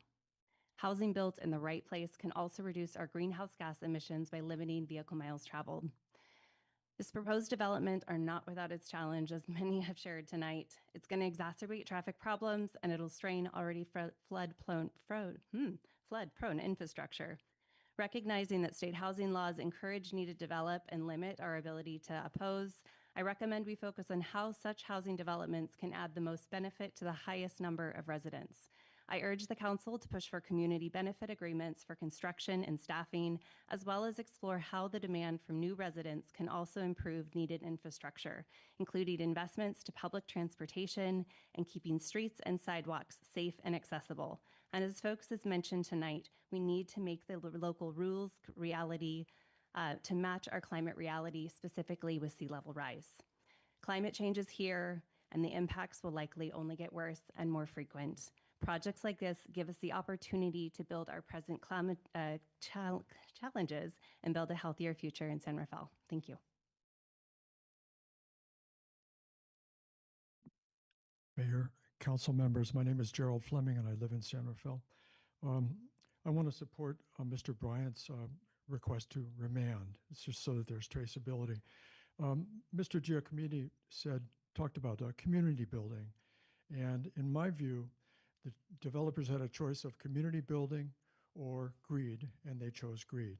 If they wanted community building, they should have proposed a community building with not 17 stories high, but much lower. I'm not opposed to development. I was disappointed that the staff did not speak and defer to the developer to speak about traffic impacts. And I'm disappointed that the parking situation seems to be rather Rube Goldbergian right now and not fleshed out. But I had two particular concerns, and that is this. Has Caltrans been consulted on this? When these huge buildings like this are built, the pylons are extremely deep, and Caltrans has just fairly recently reinforced the freeway. Where are they on this? Second thing is, why is BCDC not in on this? Because this is not just a floodplain, this is a canal. 3/4 of a mile straight down that canal is the bay, is San Francisco Bay, and this should be a BCDC involvement as well. I just want to say that. Thank you very much. Okay. Thank you.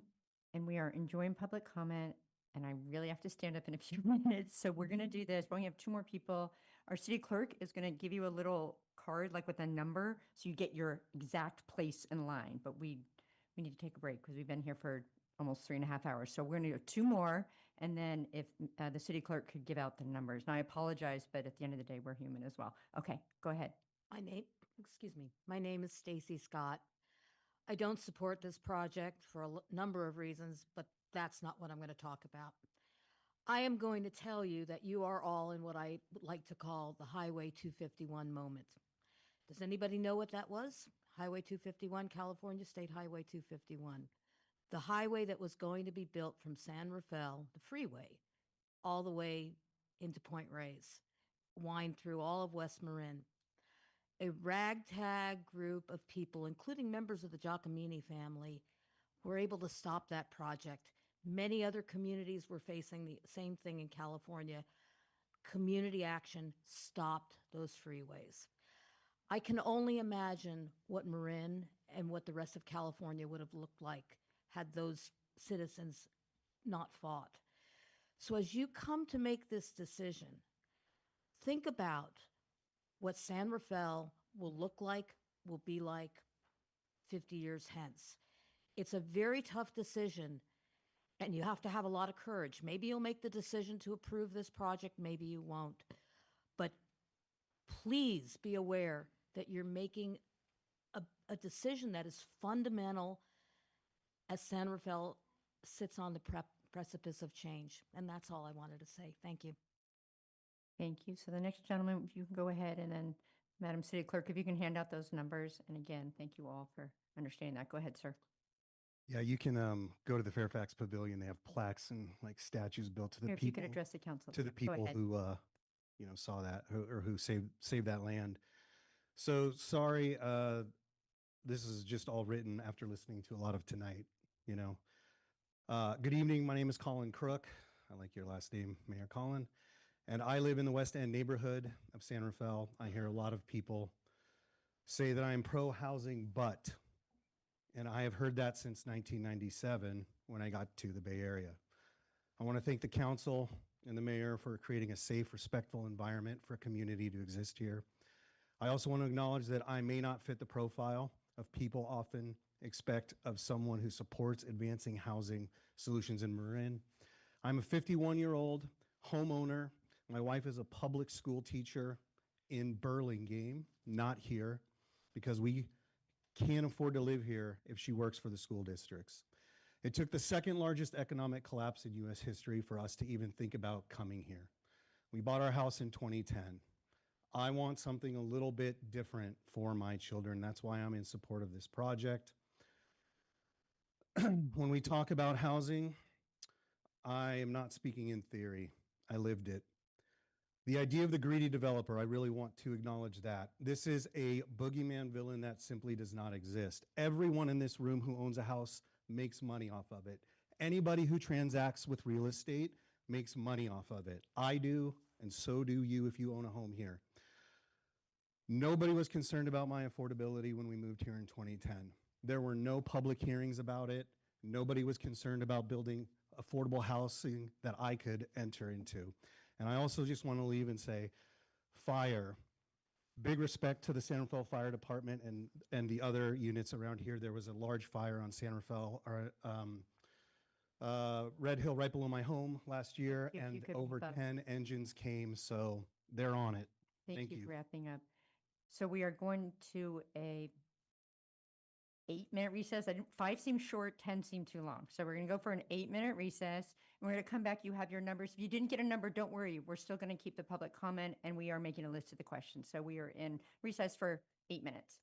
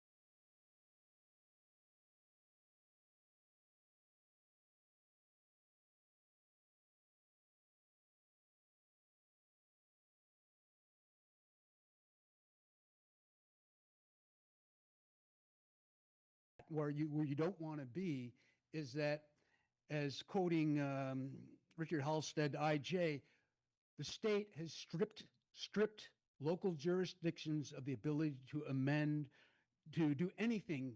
Your hands have been tied within the last 5 years. My town of San Anselmo, when their appeal, they cited the unconstitutionality of this whole law.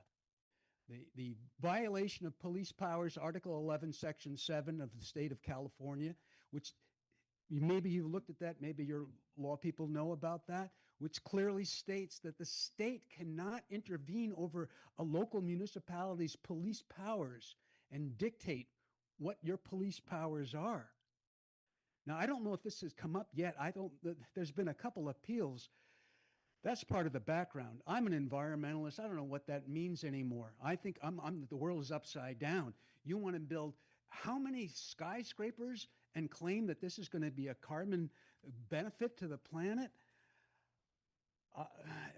Noe Valley, the communities of this world, every place on this planet that has a community needs to be able to defend itself.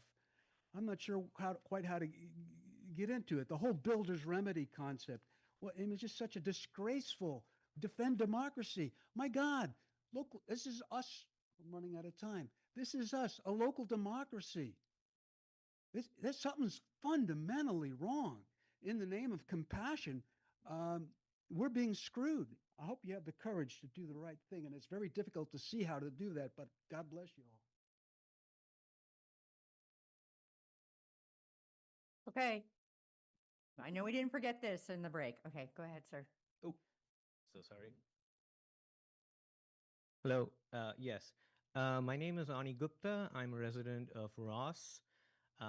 Every day, 80,000 people take the Richmond San Rafael Bridge to come from the East Bay to work in Marin County.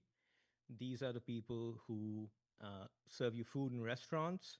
They are the people who take your pulse when you go into the doctor's office. And they are the people who teach your children. And we are making life incredibly hard for all of these people. And I know this personally because one of those 80,000 people who commuted every day until 2 months ago was my wife. We lived in Oakland, and she would spend 3 hours every day on the road trying to get into school to teach a job that she loved. The following that I'd like to read out is something that she wrote. These are her words. I'm a high school teacher who recently moved from Oakland to Marin.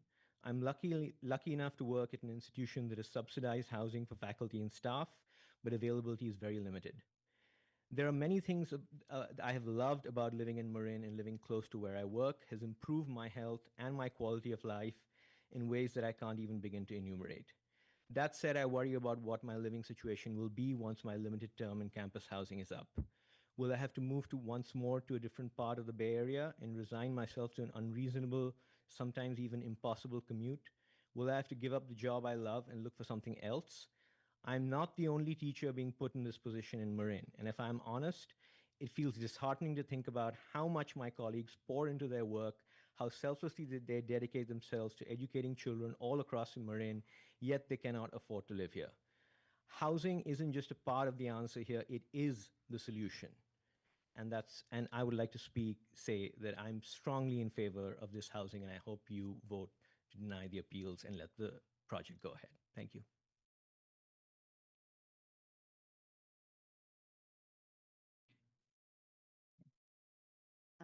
Good evening, Mayor, council members. The Golden Gate Bridge is an integral feature of Marin. When it was proposed, people filed 2,000 lawsuits to try and stop it. They said it would ruin the view, that it couldn't withstand the tides, and it would change the character of the region. This is a pattern we see everywhere. The projects that later define great places, the Eiffel Tower, the Empire State Building, or closer to home, the Transamerica Pyramid, or even the Civic Center, are often fiercely opposed when they are first developed. Everyone says that they support building housing, yet Marin has had the lowest rate of development in the state for decades. While more projects are being approved now, all of these projects have depended on various state laws, and few of them are being built. We are nowhere near on track to meet our state housing goals. None of the arguments that we've heard tonight are new. We have heard these arguments to fight a 40-unit building, a 20-unit building, and even a 5-unit building. Traffic, concerns with being part of the community, they're all the same. We've also learned that these worst fears often don't come to pass. Bob Pendoli, the planner in Corte Madera when the Bell Mount Tam project was approved, has shared the brutality of that process. He was accosted in the grocery store and told that he was ruining Corte Madera. Yet today, Corte Madera brags about this development. It has been a good thing for the community. We really, really need this housing. We have 43,000 low-income families competing for only 15,000 affordable homes. The lack of housing is hurting our schools, our medical system, our community as a whole. As we look around the room, the community most impacted, the canal, is largely not represented here tonight. This is very typical of public meetings. Research shows that people who attend public meetings are overwhelmingly— If you could wrap up. Yeah. We're overwhelmingly richer and wider, and people don't have the resources to attend here. The developer has worked with the canal community. They support it, and I urge you to listen to the canal. Thank you for your and remember comments. them. Thank you.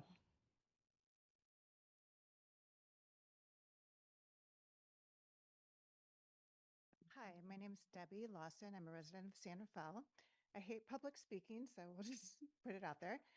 But I wanted to say that every day, every weekday, I drive my daughter to San Rafael High School. And I drive down 2nd Street from Gersel Park.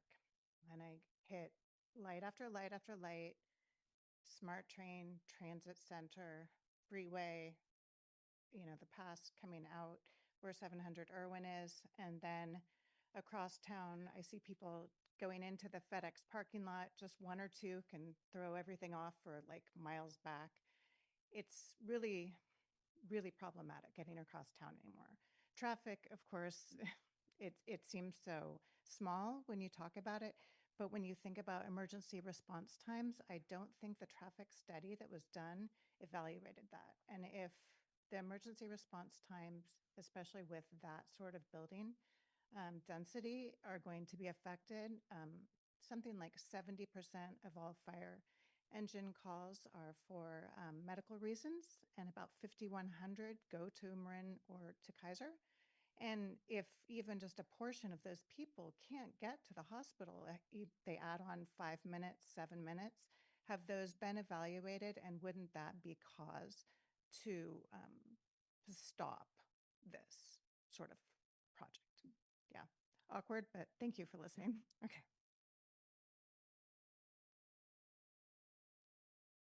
Hi, everyone. My name is Leora Tanwako Ross. I'm here to support this proposal. I wanted to share that I grew up in an apartment building right next to a freeway. I don't have asthma or diabetes, and hopefully not dementia. I don't know if I would know if I have dementia or not. But I also want to say that what I do have is an autoimmune disorder called ulcerative colitis, and I got that when I was trying to apply to grad school. I was living on a salary of $1,200 a month, and my rent was $850 a month. And things were so tight, and I was so stressed. And even now, when I have stable housing, I still have to take my medicine. I still have, sick days.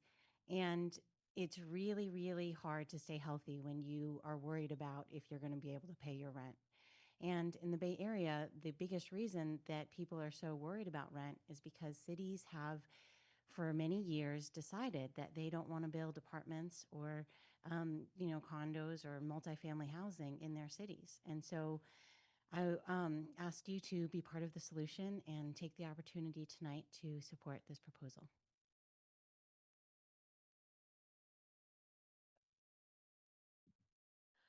Hi, I'm Andrea Valentine. I live in East San Rafael, about a 9-minute walk from the project. And what I'm against is the scale of the project being a high rise. I just have some various random comments and questions. At the planning meeting, they said something about the foundation will be footings and bay mud. That sounds similar to the Millennial Tower that was sinking and tilting. So I was wondering why they aren't planning to have piles driven into the bedrock for a high-rise building. Also, a high-rise building is going to emanate a lot of light far beyond the site. And I was just wondering if they do get the high-rise approved, will the outside lighting have side and top shields, be directed away from neighboring properties and windows?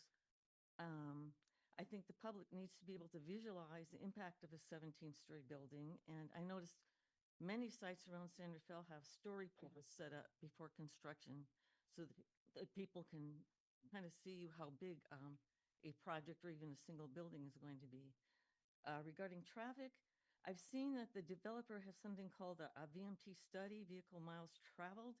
From what I understand, this is only part of a traffic study that, and I think the city and the public need to have a full traffic study that covers many things, including safety impacts. Yeah, there's no street parking for several miles in all directions. I think that the tenant and guest overflow parking is going to end up in the KFC and United Market parking lots. And I have much more that I put in my email to the city. So I won't go into all those now, but I just want to say a few things. Thank you.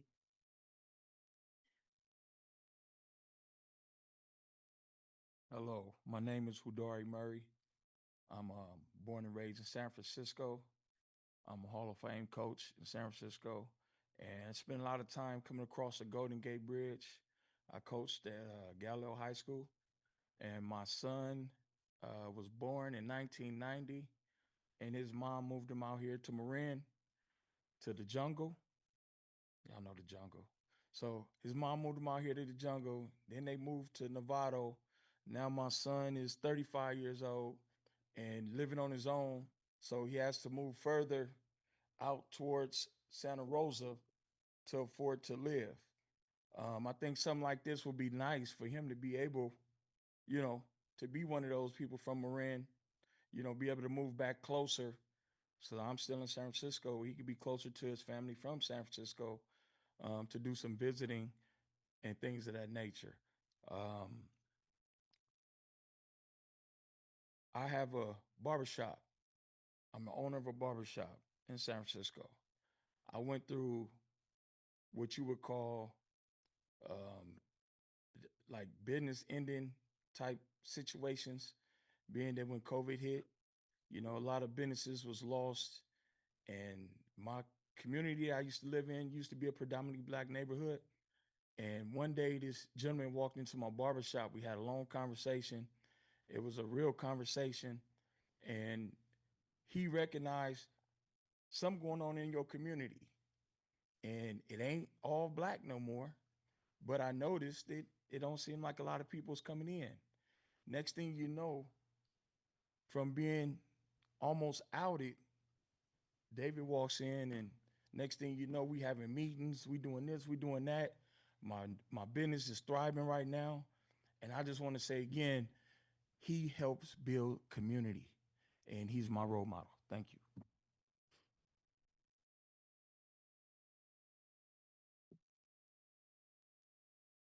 Good evening, Mayor Kate. Good evening, City Council. My name is Jennifer Mignard. I am a resident of Bret Harte Heights, and I am also a realtor. I am coming before you today to let you know that myself and a lot of my community members are very much in support of housing and affordable housing in San Rafael. I think that San Rafael has done a really great job in terms of approving new communities, and they're currently building many of those. And they are, for the most part, in alignment with, you know, the natural progression and growth of a city. They're within character. We need growth. We need more housing. It's evident. That being said, this particular project is not it. It is a developer overreach, and I believe it is abuse of the California laws that were passed last June.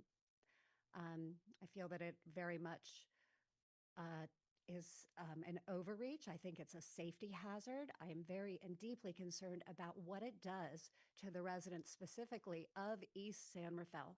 If there is a medical emergency and they're trying to get through with the traffic, the increased traffic raised by 700 Irwin Street, there's going to be severe impact for them to have the ability to make it to Marin General or to Kaiser in a life-threatening emergency. I notice that their traffic engineer, whatever, professional is not here to answer the questions. I also was really surprised to hear that their loading zone or their drop-off space is on 2nd Street. My God, what is that going to do to our already jammed, packed streets where it's almost impossible to get through as it is?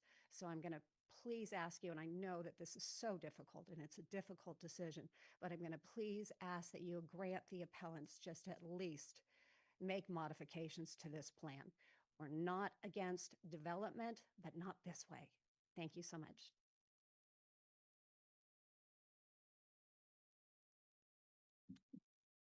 Hi, thank you, Council. I'm going to start by answering Mayor Kate's question about how do you get to 17, given that it's a form volume and it's got, you double the densities, you double the height, it kind of makes logical sense. So the reason is because of how the base density calculation was done. And it was done with following part of the law and but not fully another part of it. And that's how you get there. The law does say that a developer may provide a base density study and the local agency shall accept it. So they do their whatever compact thing and they want to do that, fine. But it also says that maintaining the same project details in the proposed project as in the study. In detail, it says maintaining the same average unit size and other project details. They did the average unit size. They didn't do the other project details. So on each floor, the proposed study has a vastly smaller number of or amount of residential unit area as in the very dense base study.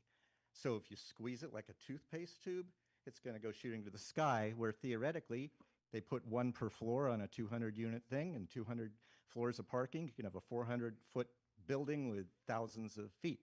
Obviously not practical, not economic, but the interpretation, if you ignore that part of the law, that's what it does. Now, I went and looked at all 106 or 107 letters of about state density bonus law that the housing of, what is it called, the HCD, Housing and Community Development, wrote. None of them addressed this specific issue. So I wrote a letter I sent today on this and about a half a dozen other things related to this project and one other project. So hopefully they give clarity on that, and depending on what they say, then we go from there. Thank you. Good evening, Mayor Kate and council members and interested citizens. My name is Rich Storek. I'm an artist and architect, and with many years' experience dealing with similar projects to this, and I've never seen a more enlightened development team. I hope you come to appreciate that. I'm here I think, to speak on behalf of the people who are not here tonight. My kids and their friends cannot afford to live here where I am. That's a source of embarrassment, and I think many here tonight could share that experience. In my lifetime, the portion of your income, your daily, your monthly income that goes to housing has gone from, and I remember my parents saying this, gee, Dad, 20% of our income is going into affording this house we're in. It's now up to 35, 40%. Housing crisis in California is a raging issue, as you know. One of the things that has not been mentioned tonight is the canal. I represent the Canal Arts nonprofit. We're interested in the canal community, but by extension, it's the canal itself. San Rafael has a fabulous asset. San Rafael has a waterfront. This project is dedicated to improving that waterfront, making more public access and bringing a sense of pride to that waterway that's been so neglected for so many years. My suggestion is please approve the project. Thank you.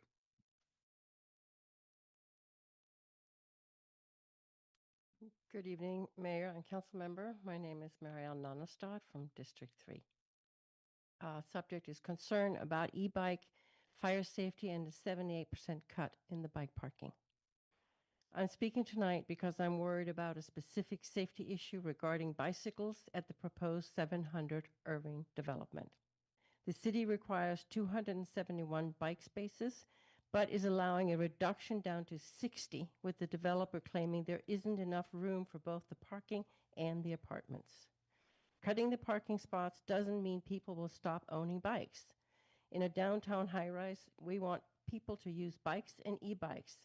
Since there won't be enough room in the designated parking area, those bikes are going to end up inside the apartments, on the balconies, and in the hallways. This is a major safety concern. We all know that e-bike batteries can be a fire hazard. We even had a fire right here in San Rafael just last week caused by a lithium battery charger. I'm not saying this building is breaking fire code. What I'm saying is common sense. If you take 211 bike spots in a 17-story building, those bikes are going into the living spaces.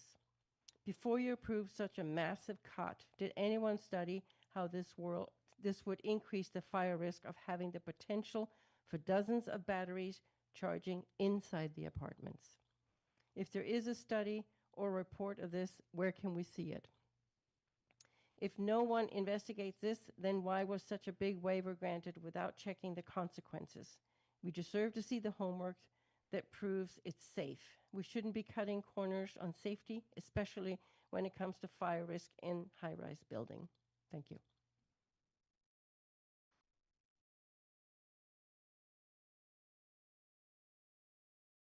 Hi, my name's Michael Williamson. I live a block or two away from Rob since 1977. I work on Irwin Street since 1977, so I know this area pretty well. First of all, I think we owe you a standing ovation for what you're doing with the homeless. That is the basic affordable housing. But let's call affordable housing what it really is.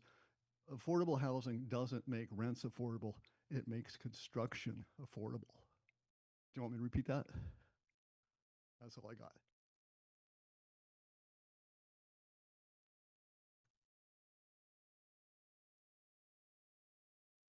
Good evening, Ken Dickinson, San Rafael District 3, Mayor, council members. I just wanted to come up and say what an interesting meeting tonight. This is one of the most interesting city council meetings I think I've ever been to. And I want to thank the community for coming out and everybody everywhere for participating thoughtfully. It wasn't antagonistic. And so I want to give a shout out to the appeals process that made this possible. I think it was appropriate that this decision did not end with the Planning Commission, which it would have done, I think, without the appeals process. So that brought it here to you, and I think it's appropriate as our elected officials that you make this final decision on it. And in that way, you represent us and you will own the decision you make. I know it's a very difficult decision to make, I think. We've heard arguments, again, all the way across the board. And really, I want to say to the City Council that I enjoyed all your thoughtful responses this evening. I enjoyed every one of the comments you all made. So I want to thank you for that, and the staff and the community for coming out.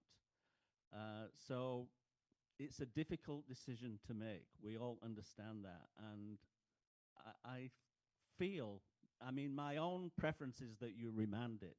And I think that's still possible without getting into the danger zone that you probably are concerned about with the litigation and all of that could happen. But I think the sentiment from the community is we would like to see you to remand it. And I hope you find a way to do that. But I want to thank you anyway and everybody for tonight for the participation. Thank you. Okay, anyone else still like to speak? Anyone still have a number? Anyone didn't get a number, would like to speak? Okay. Yeah, I'm going to close the public comments. If you want to speak, yeah, come on down. Take your time. Come on down.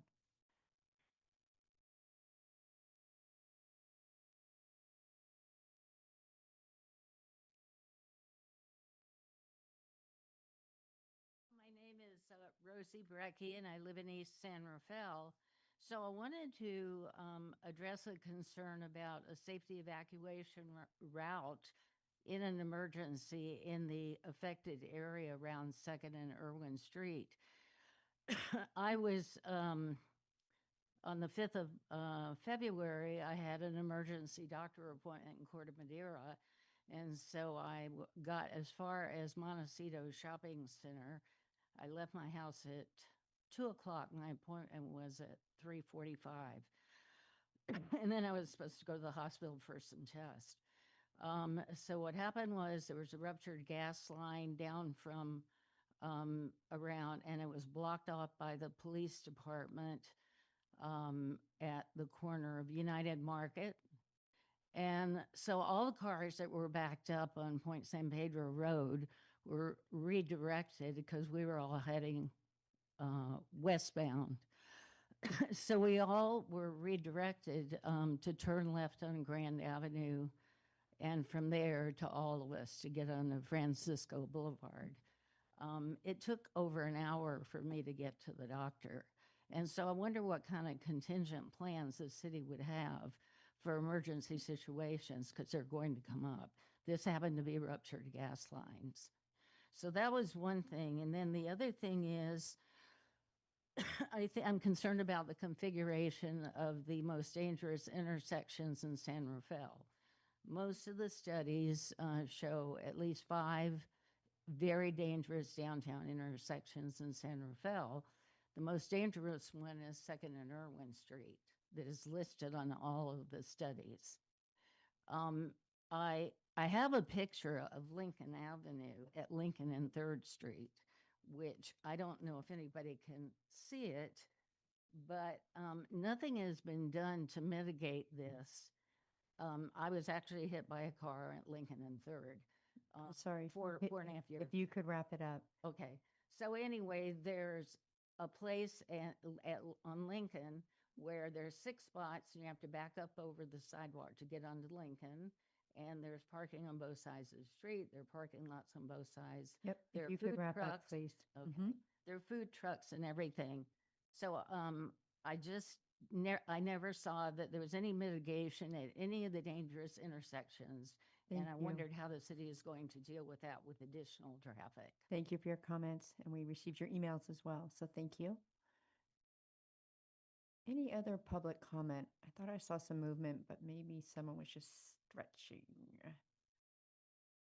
Okay, I'm going to close the public comment. I don't see anyone jumping up. Okay, the public comment is now closed on this item. I have a list of questions that I've been taking. We can do it 2 ways. I can read them all, or you can go through them and I'll check them off as you answer them, whatever works for staff, whatever's the most efficient. Been keeping a list also. Okay, so why don't that you could do it and I'll cross-check it against. Yeah. capture. Okay, great. Go ahead. Yes. However, I'm going to let Andrea chime in first. Yes, go ahead. Sorry, I caught a clerical error that I'd like to correct for the record. Okay. The resolution prepared for the city council that is upholding the planning commission decision and approving the project references 2 attachments, attachment 1 and attachment 2. They were not brought forward. They're in the packet, but they weren't brought forward as part of the council resolution. And I just want to clarify for the record that when the conditions of approval refer to either attachment 1 or exhibit 1, it's referring to the general plan consistency analysis that was attached to the planning commission conditions of approval. And that attachment 2/exhibit 2 refers to affordable housing agreement, and it's the same affordable housing agreement that was presented to the planning commission. So just wanted to make that clerical correction for the record. Thank you. So we'll move on to answering the questions, and even if it was questions that the staff had already asked, I think it's prudent to answer them again. Thank you, Mayor. I'll start off, and this is just a list that we were working on. One was, why was the base project allowed even though it included subterranean parking in the floodplain?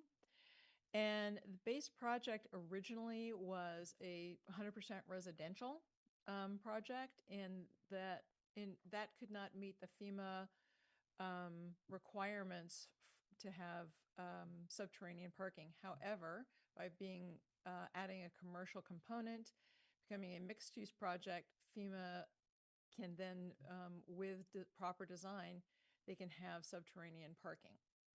So that is why it was a change in the project from the time it was first submitted. Second question was, what's the city's basis for its conclusions that the project was consistent with the city standards?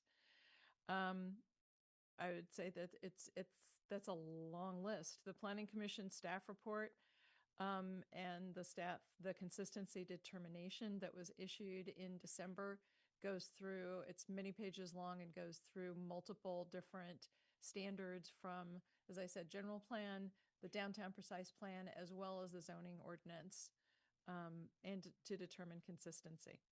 And again, if a concession or a waiver was approved by the Planning Commission, that is still consistent. That is still considered consistent under the state density bonus law. Okay. Why did city grant waiver to city standards? Example was bicycle parking. Under state law, cities can only deny waiver request if the project proposes a specific adverse impact on a public health safety issue or conflicts with state or federal law. And this project doesn't conflict with anything that is on the books. I'll also add that that bicycle parking waiver is a pretty common one we've gotten for downtown. And it's really just a matter of a number of bike parking that we've triggered for the downtown precise plan. If majority of the projects have come forward for approval that have been approved by Planning Commission, and if it was appealed to council, we're actually approved with these waivers to the bicycle parking. So.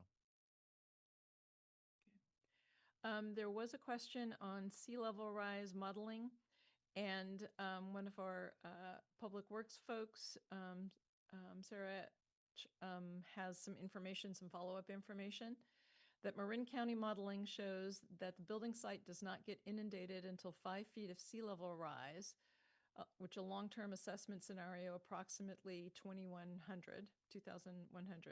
20 inches of sea level rise plus 100-year storm surge does not impact the site. The midterm assessment scenario is approximately 2050. And from the 2017 Marin Shoreline Sea Level Rise Vulnerability Assessment. She has some links to that. And then the municipal code does not have any requirements regarding sea level rise, as we touched on previously. There was a question on what can the city do to prevent 17 stories, and there's a note here referring to council erection, and I'm not familiar with that. So if you recall, we had a housing study session with council, looking at different options, really how we explore potential modifications or adjustments.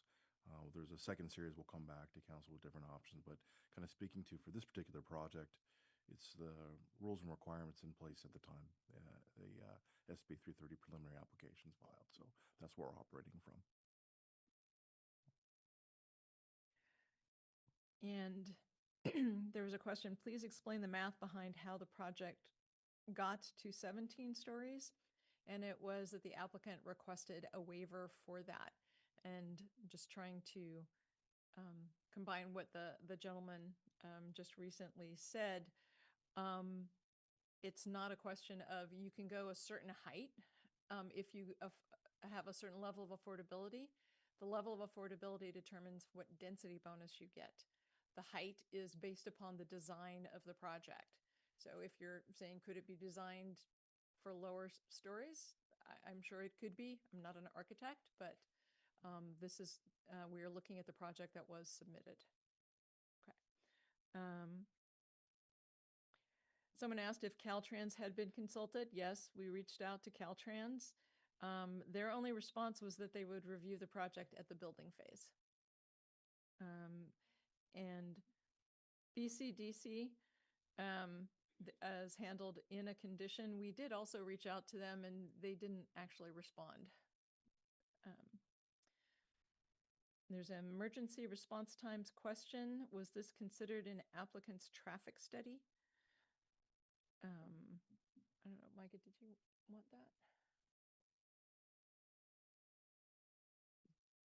So the concern is about just that emergency response, and I'd probably roll into that evacuation and not having the traffic study. I think that's really what the concern is being Yeah. expressed.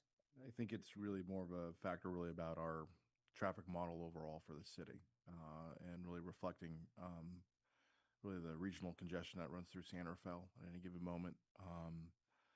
I think there's an issue that when we analyze this, where we have conditions applied to it, that really talk about what the outcomes will be in terms of once it's built. But the call outs for specific traffic impacts, we moved away from the LOS standard and went to vehicles mile traveled. And one thing I really want to call it really is the expectation that was approved as part of the downtown precise plan and general plan when we moved away from that standard. The localized traffic control we had before, we just don't have that standard anymore to apply. So it's a different model. We're going to accept more traffic. And this is one of, we anticipated a significant amount of housing development for downtown. This is like project 3. So there is a concern on this about calling out the level of traffic, saying, well, this is going to shut down our system already. Not necessarily. We already kind of analyzed that there's a certain amount of traffic the city can and will accept in terms of delays for traffic. The project was a former office building. It did have generated traffic at times, peak times primarily, but then this is a much different approach or project. So there will be spread traffic over time, but it is a little different on peak times. We also have to analyze a lot of our downtown, a lot of our structures for our overall traffic system were commercial driven. So peak times, peak PM, peak and AM peak was really the triggering. We moved away from that model and we've gone to vehicle miles traveled. So there are specific questions on this, really on more of the traffic regional system. Our DPW team, traffic engineer, might be better suited to answer that, but that's really my perspective when I look at overall traffic for downtown and what we anticipated over time. There is also here, how will the city ensure e-bike parking is safe? And that came up a couple of times. We do have a consultant, Randy Metz, on Zoom, and I think Randy is going to talk to this, speak to this. And why he's coming on, it's not just the parking, it's the, if there's not parking down below, given the aforementioned bike parking, people have it in their units. Gotcha. And it's really more for fire safety in terms of the call out. So I think Randy's best suited to answer that. Good evening, members of City Council.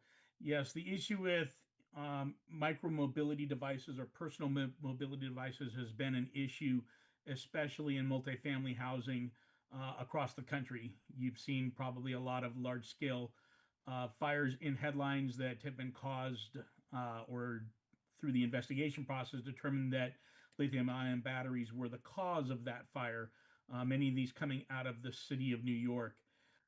In the state of California, we do have a couple items that are in play. Mainly Senate Bill 712 provides limitations on the use of micro-mobility devices and sets specific standards for the landlord and the tenant. It does not ban the tenant from utilizing micro-mobility devices, but sets specific standards on when and how they can use and charge them within their tenant spaces, and does create an option where if the landlord does provide a secured storage area for said devices, then that would negate the ability to use them within their units. This does not preclude anybody from using a micromobility scooter if they are covered under one of the Disabled Act processes. But the other item is the State Fire Marshal's Office does have a information bulletin 23-003, which does cite specific fire safety expectations for the use and storage of personal mobility devices and lithium-ion batteries. It does not cite any specific code requirements. The fire code currently right now does not limit the use of said personal mobility devices in any residential, commercial, or industrial setting. We do have limitations for other lithium ion powered devices, such as industrial powered trucks and things of that nature, but we have not applied any regulations to personal mobility devices from a fire code perspective there, which is why the state fire marshal's office simply is stating this is the safe way to utilize those. There is no way you're going to be able to extremely or totally mitigate the risk. The use of lithium ion batteries does have the opportunity to go into thermal runaway, and we don't always know when or how that will happen. But it is something that most jurisdictions are dealing with and having to come up with local processes on how to address that. The Senate bill, though, does make it very clear on what you can and cannot do between the landlord and the tenant. So a lot of jurisdictions that may have had policies on the books now are having to work around how does that apply to current statute. So I think it would be prudent for the city to address that with the developer if this project were to move forward and find out how they can safely address the use of personal mobility devices in a residential housing structure of this nature. Thank you, Randy. The one thing I have left is there was a question about lighting, exterior lighting for the building. All the exterior lighting is covered on the top and is downcast and meets the zoning code requirements for light. Thank you. I'll add a few more questions. There was a request or a question about having, or maybe it was more common, a neighborhood liaison or a group liaison. There were several people who spoke to how awesome working with you guys and that there was that communication ability. So I don't know, maybe that's something just to name it. I don't think it was a question, but I don't know if that had been brought forward, like some sort of neighborhood or community liaison, because that was brought up quite a bit this evening. I don't believe that came up at the planning commission meeting Didn't. or through the other process. So it's more maybe just highlighting, maybe it's not a question, but highlighting quite a bit of testimony this evening about that. There was a question about infrastructure, and I know Director Hinkle, you spoke about it in general, but specifically with water. And I know we could talk about it all, but why don't, if you could just answer the water question. Well, Christina, MMWD did respond back. So there are conditions of approval, and I said before that the project was routed to the departments, but of course it was also routed to the agencies that would be serving the utilities, and so all conditions of approval were added that that sewer and water were added as conditions of approval. So they have to meet certain requirements and obtain permits for water and a will serve letter, of course. Thank you. There was a question about community benefit agreements and just what are the role play? Do they play a role here in this project? We don't have a community benefit agreement for this project. So is that something the city would have need to have had it already on the books, as it were? Or is that something that, how was those negotiated in? I thought that was an interesting point. The developer opted to proceed under the state density bonus law as opposed to any local ordinance that would say you get, more density or more height if you give certain community benefits. Got it. Given what the state law is, the developer proceeded under that. Okay, so it's not an option under utilizing the way the project was submitted. Okay, I just have two more that I heard from the community.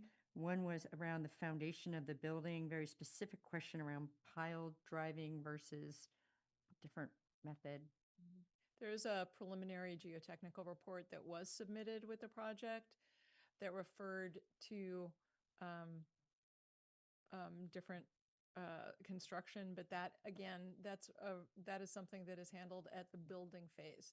of how they are going to drill down. Of course, it's also something that intersects with the AB 130 cultural resources around the tribe because you are disturbing land there. I also want to note really for this level and this type of construction, the city will also likely do a peer review of any technical studies, and it goes for both fire and building and structural engineering as this comes forward. It is a constrained site. It's a difficult site to build on. Bay mud next to the Canal Way with some cultural resource question mark. So there's little things that really kind of add the complexities of this project. The other part of this too, and this is something we've adopted for like our major projects, is a construction management plan. How this project's going to be staged and constructed given the constrained site, limited parking, how where they actually build this, and actually puts it on the developer to actually outline and create that plan up front. We've actually implemented that for some of the other projects we have in downtown. They've actually been working out very well. So that's a partnership between Public Works or other transit agencies, just given the traffic flows for us and what the impacts of temporary construction has on the city.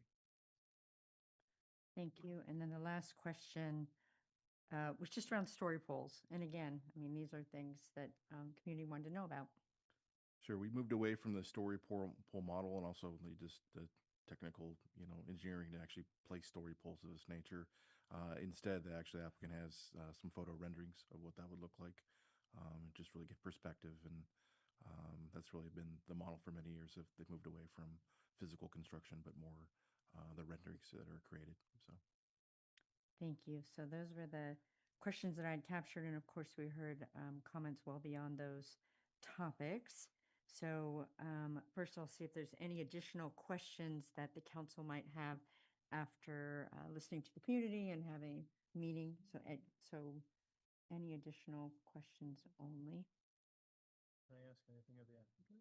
You can ask whatever you would like. Thank you, Mayor. I have a question for the applicant.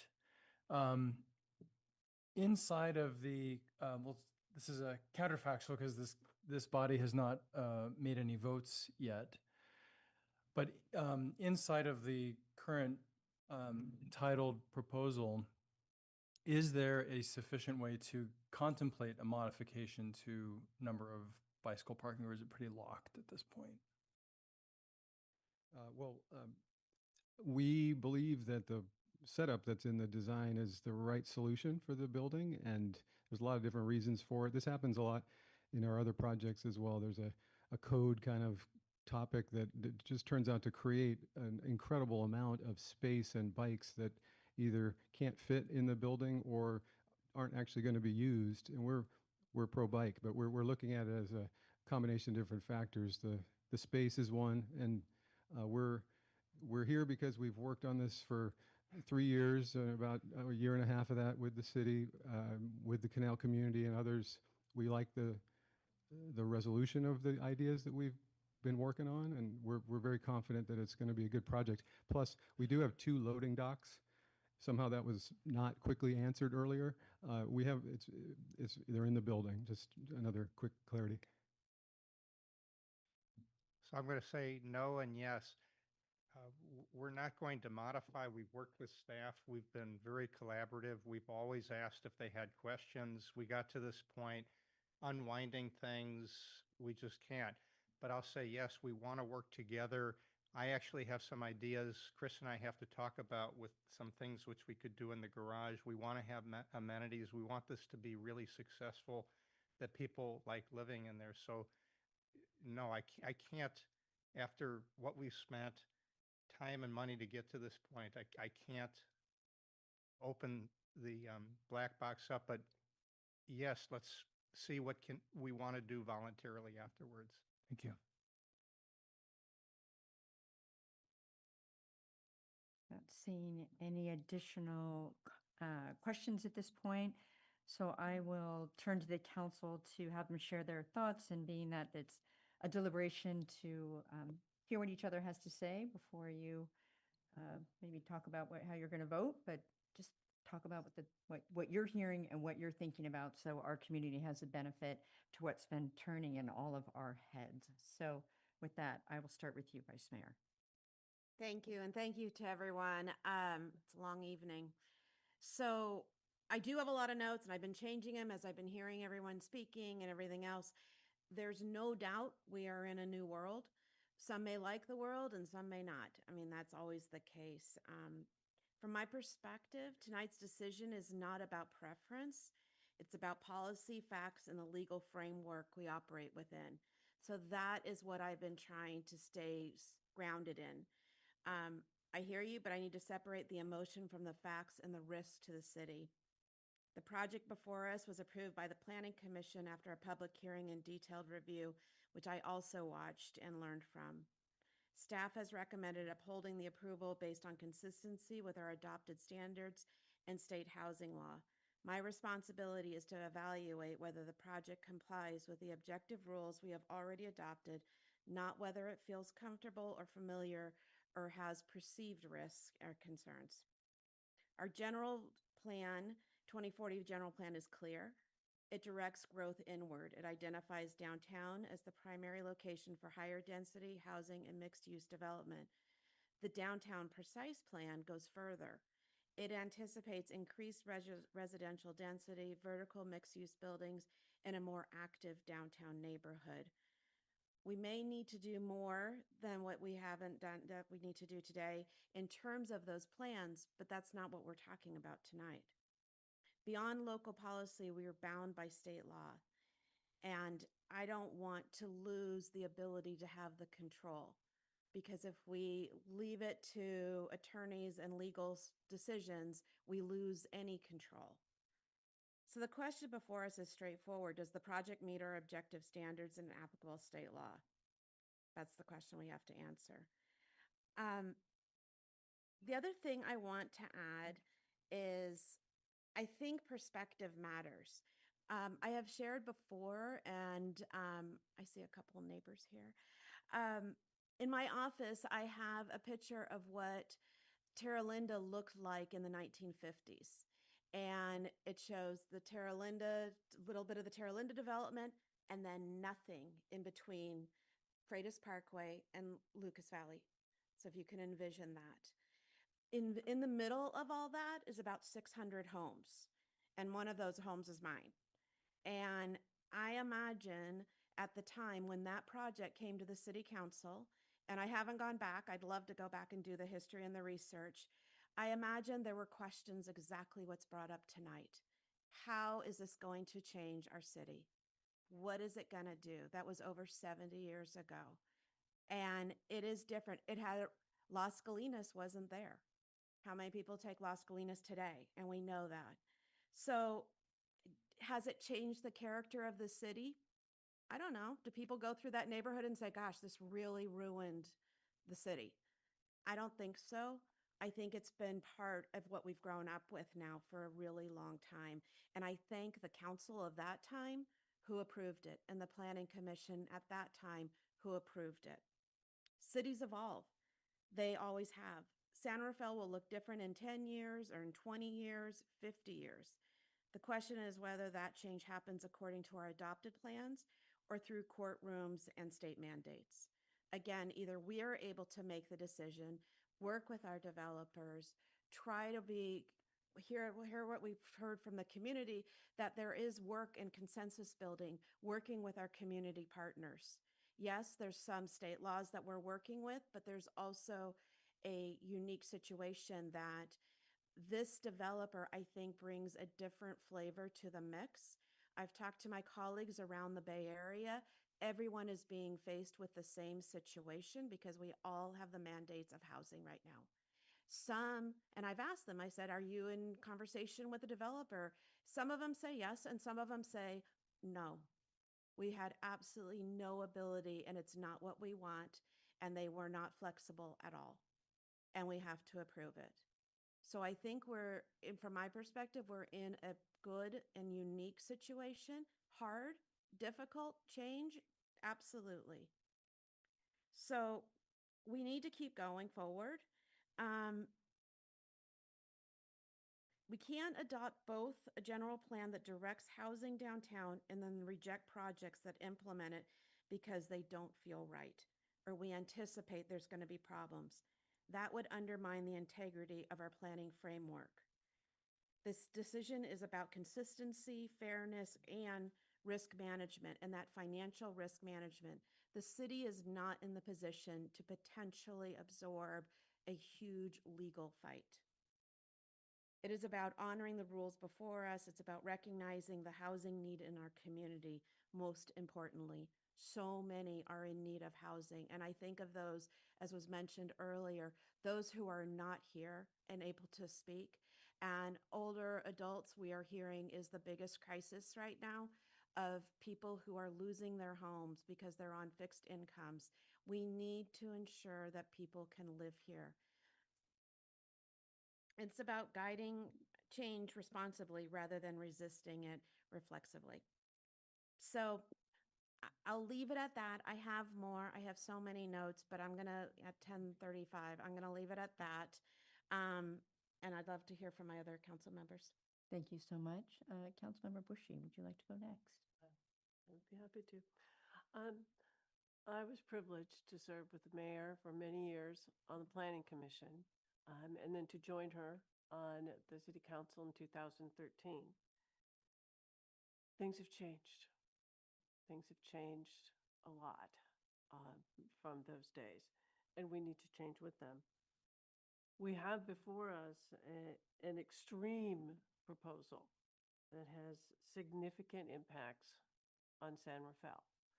And we've heard about them in great detail this evening.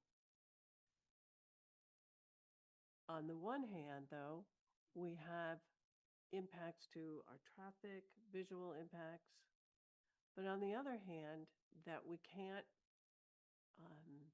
negate and must pay attention to are the benefits of this project. We need housing units desperately. Stephanie Plant's letter said we built 10 units in 10 years. We cannot go on like that. We have to change. And here, this project is bringing us 30, maybe 40 affordable units. Those cost $1 million each. And in order to get those built, we spend a lot of taxpayer dollars on that. This is privately funded. And more importantly than just the capital costs, the ongoing maintenance and repair costs have a source of revenue from the market rate units. Super important. The economic development that all these units bring to our downtown, to our shops, our restaurants, all important benefits that add a lot to the city of San Rafael and set us up for a brighter future. Before us tonight are 3 appeals of the Planning Commission's decision granting the applications. We have 2 choices. One, we can grant the appeals, face litigation and fine costs up to $10 million, which is about 10% of our general fund that would be gone. That's the risk. That's option 1. And option 2 is to deny the appeals and approve the project. The legal standards that we need to comply with are extreme. They were clearly designed to be extreme, and they were designed to push us into this choice. And that's what's in front of us tonight. And I will announce my decision when we vote. Thank you. Councilmember Hill. Thank you, Mayor. I want to acknowledge everyone who's come into this room. This is a big moment for this community. I want to first acknowledge the community that has come out both in favor and not in favor of this. I thought everyone's opinion was valuable and is valuable and will continue to be valuable. I want to also thank the staff. This entire packet was 562 pages. I didn't even count how many staff hours that would take to assemble it. This was a big maneuver. So thank you. I'd also like to thank the applicant, this is a big investment to even just to get to this point. So thank you for contemplating that.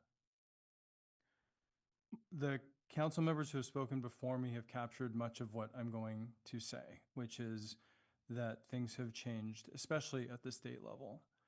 I want to acknowledge our community in coming forth with the 2040 general plan that contemplated what growth would look like, that we want to honor our open space. And to that end, infill is where we're going to find our housing and our density.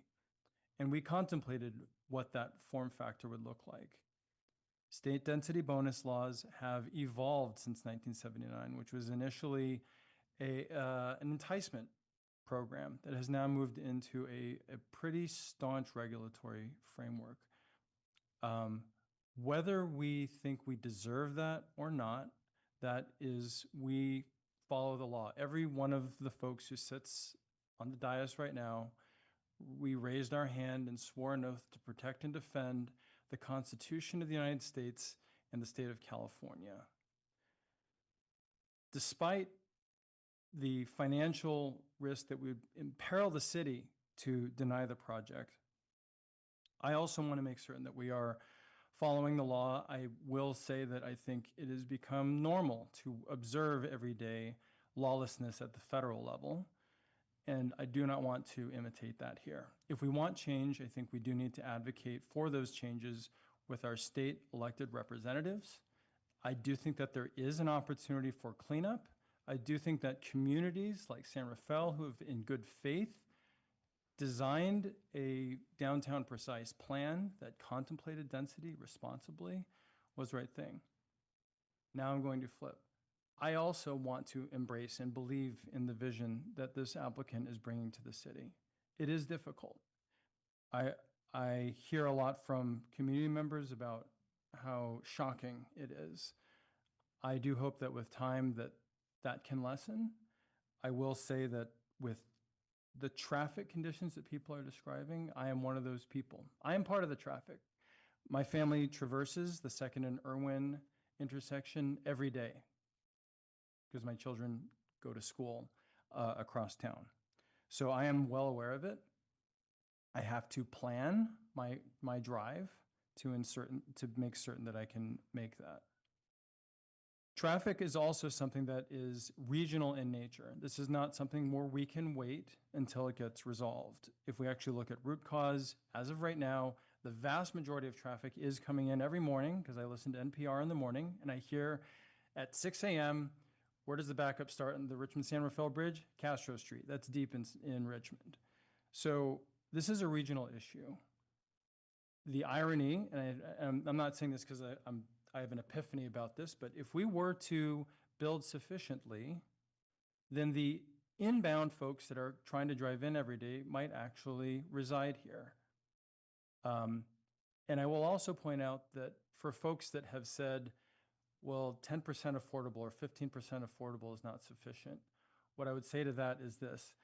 When we actually look at the profile of the units that are in this development and others, there are affordable by design units. A lot of the studios in one bedrooms are affordable by design.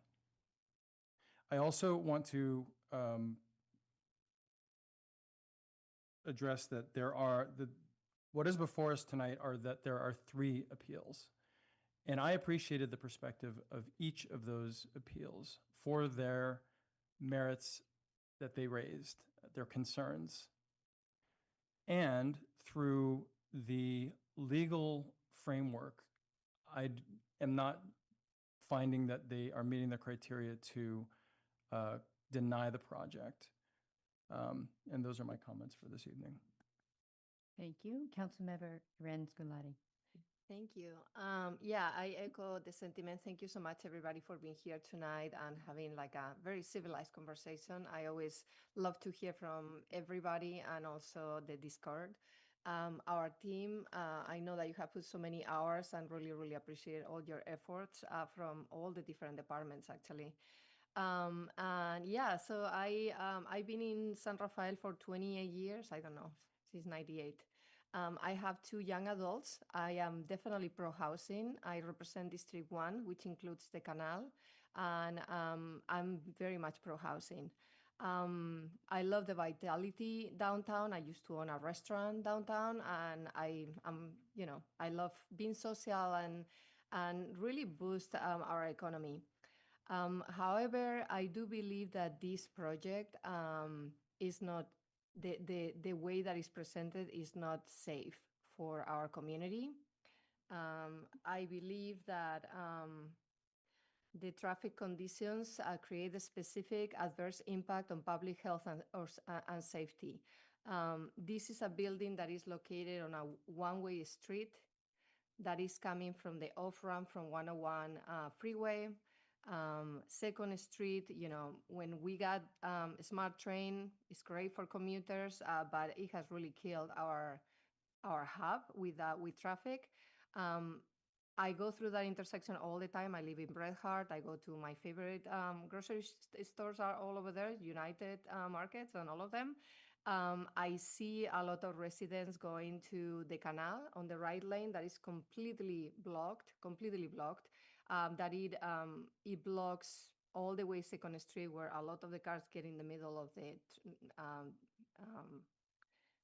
the train, the railing, from the train. And I do believe that it makes it pretty much impossible if there is like a medical emergency, if there will be like a big emergency to get there. I'm very happy to hear that all the requirements that you're using in the building are up to the fire code if there is a fire inside the building, but I'm concerned about the around the building if there is an emergency. And also the canal, we have been talking about, like, there is one way in, one way out. One of the ways out is actually going through that hub. And I don't know if there will be we had like a tsunami risk recently. We have a sea level rise project that was just presented recently, and we haven't talked about liquefaction. It's not that the water is coming, but it's also we are sinking. And so I'm concerned about the density of this building. I think it's too big for that location. I know that traffic congestion alone is not a lawful basis for denial, but I do believe that this projector fails to meet objective public safety and access standards. And I believe that because of this, I'm going to grant the appeals and require the project to downsize.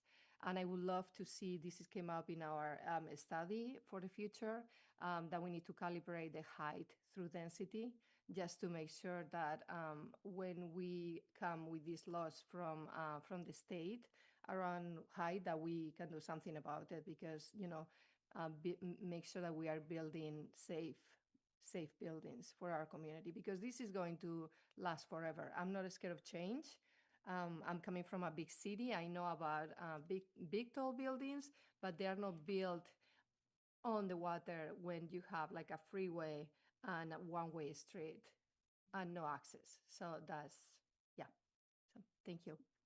Thank you. And I appreciate being able to go last and to hear what everyone else has said. And like others, I appreciate the appellants, I always want to call them appellants, because as was stated, if it wasn't for the fact that those have been brought forward, we wouldn't be having this really important community conversation. And there's constraints about how the city council can weigh in on projects going forward. We appreciate the emails, the informal dialogues we've had. And I want to be clear, I support housing. We've approved several projects here in San Rafael. We have several hundred units already coming online. And I support density. I support affordability, all of those things. And the questions that I asked really highlighted that the landscape has changed. And I appreciated what someone said, show me the homework.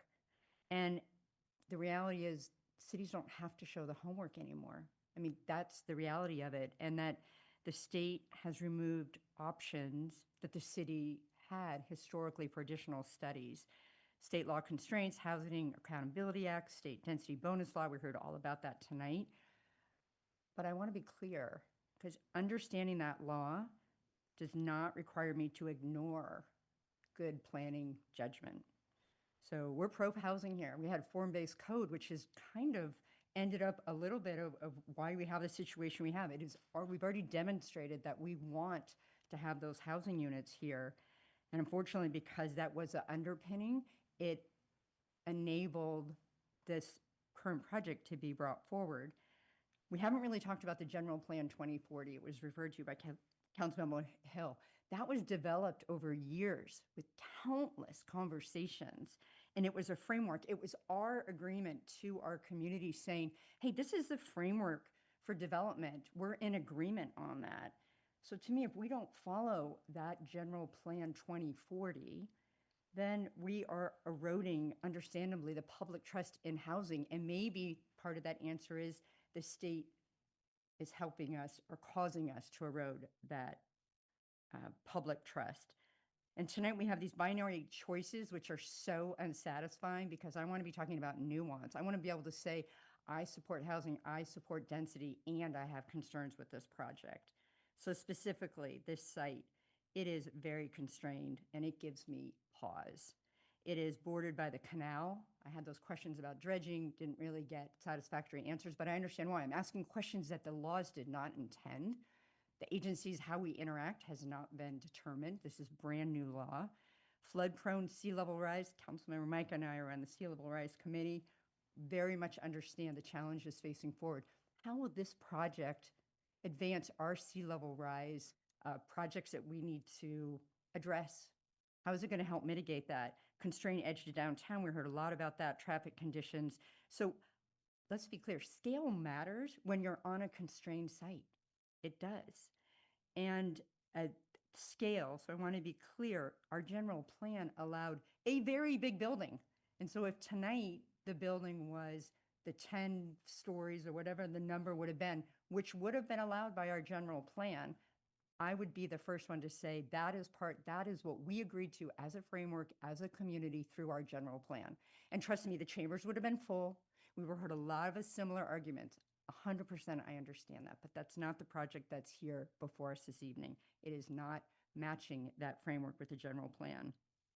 So after 2 years and 2 years, feels like 2 years, I mean, no, 2 decades in land use, I understand how it has changed, and I believe in thoughtful planning, but I have to honor the community framework. And this proposal exceeds what we've said the community we would have here, especially around floodplain, disaster response, traffic conditions. And I'll close by saying this type of crossroads, I think one of my council members, this important conversation we're having, we are at a crossroads being brought here because of state laws. And I appreciate the conversation that we've been having. And I think we're to the point that we have a vote on this item. So I will now, and actually, if you don't have a staff report, you won't know that it's actually not one item, it's 4 items. So there's a motion on each of the appeals, and then there's a motion on the project itself. So there'll actually be 4 actions, just so people are like, why are they still voting? That is why. So unless there's any other comments, I will open it up to the council for a motion on the first item. I'll raise a motion for the first one. Adopt resolution denying the appeal filed by Stephen Bryant of the Planning Commission's approval of an environmental and design review permit ED 25-031 to allow for development of a new mixed-use building with 200 residential units and commercial space located at 700 Irwin Street, APN 014-13218, and determination that the project is statutorily exempt from CEQA review pursuant to Public Resources Code Section 21080.66. Is there a second? Second? Moved and seconded. Roll call, please. Councilmember Bushy. Aye. Councilmember Hill. Aye. Vice Mayor Kurtz. Aye. Councilmember Eden Scalati. No. Mayor Kate. No, that motion passes 3-2. Next item. I Um, move, go ahead. I move that we adopt a resolution denying the appeal filed by Paul Caspar and Kent Dickinson of the Planning Commission's approval of an environmental design review permit ED 25-031 to allow for the development of a new mixed-use building with 200 residential units and commercial space located at 700 Irwin Street, APN 04132218, and determine that the project is statutorily exempt from the California Environmental Quality Act review pursuant to Public Resources Code Section 21080.66. Second. Moved and seconded. Roll call, please. Councilmember Bushy. Aye. Councilmember Hill. Aye. Vice Mayor Kurtz. Aye. Councilmember Rita Scolati. No. Mayor Kate. No, that motion carries 3-2. And I'll make the third motion. I move that we adopt a resolution denying the appeal filed by Les Leyland of the Planning Commission's approval of an environmental and design review permit, ED 25-031, to allow for development of a new mixed-use building with 200 residential units and commercial space located at 700 Irwin Street, APN 014-132-18, and determination that the project is statutorily exempt from secret review pursuant to Public Resources Code Section 21080.66. Second. Moved and seconded. Roll call, please. Councilmember Bushy. Aye. Councilmember Hill. Aye. Vice Mayor Kurtz. Aye. Councilmember Rita Scolati. Aye. Mayor Kate. Aye. That passes 5-0. Final motion. Resolution upholding the Planning Commission approval of and approving an environmental and design review permit ED 25-031, associated conditions of approval in a below market rate BMR housing agreement to allow for development of a new mixed-use building with 200 residential units and commercial space located at 700 Irwin Street, APN 014-132-18, and determination that the project is statutorily exempt from CEQA review pursuant to Public Resources Code Section 21080.66. Second.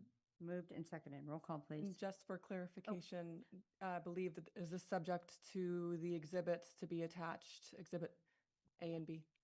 Yes. Subject to the comments that were made by the city attorney earlier this evening. Yes.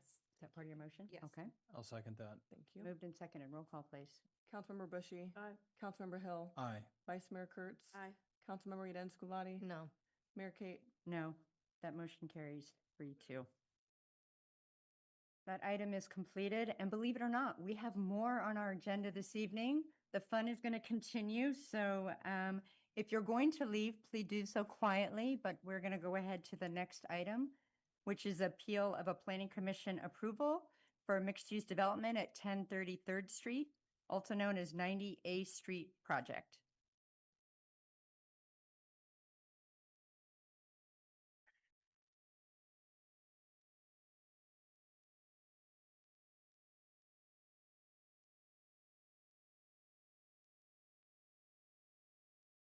We are ready for you. We are so good up here. We all had lots of caffeine this afternoon. You take all the time you need. We are here for you. I just call another Christina. So Hey, another Christina. We are happy to have you here. Director Hinkle, go ahead. Fellow, good evening, Mayor Kate and council members. Before you tonight is another appeal of a planning commission approval. This one's a little different from my perspective. This is the first time I ever had a property owner appeal a request of a developer. So, but it was really more about the conditions of approval. But I'd like to turn over to Principal Planner Christina Estadio to actually go over this particular appeal. Welcome. We hope you have like a 40 slides as part of this. Yeah.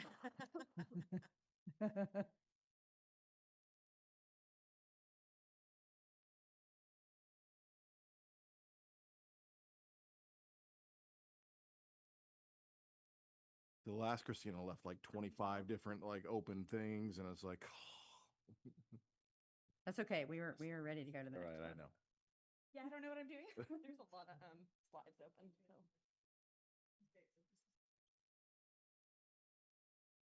Oh, there it is. Yep, I'm good. Thank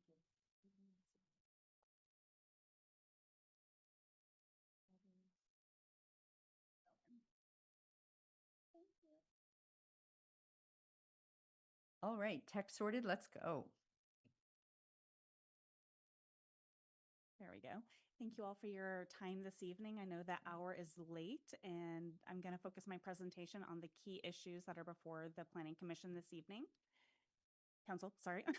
The appeal before the City Council this evening is the Planning Commission approval of another mixed-use project at 1033rd Street. And just for clarity, the current address is 1033rd Street. The applicant is proposing a new address of 900 A Street. So you'll hear both of those used a little bit interchangeably. The project was approved on November 18th, 2025, and a timely appeal was received from David Wheeler on behalf of the owners on November 25th, and a supplement to the appeal was submitted on January 8th. The project is similar downtown precise plan, includes demolition and construction and a mixed-use project. Here's some pictures of the site. Site plan. And the project reviewed by the Planning Commission was a major and environmental design review. The project is an 8-story mixed-use building with 131 units. This is also a density bonus project and a waiver for the bicycle parking spaces. I know that issue was touched on earlier as well. A few elevations to give you an idea of the proposed project. This is looking east on 3rd, north along A Street, 4th and A looking south, 3rd Street looking northwest. The project did go through the California Environmental Quality Act, and this is actually a key component of the conditions of approval that we'll be discussing later. CEQA requires that state and local agencies follow a process of analysis and public disclosure, and it's a mandatory part of our decision-making process. Specifically, this project went through and utilized a Class 32 exemption. This exemption requires the city to prepare a fairly substantial document that looks at 5 key questions. The Class 32 exemption asks if the project is consistent with all general plan policies, designations, zoning designation, and regulations. The project must be within the city limits on a project site no greater than 5 acres and must be substantially surrounded by urban uses. The site must have no value as habitat for endangered, rare, or threatened species. And the project must not result in significant traffic, noise, air quality, or water quality impacts and be adequately served by all required utilities. Staff utilized an outside consulting firm, M Group, to prepare a Class 32 exemption report that was attached to the Planning Commission staff report and is also attached to the City Council report this evening. The report also examined exceptions to the exemptions, and this is one of the ways planners and legislators like to make things complicated. So you cannot use a categorical exemption if you're in a sensitive location, if there are potential cumulative impacts. And the key for this site is really F, the historic resources, which also includes tribal, cultural, and tribal cultural resources. Here are the findings for design review that the Planning Commission made in order to approve the project. Our staff reports, similar to all of our projects for these large development projects, include many, many pages of conditions of approval. Staff collaborates with the building department, fire department, Department of Public Works to require code compliance. We have an extensive construction management plan. Pre-construction surveys were required by the CEQA document for bird and bat surveys and some requirements for tree removal and timing. There were also requirements for construction noise and vibration management and sort of our general standard code compliance for affordable housing, screening, water efficient landscape ordinance, lighting, and a requirement for the parking to be unbundled. Staff has collaborated pretty extensively with the applicant team. And just to be clear, we have that the applicant group was Monaghan Pacific and the appellant is the property owner. On November 5th, staff presented the draft conditions of approval to the applicant 13 days ahead of the hearing for review and comment. We received a number of requested corrections on November 11th, and 13 of the conditions of approval were identified as requesting changes. I believe there was a total of 120 in the initial conditions of approval. We met with the applicants 4 times between providing those conditions of approval and the hearing, and had numerous back and forth, worked with our city attorney team, and really tried to hear the concerns and come up with solutions where we could. On November 13th, we received a letter from the appellant expressing concerns over the same identified 13 conditions of approval. In response to those concerns, 3 of the conditions of approval were removed, and we did present modified conditions of approval at the hearing itself. So we were tweaking those conditions right up to the last minute. The basis of the appeal is that the property owner group objects to development impact fees, cultural archaeology, tribal cultural resources, biological resource protections, condition of approval for affordable housing, construction vehicle impact fees, and a condition of approval that was provided to us from the San Rafael Sanitation District. I'll go through each one by one, try to be as brief as possible. I know that the applicant and appellant will both speak as well. The first ground for appeal is the absence of a complete and legally required fee schedule for the project. The city does have a fee schedule that is posted on our website and has been since before the preliminary application was submitted. We do have a schedule of development impact fees that is available online.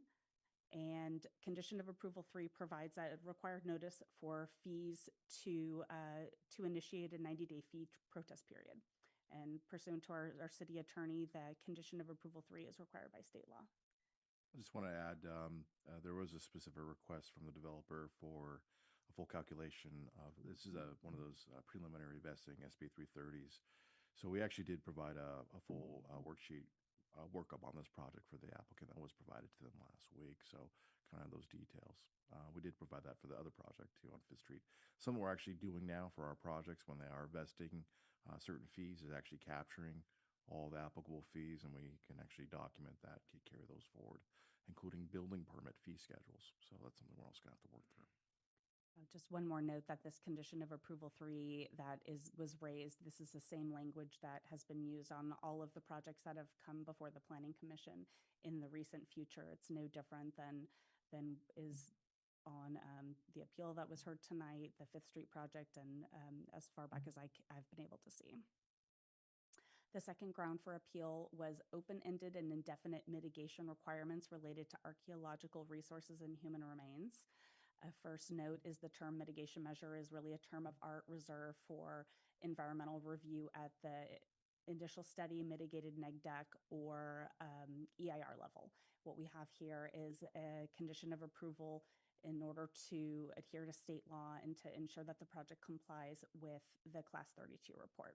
This is not really exactly our standard condition of approval, because we did work with our city attorney to modify that during those 4 meetings, but the essence of the condition of approval is similar to the previous entitlements that we've had in the downtown and does comply with state law.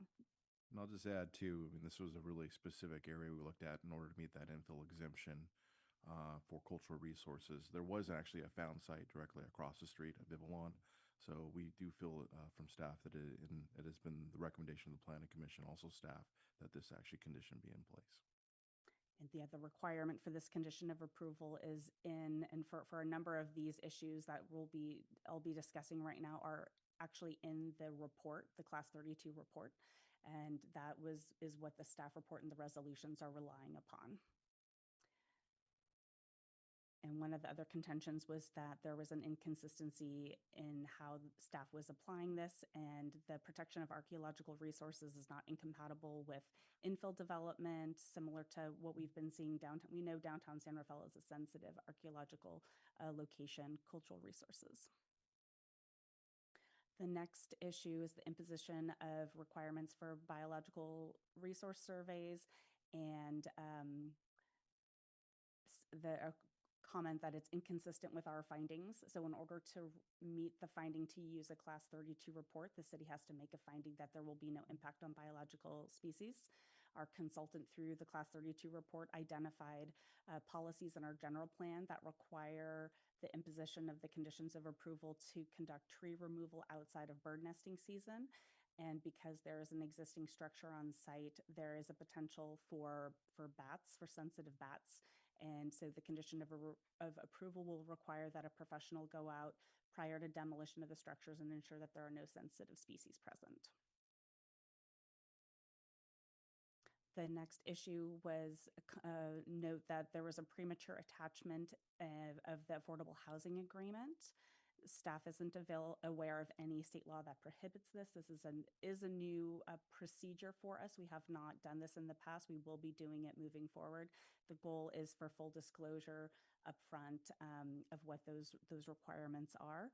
And the conditions of approval are required by state density bonus law to ensure that the affordable housing units are protected for 55 years and to ensure that the affordable covenants can be met.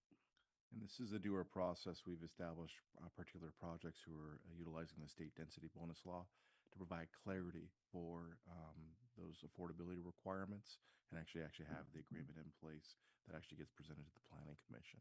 So that was done in this project, and that's what we're doing now for state density bonus projects. Prior, we basically deferred that as a condition of approval that it be returned. But then we wanted to actually provide clarity because there was been some inconsistencies about the affordability levels in some of the state density bonus law. So this one actually provides that upfront clarity and disclosure to the developer. If you're going to follow the state density bonus laws, here are the revisions you need to go through. So, and that was provided here. We use the same approach for 700 Irwin, 4040 Civic Center, and 1248 Fifth Street as well, and 25 Loch Lomond.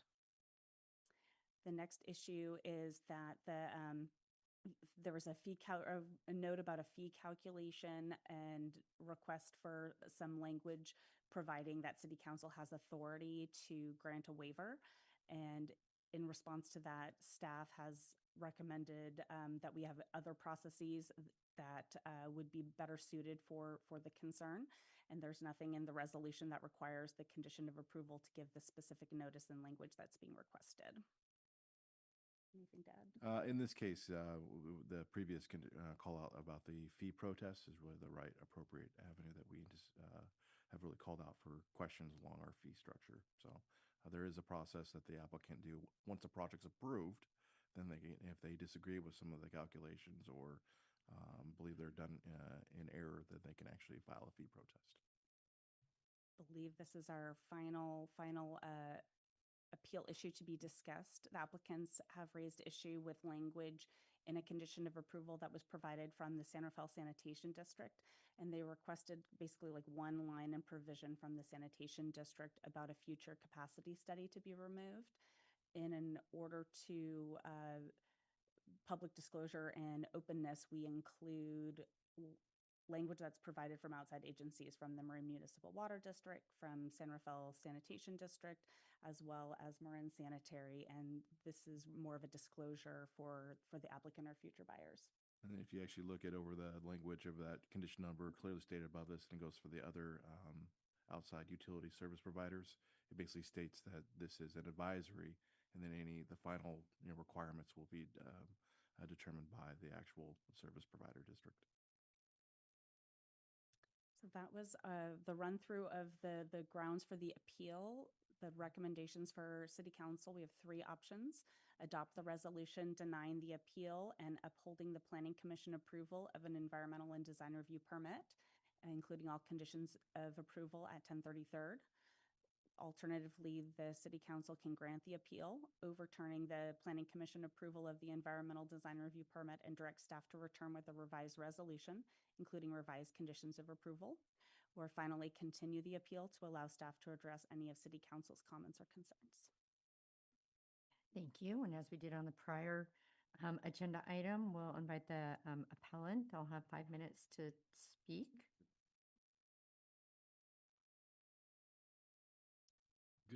Excuse me. Good evening, Mayor and members of council. My name is Brody Surface. I am counsel from Whitney Thompson and Jeff Coach. We're located out in Fresno, and I'm representing the owners today. I appear before you guys tonight on behalf of the owners. We are in support of the project, but we're here to address concerns regarding certain conditions of approval that you've already heard about. Mr. Monahan, who represents the developer, he'll speak to these conditions in more detail later. But before we turn to that, I wanted to express the owner's concern and disappointment regarding extensive delays in processing this project and getting to the point we're at today. This project has been engaged with the city for over 30 months. We are looking at about a 3.5-year delay until we got before you today. During that time, it took nearly 2 years for the city to correct its own error in designating the property as a historical resource. That issue alone significantly delayed progress through no fault of the owners. After the formal application was submitted in early February of 2025, the project experienced additional processing delays, and the final approval, as you heard earlier, wasn't granted until November of 2025. These delays have imposed substantial financial burden, uncertainty, and risk on the owners. Now, before I get into that in a little more detail, I want to explain the positive nature of the project that I'm sure you guys are aware of. We believe it's a good project for all stakeholders involved. For the owners, it allows productive use of long-held property, and it enables economic viability after years of delay. For the developer, it provides a feasible path to construct a compliant and responsible development. And importantly for the city, it delivers much-needed housing, including affordable units. It advances city housing goals and regional mandates, and it revitalizes underutilized property. The impact of these appealed conditions introduce substantial uncertainty and financial exposure to the owners. They create risks that are disproportionate to the project. They threaten the feasibility of the development, and they could prevent the project from moving forward at all. In practical terms, these conditions place the project in jeopardy after years of effort and coordination.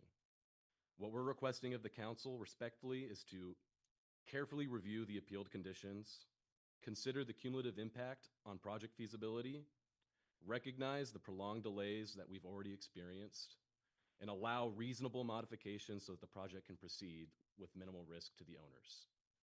Our goal is not to avoid responsibility, it's to ensure that the conditions are fair, predictable, and workable.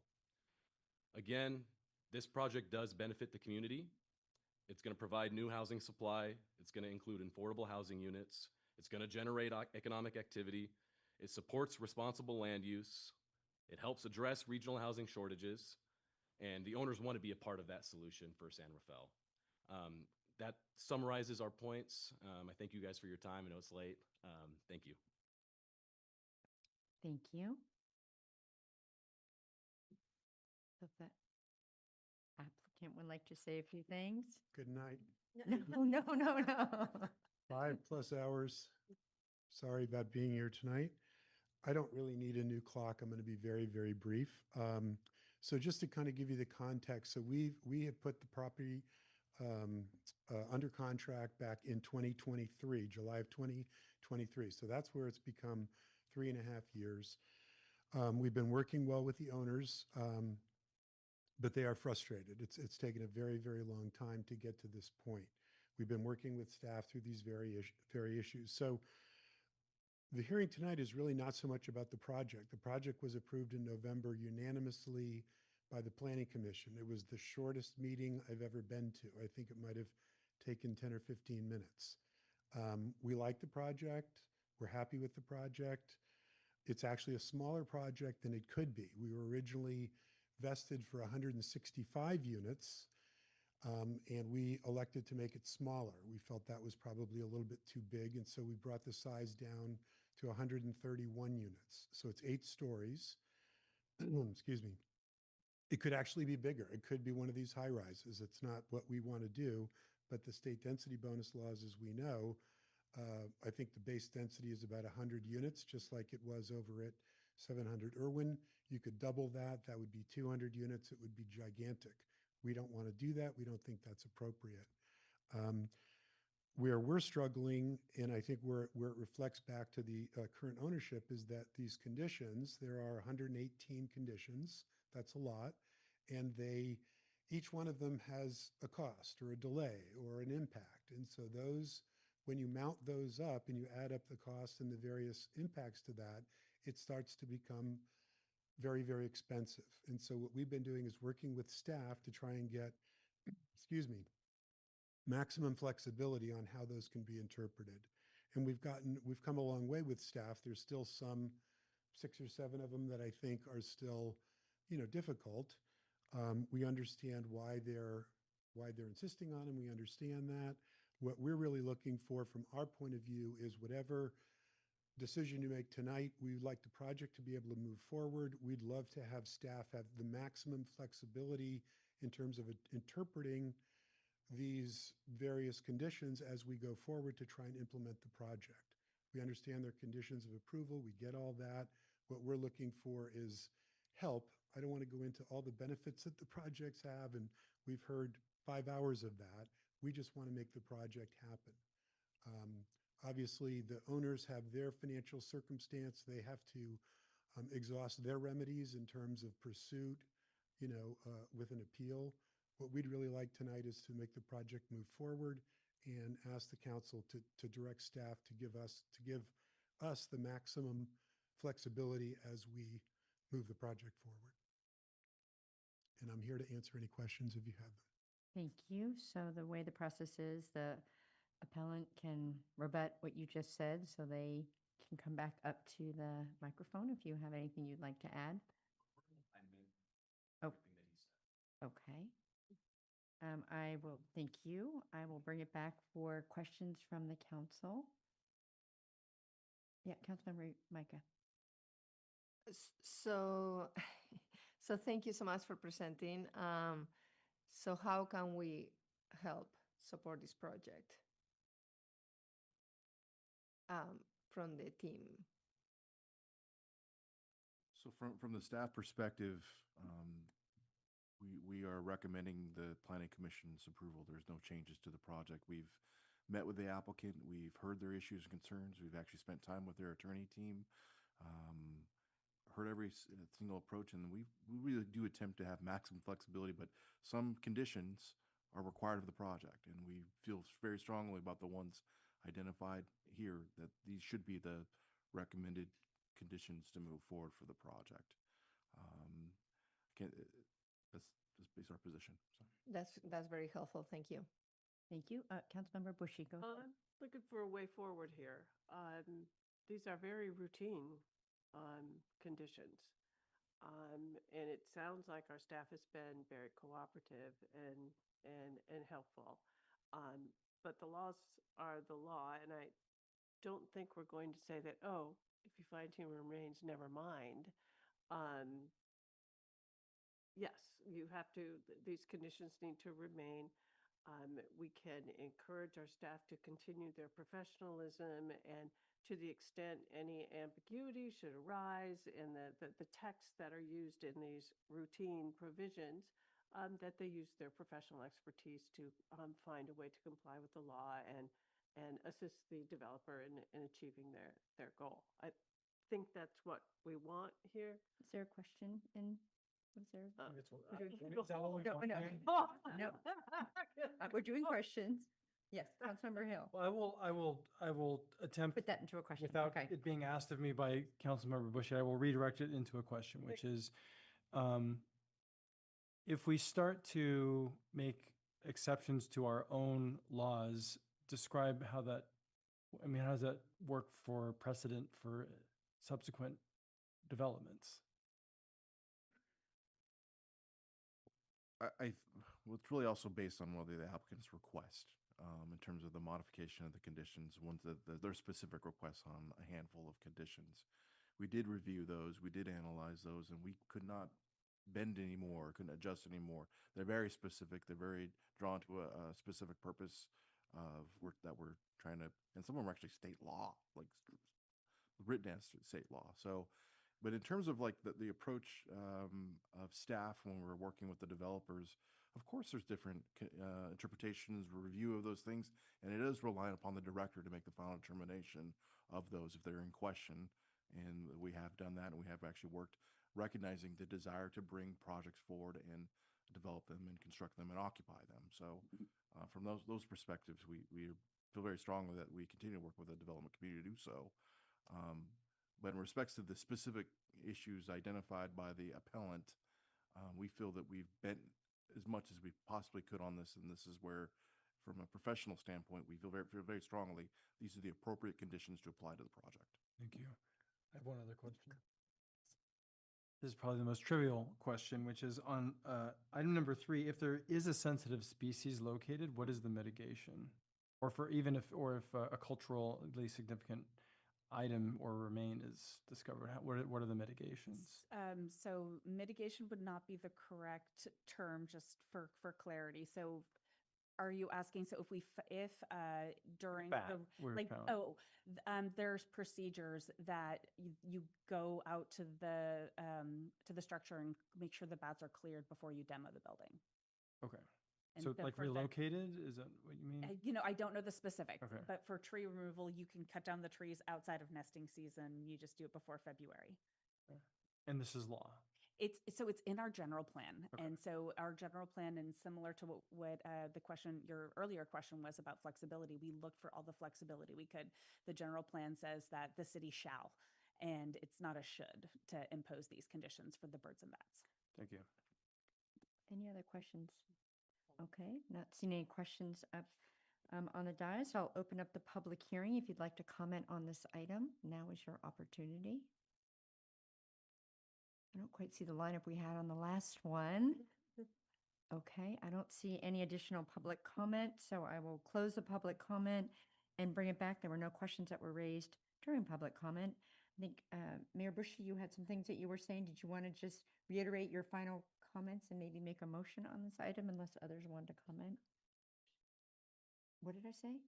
Did I say council? No, I said council member. Who knows what I said? Maybe I said Mayor Bushy. Who knows? Vice Mayor, Mayor thinking Vice Mayor. The Bushy part was right. Yes, you did. You did it. It was absolutely correct. In the context of encouraging our professional staff to be as continue their professional collaboration with the developer, consistent with the law. I move that we. What are we doing? We're denying the appeal. Did you want to make additional comments? I thought Councilmember Bushy was going to make the comments, but if you have additional comments, I was go gonna- ahead. I was jumping Councilmember to the Held, motion. go ahead, make comments, and then maybe make a motion. In the staff report, I did notice a fact pattern of multiple meetings to try to move toward what you could do. And I appreciate that flexibility. I do think what I can see is that a good faith negotiation took place. What is the final backstop that you can go to? So I appreciated that. I am also hearing from two parties here that there is an affordability and a feasibility matter at play. I would like to be able to say we can find a way, but I am hearing from staff that it's been pushed to as far as we can go on the negotiation. So I just want to appreciate the appellant's position and also Tom Monahan's organization as well. But you have additional, okay. Councilmember Micah, go ahead. Well, first of all, I wanted to say thank you to the developer because that project is perfect for that site. And it's so refreshing to see something like that. We definitely want housing. And I think is just, I know that as Councilmember Hill mentioned, that there is effort from the staff to work with you. So my encouragement to maybe trying to be a little bit more speedy and with a lot of flexibility within the law that we can have, and knowing that we cannot really make exceptions with something that is on the law. So, but thank you. Oh, I may as well chime in. So thank you for the update. Thank you both for being here. Thank you for clearly you've had many conversations. So I appreciate that. I think it does bring up the example to Councilmember Micah's comments of a case study of lots of back and forth, lots of delays along the way. And if there's a way that we can use this as an example and as a case study to ensure that we can move projects forward faster, knowing that we have to stay obviously within the law, we need to do all the requirements, everything else, but anything we can do to ensure that we are able to keep things on track, I think is really important. And to me, when I look through this one and the number of meetings and dates and the extension of it, I get concerned that there's lessons learned here. So I think that we hopefully will be on a better track going forward. Thank you. I have no additional comments, so I entertain a motion on this item, please. I'll make a motion to adopt the resolution denying the appeal of and upholding the Planning Commission approval of an environmental and design review permit Plan 25-013 and ED 25-027 for demolition of an existing commercial building, construction of a new mixed-use building containing 4,000 square feet of commercial space and 131 residential units located at 1030 3rd Street, APN 011-263-21, and determining the project is categorically exempt pursuant to Section 15332 infill development of the California Environmental Quality Act, CEQA guidelines. Second? Moved and seconded. Roll call, please. Councilmember Bushy. Aye. Councilmember Hill. Aye. Vice Mayor Kurtz. Aye. Councilmember Yadens Gulati. Aye. Mayor Kate. Aye, that motion carries 5-0. As promised at the beginning of the meeting, we have, thank you, Christina. Thank you so much. We have open time for public expression continued. If you'd like to approach the council on anything not on tonight's agenda, now is your opportunity. Not seen anyone. We did remove, we apologize. I apologize. Go ahead. No worries. Go ahead, Mr. Bryan. Mayor, council members, thank you. I know it's late, so I'll be very, very brief. I live in East San Rafael, and one of the things I'm very interested in is Hold on. Please, we have public comment going on. Please be quiet. Sorry, sir. one of the things I'm very interested in is safety and sidewalks. We've had an incident in East San Rafael recently where a young woman unfortunately lost her life in a crosswalk. And I think that there may be opportunities to have more of those flashy light crosswalks placed at various places between basically from where the last lights are, which is maybe a quarter of a mile from the school, all the way down through as you start to approach Peacock Gap, at least where the major ones are. So not like a new huge light thing, but enough so that drivers will see pedestrians and can, with a light. Right now, we use a flag system. People have bought little flags and they walk around holding the flags, hoping people will see them. I think that will work. Personally, I was almost hit by a car, not walking my dog, or my dog probably would have been hit. The car brushed against my jacket. So, and I had the light, the car turned into me in front of me. So I would really hope that if it's part of your remit to look at what we can do to improve crosswalk safety, and if it's not part of your remit, if you could point me in the right direction of who I might work with, I would appreciate it. Thank you. Thank you. Any additional comments? I started to look down. I almost missed. Okay. I don't see any additional public comment. So thank you. I'll close the public comment. We have the acting city manager and council member reports, which we all have really long report outs, I'm sure, but I'll turn to the acting city manager.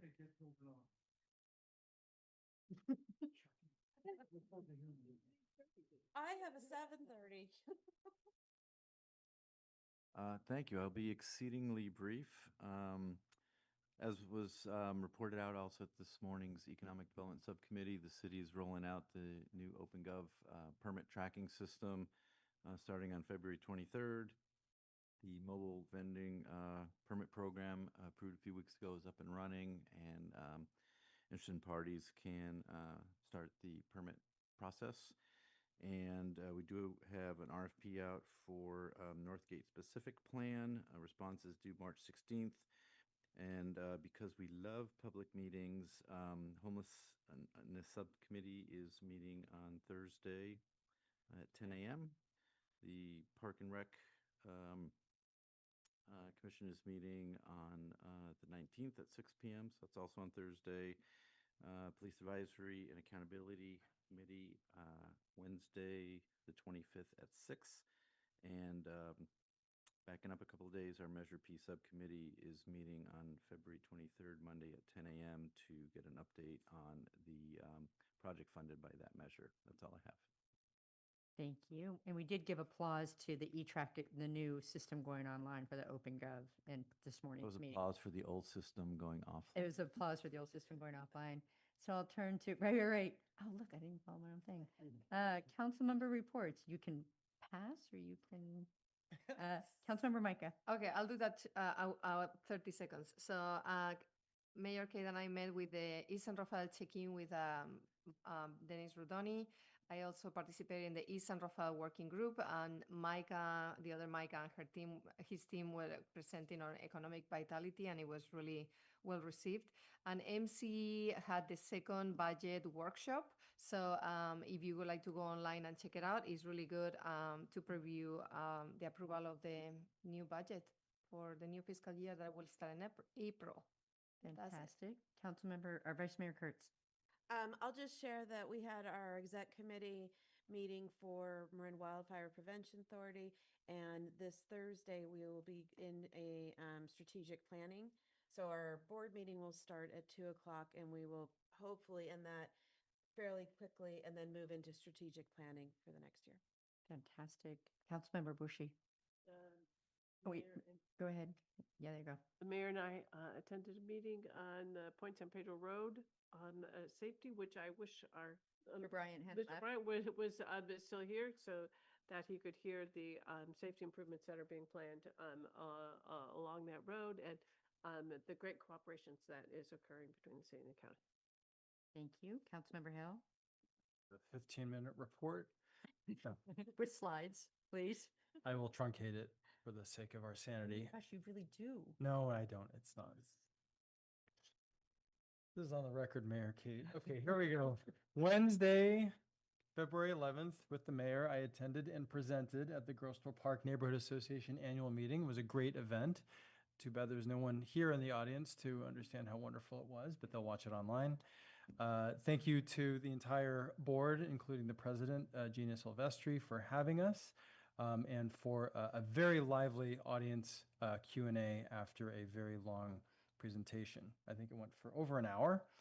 On Saturday, 2/14, which was Valentine's Day, I attended the grand opening of the grand opening of the Double Rainbow at Audustry Studios, which serves as a vocational training site for youth with autism and related challenges. The event was also marked the 3-year anniversary of the Audustry Makers Market. It was a great celebration of the community. We all sang Somewhere Over the Rainbow together. It was really wonderful. I had my son and daughter on hand. They loved it, and they all got ice cream. And then today, Tuesday, February 17th, with the mayor, attended the Economic Development and Housing Subcommittee meeting. We went over the progress on our economic development strategic plan, the opportunity designation process, which I will say is, for this council, is an emerging priority. So we will be contemplating what will become less of a priority because that will take some things place. An update on the below market rate housing program and the launch of the OpenGov permitting platform. And I think the biggest thing that I really wanted to tell everybody here is that the Gateway Beautification Project is going live in the April timeframe. So the renderings are going to be online. I think that should be the whole headline for the IJ tomorrow. Is not what happened earlier, but that it's going to be beautiful and it's going to be online and people should go see it. That's my report. Not yet. Thank you. And I'll just add, I participated in the Engine 51 push-in, which is a classic traditional, literally pushing the engine in. I thought that they weren't going to help us with the motor, but they actually did. So that was fantastic. So as always, thank you for what you do.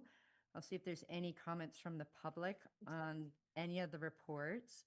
I don't see any. And I am going to take a moment to adjourn in the honor, and I mentioned this at the very beginning, and I know it's late, but I think it's important that we recognize the folks that have served the city.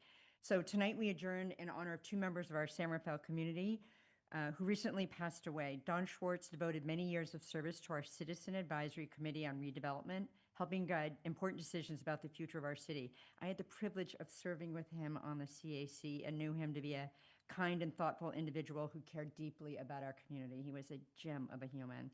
Beyond that, he was also a legendary swim coach and mentor whose influence shaped generations of athletes and families throughout the region. In addition, tonight, we honor Ewan McKechnie. He served on our ADA Access Advisory Committee. He offering his time and perspective to help make San Rafael more accessible and inclusive. From wartime London to Scotland to decorated military service in Vietnam, and ultimately to a life of craftsmanship and community involvement here in San Rafael, Ewan's journey reflected courage, curiosity, and a generous spirit that he ultimately chose to share with our city. Both men lived full, impactful lives and chose to give their time and energy to San Rafael. We are grateful for their service and extend our heartfelt condolences to their families. This meeting is now adjourned in honor of Don Schwartz and Ewan McKechnie. Good night.